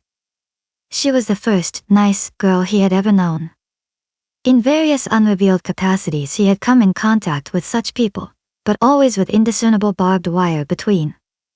He found her excitingly desirable. He went to her house, at first with other officers from Camp Taylor, then alone. It amazed him, he had never been in such a beautiful house before. But what gave it an air of breathless intensity, was that Daisy lived there. It was as casual a thing to her as his tent out at camp was to him. There was a right mystery about it, a hint of bedrooms upstairs more beautiful and cool than other bedrooms, of gay and radiant activities taking place through its corridors, and of romances that were not musty and laid away already in lavender but fresh and breathing and redolent of this year's shining motorcars and of dances whose flowers were scarcely withered. It excited him, too, that many men had already loved Daisy. It increased her value in his eyes. He felt their presence all about the house, pervading the air with the shades and echoes of still vibrant emotions. But he knew that he was in Daisy's house by a colossal accident. However glorious might be his future as Jay Gatsby, he was at present a penniless young man without a past, and at any moment the invisible cloak of his uniform might slip from his shoulders. So he made the most of his time. He took what he could get, ravenously and unscrupulously. Eventually he took Daisy one still October night, took her because he had no real right to touch her hand. He might have despised himself, for he had certainly taken her under false pretenses. I don't mean that he had traded on his phantom millions, but he had deliberately given Daisy a sense of security. He let her believe that he was a person from much the same strata as herself, that he was fully able to take care of her. As a matter of fact, he had no such facilities. He had no comfortable family standing behind him, and he was liable at the whim of an impersonal government to be blown anywhere about the world. But he didn't despise himself and it didn't turn out as he had imagined. He had intended, probably, to take what he could and go, but now he found that he had committed himself to the following of a grail. He knew that Daisy was extraordinary, but he didn't realize just how extraordinary a nice girl could be. She vanished into her rich house, into her rich, full life, leaving Gatsby nothing. He felt married to her, that was all. When they met again, 2 days later, it was Gatsby who was breathless, who was, somehow, betrayed. Her porch was bright with the bought luxury of starshine. The wicker of the settee squeaked fashionably as she turned toward him and he kissed her curious and lovely mouth. She had caught a cold, and it made her voice huskier and more charming than ever, and Gatsby was overwhelmingly aware of the youth and mystery that wealth imprisons and preserves, of the freshness of many clothes, and of Daisy, gleaming like silver, safe and proud above the hot struggles of the poor. I can't describe to you how surprised I was to find out I loved her, old sport. I even hoped for a while that she'd throw me over, but she didn't, because she was in love with me too. She thought I knew a lot because I knew different things from her. Well, there I was, way off my ambitions, getting deeper in love every minute, and all of a sudden I didn't care.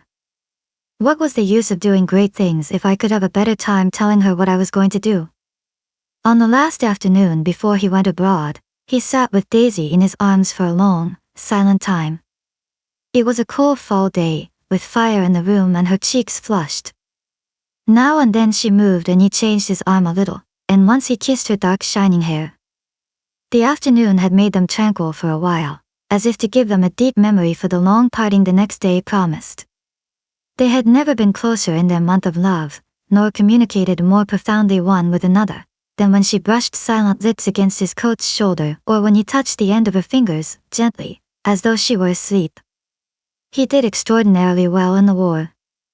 He was a captain before he went to the front, and following the Argonne battles he got his majority and the command of the divisional machine guns. After the armistice he tried frantically to get home, but some complication or misunderstanding sent him to Oxford instead. He was worried now. There was a quality of nervous despair in Daisy's letters. She didn't see why he couldn't come. She was feeling the pressure of the world outside, and she wanted to see him and feel his presence beside her and be reassured that she was doing the right thing after all. For Daisy was young and her artificial world was redolent of orchids and pleasant, cheerful snobbery and orchestras which set the rhythm of the year, summing up the sadness and suggestiveness of life in new tunes. All night the saxophones wailed the hopeless comment of the Beale Street Blues, while 100 pairs of golden and silver slippers shuffled the shining dust.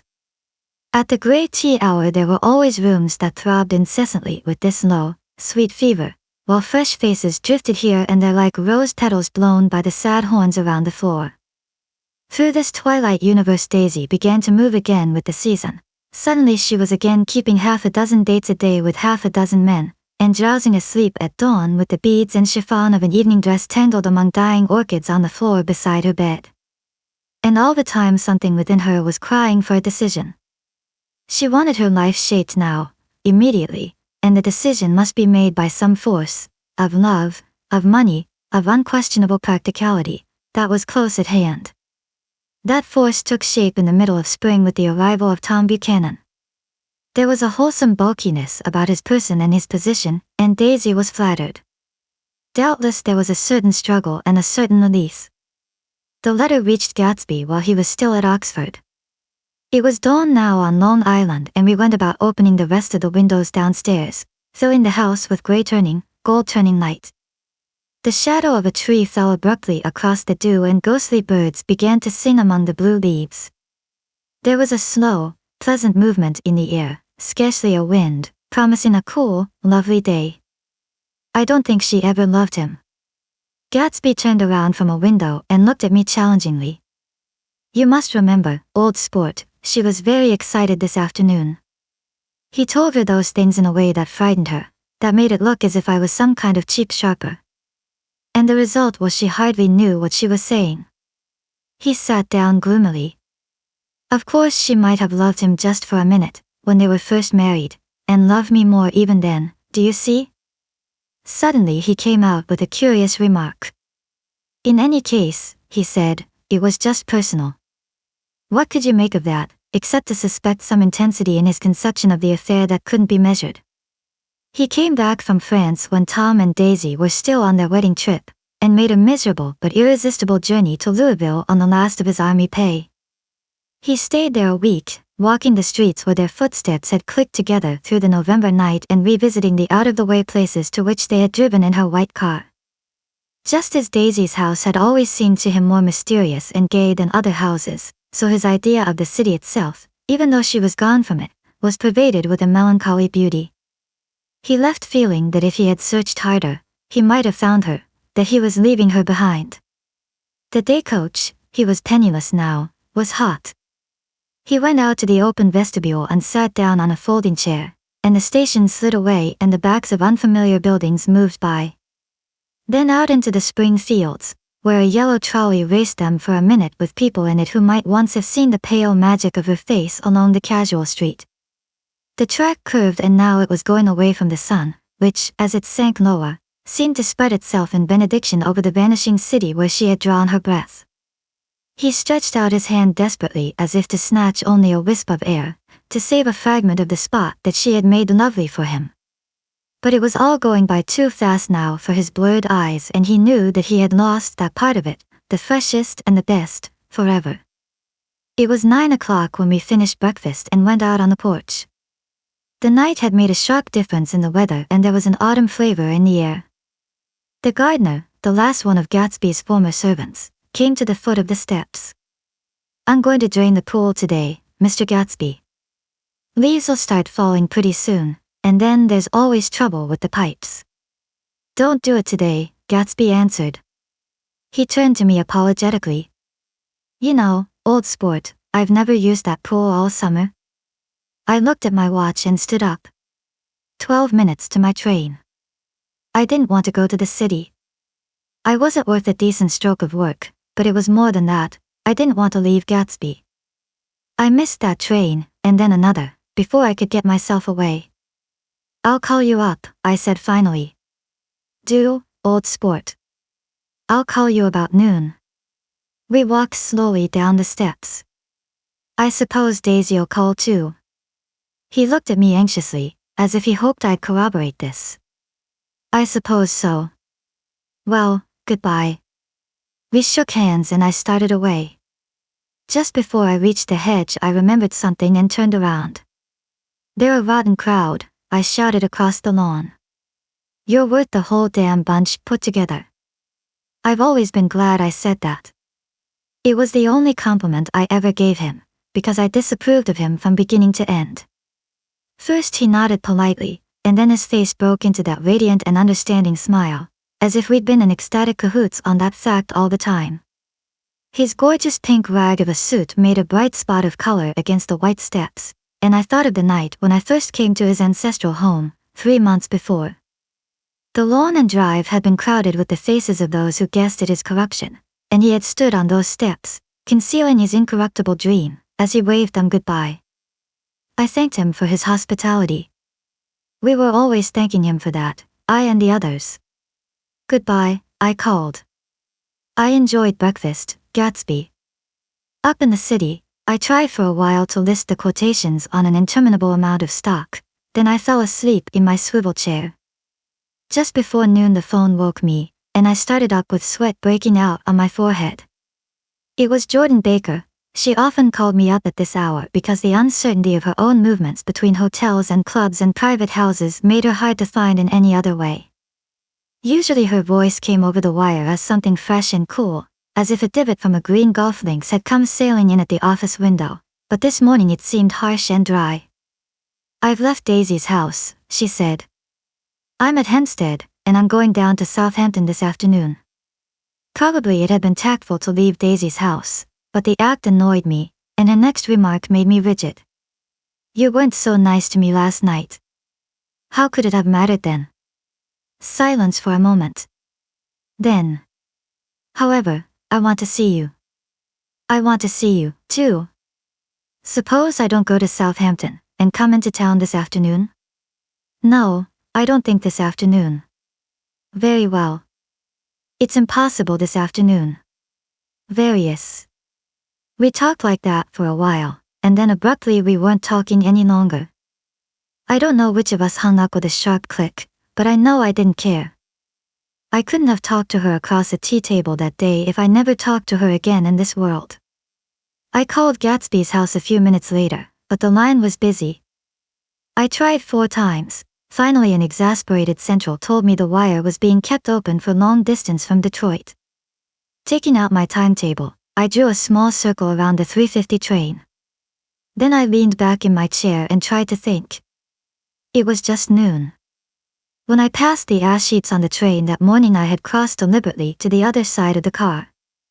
I supposed there'd be a curious crowd around there all day with little boys searching for dark spots in the dust, and some garrulous man telling over and over what had happened, until it became less and less real even to him and he could tell it no longer, and Myrtle Wilson's tragic achievement was forgotten. Now I want to go back a little and tell what happened at the garage after we left there the night before. They had difficulty in locating the sister, Catherine. She must have broken her rule against drinking that night, for when she arrived she was stupid with liquor and unable to understand that the ambulance had already gone to Flushing. When they convinced her of this, she immediately fainted, as if that was the intolerable part of the affair. Someone, kind or curious, took her in his car and drove her in the wake of her sister's body. Until long after midnight a changing crowd lapped up against the front of the garage, while George Wilson rocked himself back and forth on the couch inside.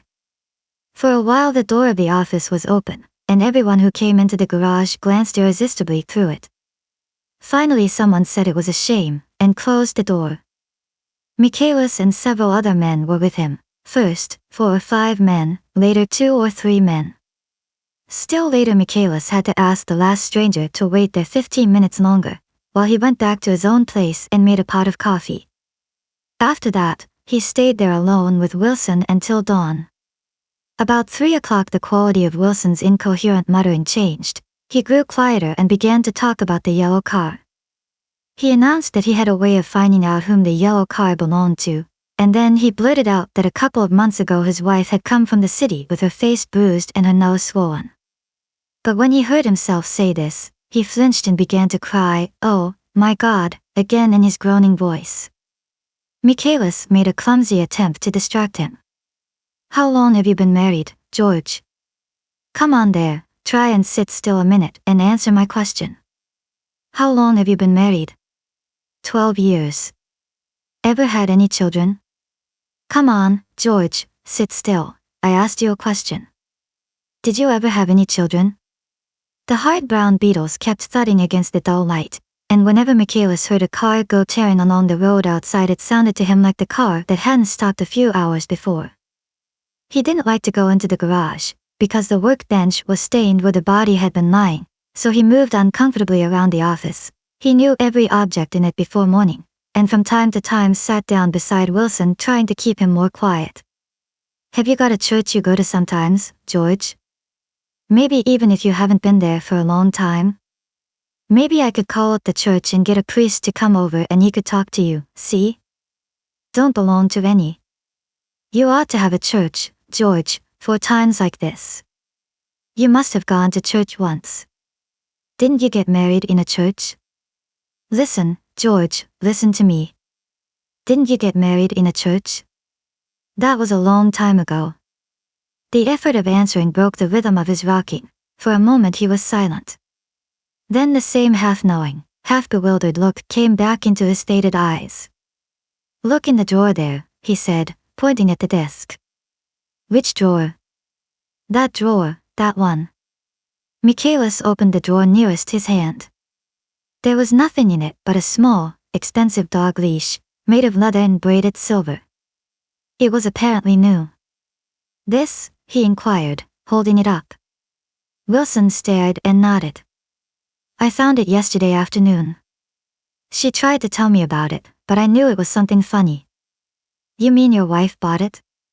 She had it wrapped in tissue paper on her bureau. Michaelis didn't see anything odd in that, and he gave Wilson a dozen reasons why his wife might have bought the dog leash.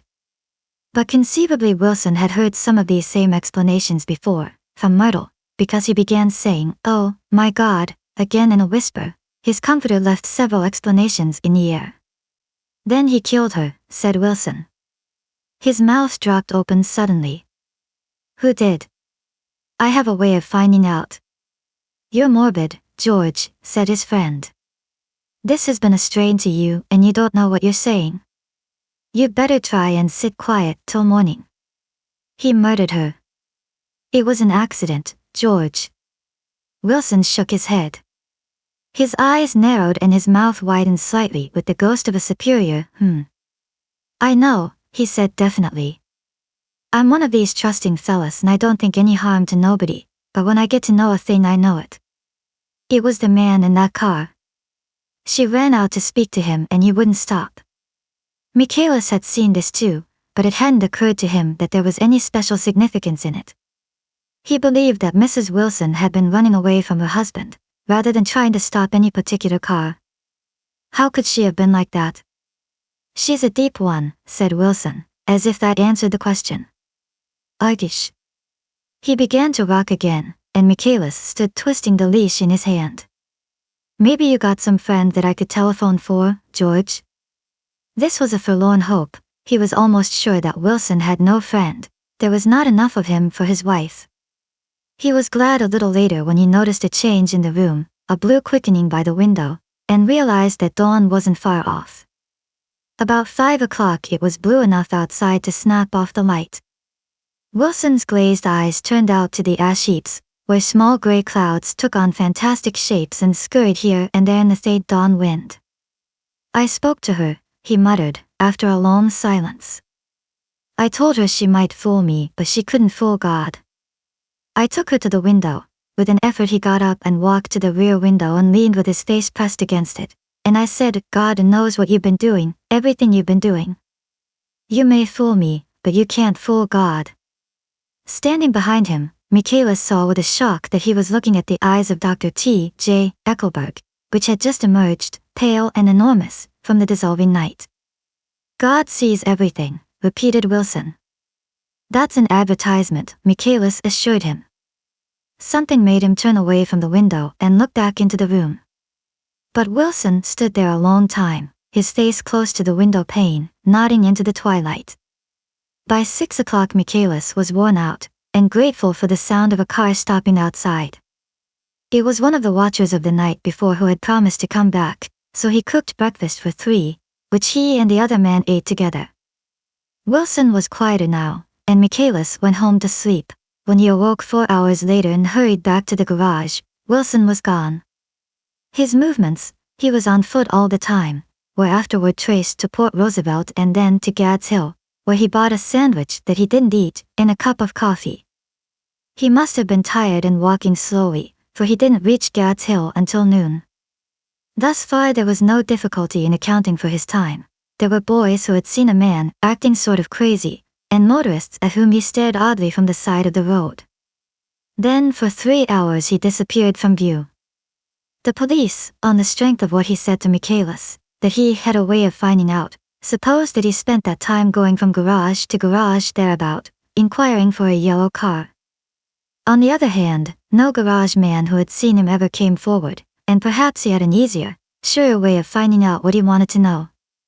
By 2:30 he was in West Egg, where he asked someone the way to Gatsby's house. So by that time he knew Gatsby's name. At 2 o'clock Gatsby put on his bathing suit and left word with the butler that if anyone phoned word was to be brought to him at the pool. He stopped at the garage for a pneumatic mattress that had amused his guests during the summer, and the chauffeur helped him to pump it up. Then he gave instructions that the open car wasn't to be taken out under any circumstances, and this was strange, because the front right fender needed repair. Gatsby shouldered the mattress and started for the pool.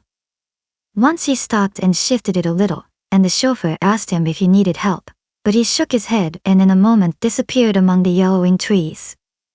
No telephone message arrived, but the butler went without his sleep and waited for it until 4 o'clock, until long after there was anyone to give it to if it came. I have an idea that Gatsby himself didn't believe it would come, and perhaps he no longer cared. If that was true, he must have felt that he had lost the old warm world, paid a high price for living too long with a single dream.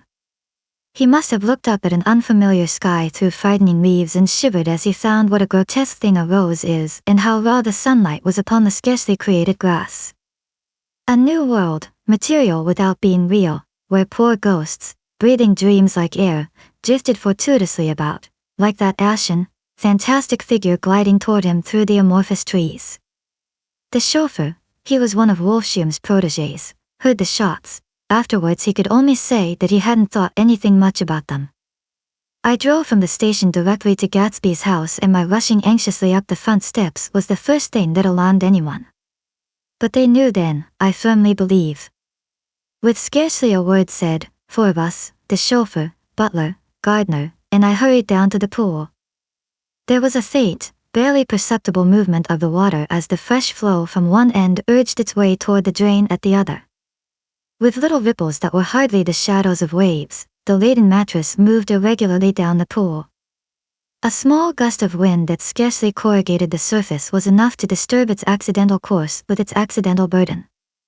The touch of a cluster of leaves revolved it slowly, tracing, like the leg of transit, a thin red circle in the water. It was after we started with Gatsby toward the house that the gardener saw Wilson's body a little way off in the grass, and the Holocaust was complete. 9. After 2 years I remember the rest of that day, and that night and the next day, only as an endless drill of police and photographers and newspaper men in and out of Gatsby's front door. A rope stretched across the main gate and a policeman by it kept out the curious, but little boys soon discovered that they could enter through my yard, and there were always a few of them clustered open-mouthed about the pool. Someone with a positive manner, perhaps a detective, used the expression madman as he bent over Wilson's body that afternoon, and the adventitious authority of his voice set the key for the newspaper reports next morning.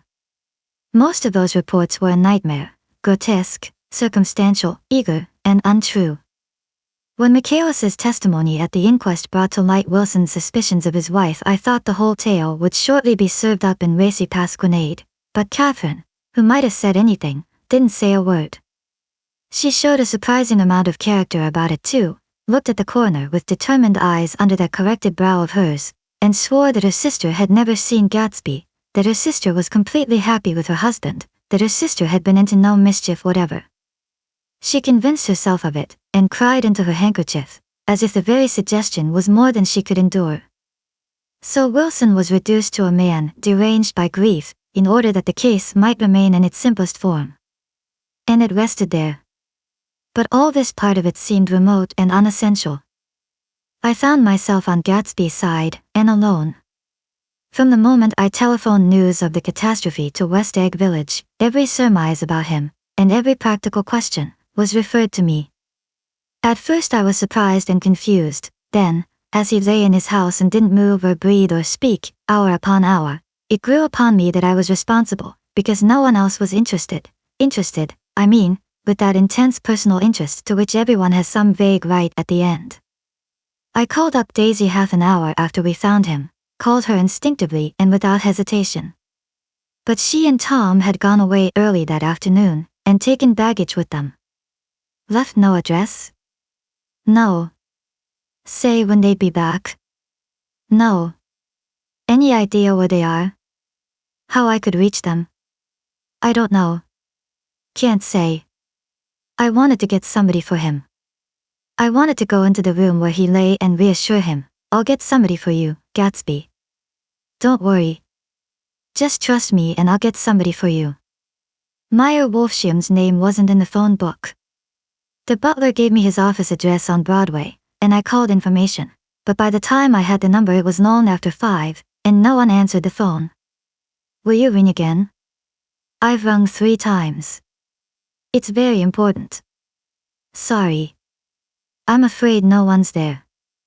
I went back to the drawing room and thought for an instant that they were chance visitors, all these official people who suddenly filled it. But, though they drew back the sheet and looked at Gatsby with shocked eyes, his protest continued in my brain. Look here, old sport, you've got to get somebody for me. You've got to try hard. I can't go through this alone. Someone started to ask me questions, but I broke away and going upstairs looked hastily through the unlocked parts of his desk. He'd never told me definitely that his parents were dead. But there was nothing, only the picture of Dan Cody, a token of forgotten violence, staring down from the wall. Next morning I sent the butler to New York with a letter to Wolfschium, which asked for information and urged him to come out on the next train. That request seemed superfluous when I wrote it. I was sure he'd start when he saw the newspapers, just as I was sure there'd be a wire from Daisy before noon, but neither a wire nor Mr. Wolfschium arrived. No one arrived except more police and photographers and newspaper men. When the butler brought back Wolfschium's answer I began to have a feeling of defiance, of scornful solidarity between Gatsby and me against them all. Dear Mr. Carraway, this has been one of the most terrible shocks of my life to me. I hardly can believe it that it is true at all. Such a mad act as that man did should make us all think. I cannot come down now as I am tied up in some very important business and cannot get mixed up in this thing now. If there is anything I can do a little later let me know in a letter by Edgar.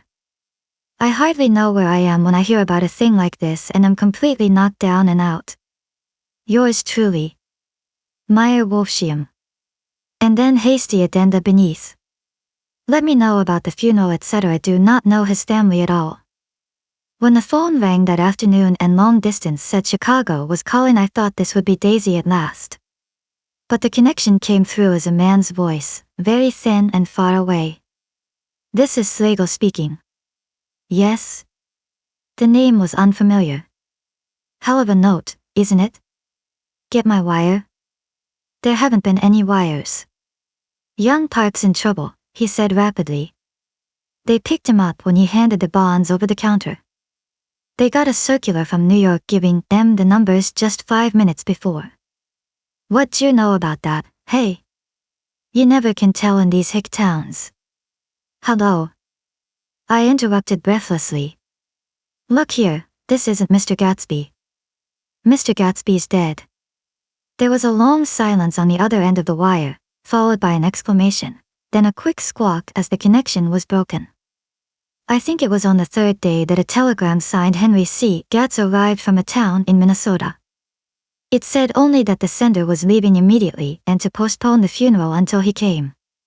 It was Gatsby's father, a solemn old man, very helpless and dismayed, bundled up in a long cheap ulster against the warm September day. His eyes leaked continuously with excitement, and when I took the bag and umbrella from his hands he began to pull so incessantly at his sparse gray beard that I had difficulty in getting off his coat.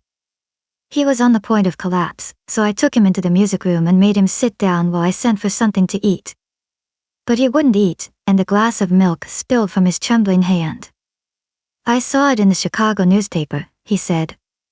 "It was all in the Chicago newspaper. I started right away. I didn't know how to reach you." His eyes, seeing nothing, moved ceaselessly about the room. "It was a madman," he said. "He must have been mad. Wouldn't you like some coffee?" I urged him. "I don't want anything. I'm all right now, Mr. Carraway." "Well, I'm all right now. Where have they got Jimmy?" I took him into the drawing room, where his son lay, and left him there. Some little boys had come up on the steps and were looking into the hall. When I told them who had arrived, they went reluctantly away. After a little while Mr. Gatz opened the door and came out, his mouth ajar, his face flushed slightly, his eyes leaking isolated and unpunctual tears. He had reached an age where death no longer has the quality of ghastly surprise, and when he looked around him now for the first time and saw the height and splendor of the hall and the great rooms opening out from it into other rooms, his grief began to be mixed with an odd pride. I helped him to a bedroom upstairs. While he took off his coat and vest I told him that all arrangements had been deferred until he came. "I didn't know what you'd want, Mr. Gatsby. Gatz is my name. Mr. Gatz. I thought you might want to take the body west." He shook his head. "Jimmy always liked it better down east." He rose up to his position in the east. "Were you a friend of my boys, mister?" "We were close friends. He had a big future before him, you know. He was only a young man, but he had a lot of brain power here." He touched his head impressively, and I nodded. "If he'd have lived, he'd have been a great man. A man like James J. Hill. He'd have helped build up the country." "That's true," I said, uncomfortably. He fumbled at the embroidered coverlet, trying to take it from the bed, and lay down stiffly, was instantly asleep. That night an obviously frightened person called up, and demanded to know who I was before he would give his name. "This is Mr. Carraway," I said. "Oh." He sounded relieved. "This is Klutzbringer." I was relieved too, for that seemed to promise another friend at Gatsby's grave. I didn't want it to be in the papers and draw a sightseeing crowd, so I'd been calling up a few people myself. They were hard to find. "The funeral's tomorrow," I said. 3 o'clock, here at the house. I wish you'd tell anybody who'd be interested." "Oh, I will," he broke out hastily. "Of course I'm not likely to see anybody, but if I do." His tone made me suspicious. "Of course you'll be there yourself." "Well, I'll certainly try. What I called up about is—" "Wait a minute," I interrupted. "How about saying you'll come?" "Well, the fact is, the truth of the matter is that I'm staying with some people up here in Greenwich, and they rather expect me to be with them tomorrow. In fact, there's a sort of picnic or something. Of course I'll do my best to get away." I ejaculated an unrestrained, "Ha," and he must have heard me, for he went on nervously. "What I called up about was a pair of shoes I left there. I wonder if it'd be too much trouble to have the butler send them on. You see, they're tennis shoes, and I'm sort of helpless without them. My address is care of B. F. I didn't hear the rest of the name, because I hung up the receiver.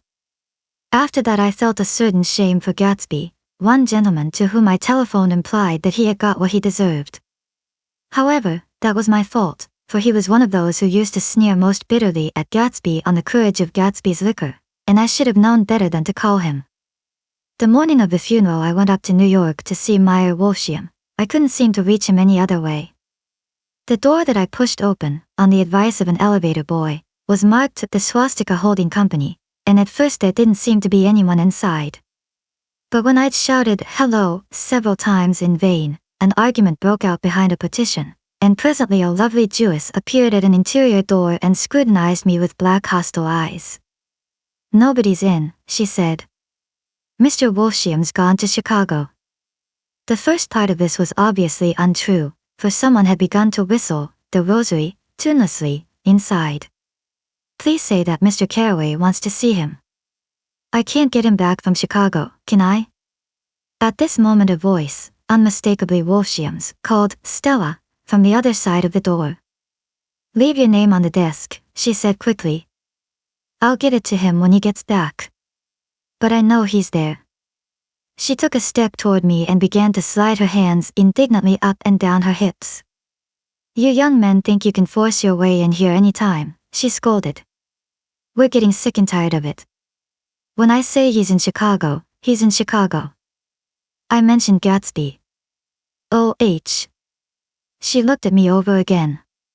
"Will you what was your name?" She vanished. In a moment Meyer Wolshiam stood solemnly in the doorway, holding out both hands. He drew me into his office, remarking in a reverent voice that it was a sad time for all of us, and offered me a cigar. "My memory goes back to when first I met him," he said. "A young major just out of the army and covered over with medals he got in the war. He was so hard up he had to keep on wearing his uniform because he couldn't buy some regular clothes. First time I saw him was when he came into Weinbrenner's pool room at 43rd Street and asked for a job. He hadn't eaten anything for a couple of days. 'Come on, have some lunch with me,' I said. He ate more than $4 worth of food in half an hour." "Did you start him in business?" I inquired. "Start him. I made him." "Oh." I raised him up out of nothing, right out of the gutter. I saw right away he was a fine-appearing, gentlemanly young man, and when he told me he was at Oxford I knew I could use him good. I got him to join the American Legion and he used to stand high there. Right off he did some work for a client of mine up to Albany. We were so thick like that in everything, he held up two bulbous fingers, always together. I wondered if this partnership had included the World Series transaction in 1919. "Now he's dead," I said after a moment. "You were his closest friend, so I know you'll want to come to his funeral this afternoon." "I'd like to come." "Well, come then." The hair in his nostrils quivered slightly, and as he shook his head his eyes filled with tears. "I can't do it, I can't get mixed up in it," he said. "There's nothing to get mixed up in. It's all over now. When a man gets killed I never like to get mixed up in it in any way. I keep out. When I was a young man it was different. If a friend of mine died, no matter how, I stuck with them to the end. You may think that's sentimental, but I mean it, to the bitter end. I saw that for some reason of his own he was determined not to come, so I stood up. "Are you a college man?" he inquired suddenly. For a moment I thought he was going to suggest a connection, but he only nodded and shook my hand. "Let us learn to show our friendship for a man when he is alive and not after he is dead," he suggested. After that my own rule is to let everything alone. When I left his office the sky had turned dark and I got back to West Egg in a drizzle. After changing my clothes I went next door and found Mr. Gatz walking up and down excitedly in the hall. His pride in his son and in his son's possessions was continually increasing and now he had something to show me. "Jimmy sent me this picture." He took out his wallet with trembling fingers. "Look there." It was a photograph of the house, cracked in the corners and dirty with many hands. He pointed out every detail to me eagerly. "Look there," and then sought admiration from my eyes. He had shown it so often that I think it was more real to him now than the house itself. "Jimmy sent it to me. I think it's a very pretty picture. It shows up well." "Very well." "Had you seen him lately?" "He come out to see me 2 years ago and bought me the house I live in now. Of course we was broke up when he run off from home, but I see now there was a reason for it. He knew he had a big future in front of him. And ever since he made a success, he was very generous with me. He seemed reluctant to put away the picture, held it for another minute, lingeringly, before my eyes. Then he returned the wallet and pulled from his pocket a ragged old copy of a book called Hopalong Cassidy. Look here, this is a book he had when he was a boy. It just shows you. He opened it at the back cover and turned it around for me to see. On the last flyleaf was printed the word schedule, and the date September 12, 1906. And underneath, rise from bed 6 o'clock a.m. Dumbbell exercise and wall scaling 6:15, 6:30. Study electricity, etc. 7:15, 8:15. Work 8:30, 4:30 p.m. Baseball and sports 4:30, 5 o'clock. Practice elocution, poise and how to attain at 5 o'clock, 6 o'clock. Study needed inventions 7 o'clock, 9 o'clock. General resolves. No wasting time at shafters or, a name, indecipherable. No more smoking or chewing. Bath every other day. Read one improving book or magazine per week. Save $5, crossed out, $3 per week. Be better to parents. I came across this book by accident, said the old man. It just shows you, don't it? It just shows you. Jimmy was bound to get ahead. He always had some resolves like this or something. Do you notice what he's got about improving his mind? He was always great for that.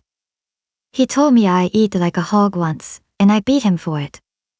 He was reluctant to close the book, reading each item aloud and then looking eagerly at me. I think he rather expected me to copy down the list for my own use. A little before 3 the Lutheran minister arrived from Flushing, and I began to look involuntarily out the windows for other cars. So did Gatsby's father. And as the time passed and the servants came in and stood waiting in the hall, his eyes began to blink anxiously, and he spoke of the rain in a worried, uncertain way.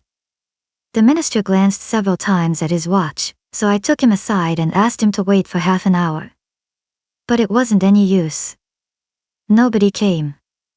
About 5 o'clock our procession of 3 cars reached the cemetery and stopped in a thick drizzle beside the gate, first a motor hearse, horribly black and wet, then Mr. Gats and the minister, me in the limousine, and a little later 4 or 5 servants and the postman from West Egg, in Gatsby's station wagon, all wet to the skin. As we started through the gate into the cemetery I heard a car stop and then the sound of someone splashing after us over the soggy ground. I looked around. It was the man with owl-eyed glasses whom I had found marveling over Gatsby's books in the library one night 3 months before. I'd never seen him since then. I don't know how he knew about the funeral, or even his name. The rain poured down his thick glasses, and he took them off and wiped them to see the protecting canvas unrolled from Gatsby's grave. I tried to think about Gatsby then for a moment, but he was already too far away, and I could only remember, without resentment, that Daisy hadn't sent a message or a flower. Dimly I heard someone murmur, "Blessed are the dead that the rain falls on," and then the owl-eyed man said, "Amen to that," in a brave voice. We straggled down quickly through the rain to the cars. Owl Eyes spoke to me by the gate. "I couldn't get to the house," he remarked. "Neither could anybody else." "Go on." He started. "Why, my God. They used to go there by the hundreds." He took off his glasses and wiped them again, outside and in. "The poor son of a bitch," he said. "One of my most vivid memories is of coming back west from prep school and later from college at Christmas time. Those who went farther than Chicago would gather in the old dim Union Station at 6 o'clock of a December evening, with a few Chicago friends, already caught up into their own holiday gaieties, to bid them a hasty goodbye. I remember the fur coats of the girls returning from Miss This or That's and the chatter of frozen breath and the hands waving overhead as we caught sight of old acquaintances, and the matchings of invitations. "Are you going to the Ordways? The Herseys? The Chaucers?" and the long green tickets clasped tight in our gloved hands. And last the murky yellow cars of the Chicago, Milwaukee and St. Paul Railroad looking cheerful as Christmas itself on the tracks beside the gate. When we pulled out into the winter night and the real snow, our snow, began to stretch out beside us and twinkle against the windows, and the dim lights of small Wisconsin stations moved by. A sharp wild breeze came suddenly into the air. We drew in deep breaths of it as we walked back from dinner through the cold vestibules, unutterably aware of our identity with this country for one strange hour, before we melted indistinguishably into it again.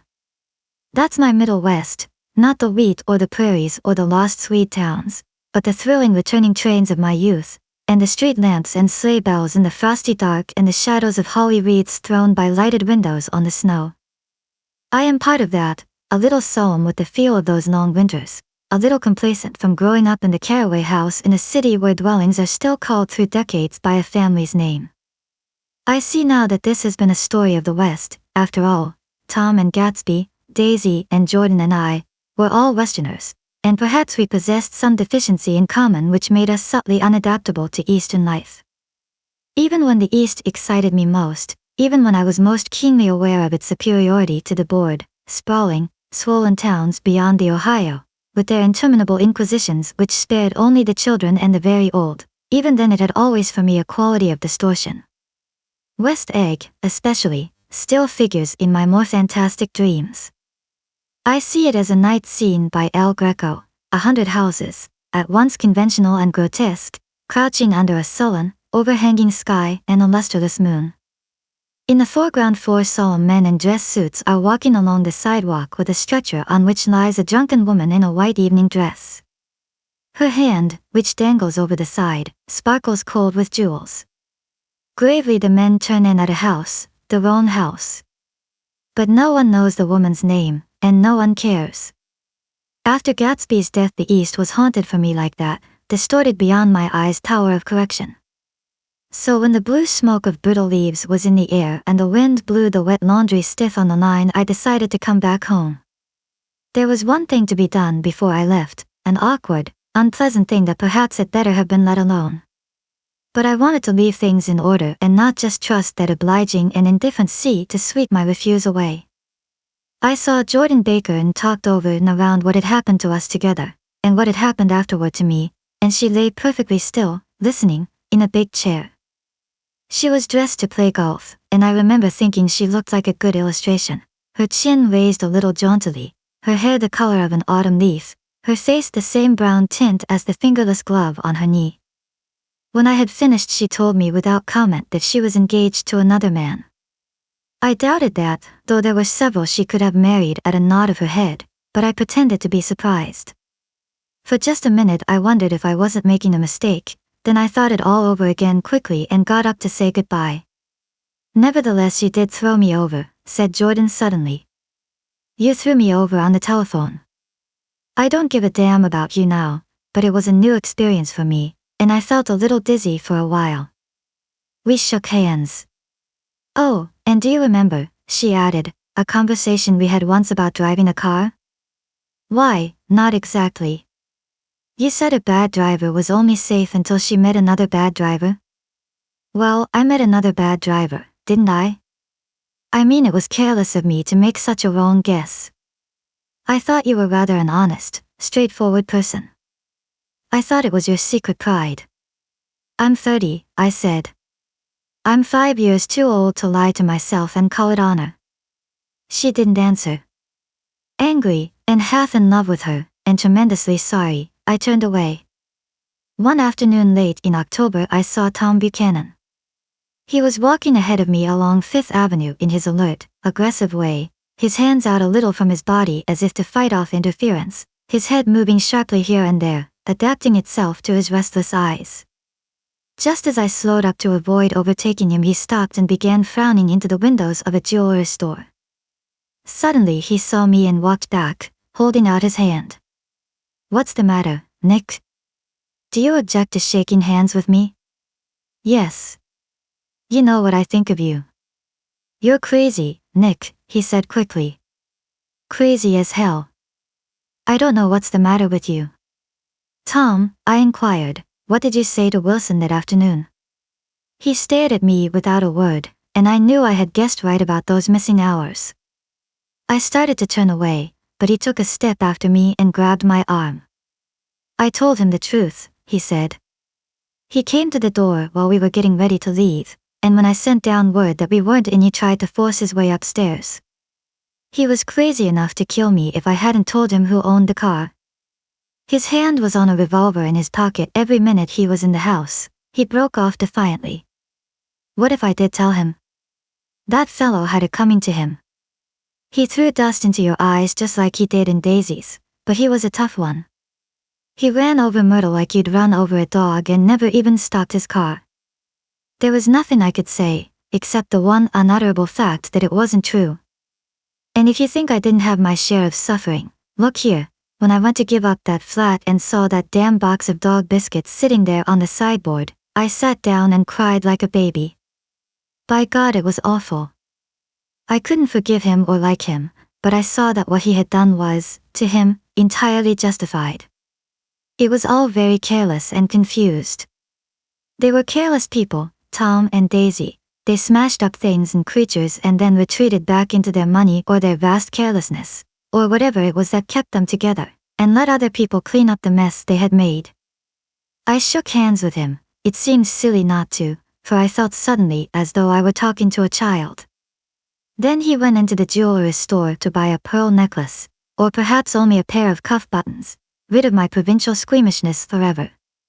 Gatsby's house was still empty when I left. The grass on his lawn had grown as long as mine.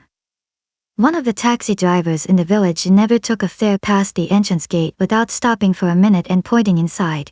Perhaps it was he who drove Daisy and Gatsby over to East Egg the night of the accident, and perhaps he had made a story about it all his own. I didn't want to hear it and I avoided him when I got off the train. I spent my Saturday nights in New York because those gleaming, dazzling parties of his were with me so vividly that I could still hear the music and the laughter, faint and incessant, from his garden, and the cars going up and down his drive. One night I did hear a material car there, and saw its light stop at his front steps. But I didn't investigate. Probably it was some final guest who had been away at the ends of the earth and didn't know that the party was over.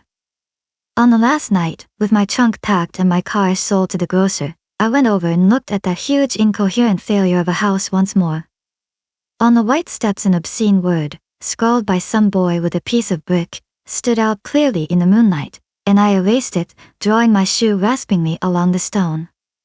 Then I wandered down to the beach and sprawled out on the sand. Most of the big shore places were closed now and there were hardly any lights except the shadowy, moving glow of a ferryboat across the sound. And as the moon rose higher, the inessential houses began to melt away until gradually I became aware of the old island here that flowered once for Dutch sailors' eyes, a fresh, green breast of the New World. Its vanished trees, the trees that had made way for Gatsby's house, had once pandered in whispers to the last and greatest of all human dreams. For a transitory enchanted moment man must have held his breath in the presence of this continent, compelled into an aesthetic contemplation he neither understood nor desired, face to face for the last time in history with something commensurate to his capacity for wonder. And as I sat there brooding on the old, unknown world, I thought of Gatsby's wonder when he first picked out the green light at the end of Daisy's dock. He had come a long way to this blue lawn, and his dream must have seemed so close that he could hardly fail to grasp it. He did not know that it was already behind him, somewhere back in that vast obscurity beyond the city, where the dark fields of the Republic rolled on under the night. Gatsby believed in the green light, the orgastic future that year by year recedes before us. It eluded us then, but that's no matter. Tomorrow we will run faster, stretch out our arms further. And one fine morning. So we beat on, boats against the current, borne back ceaselessly into the past.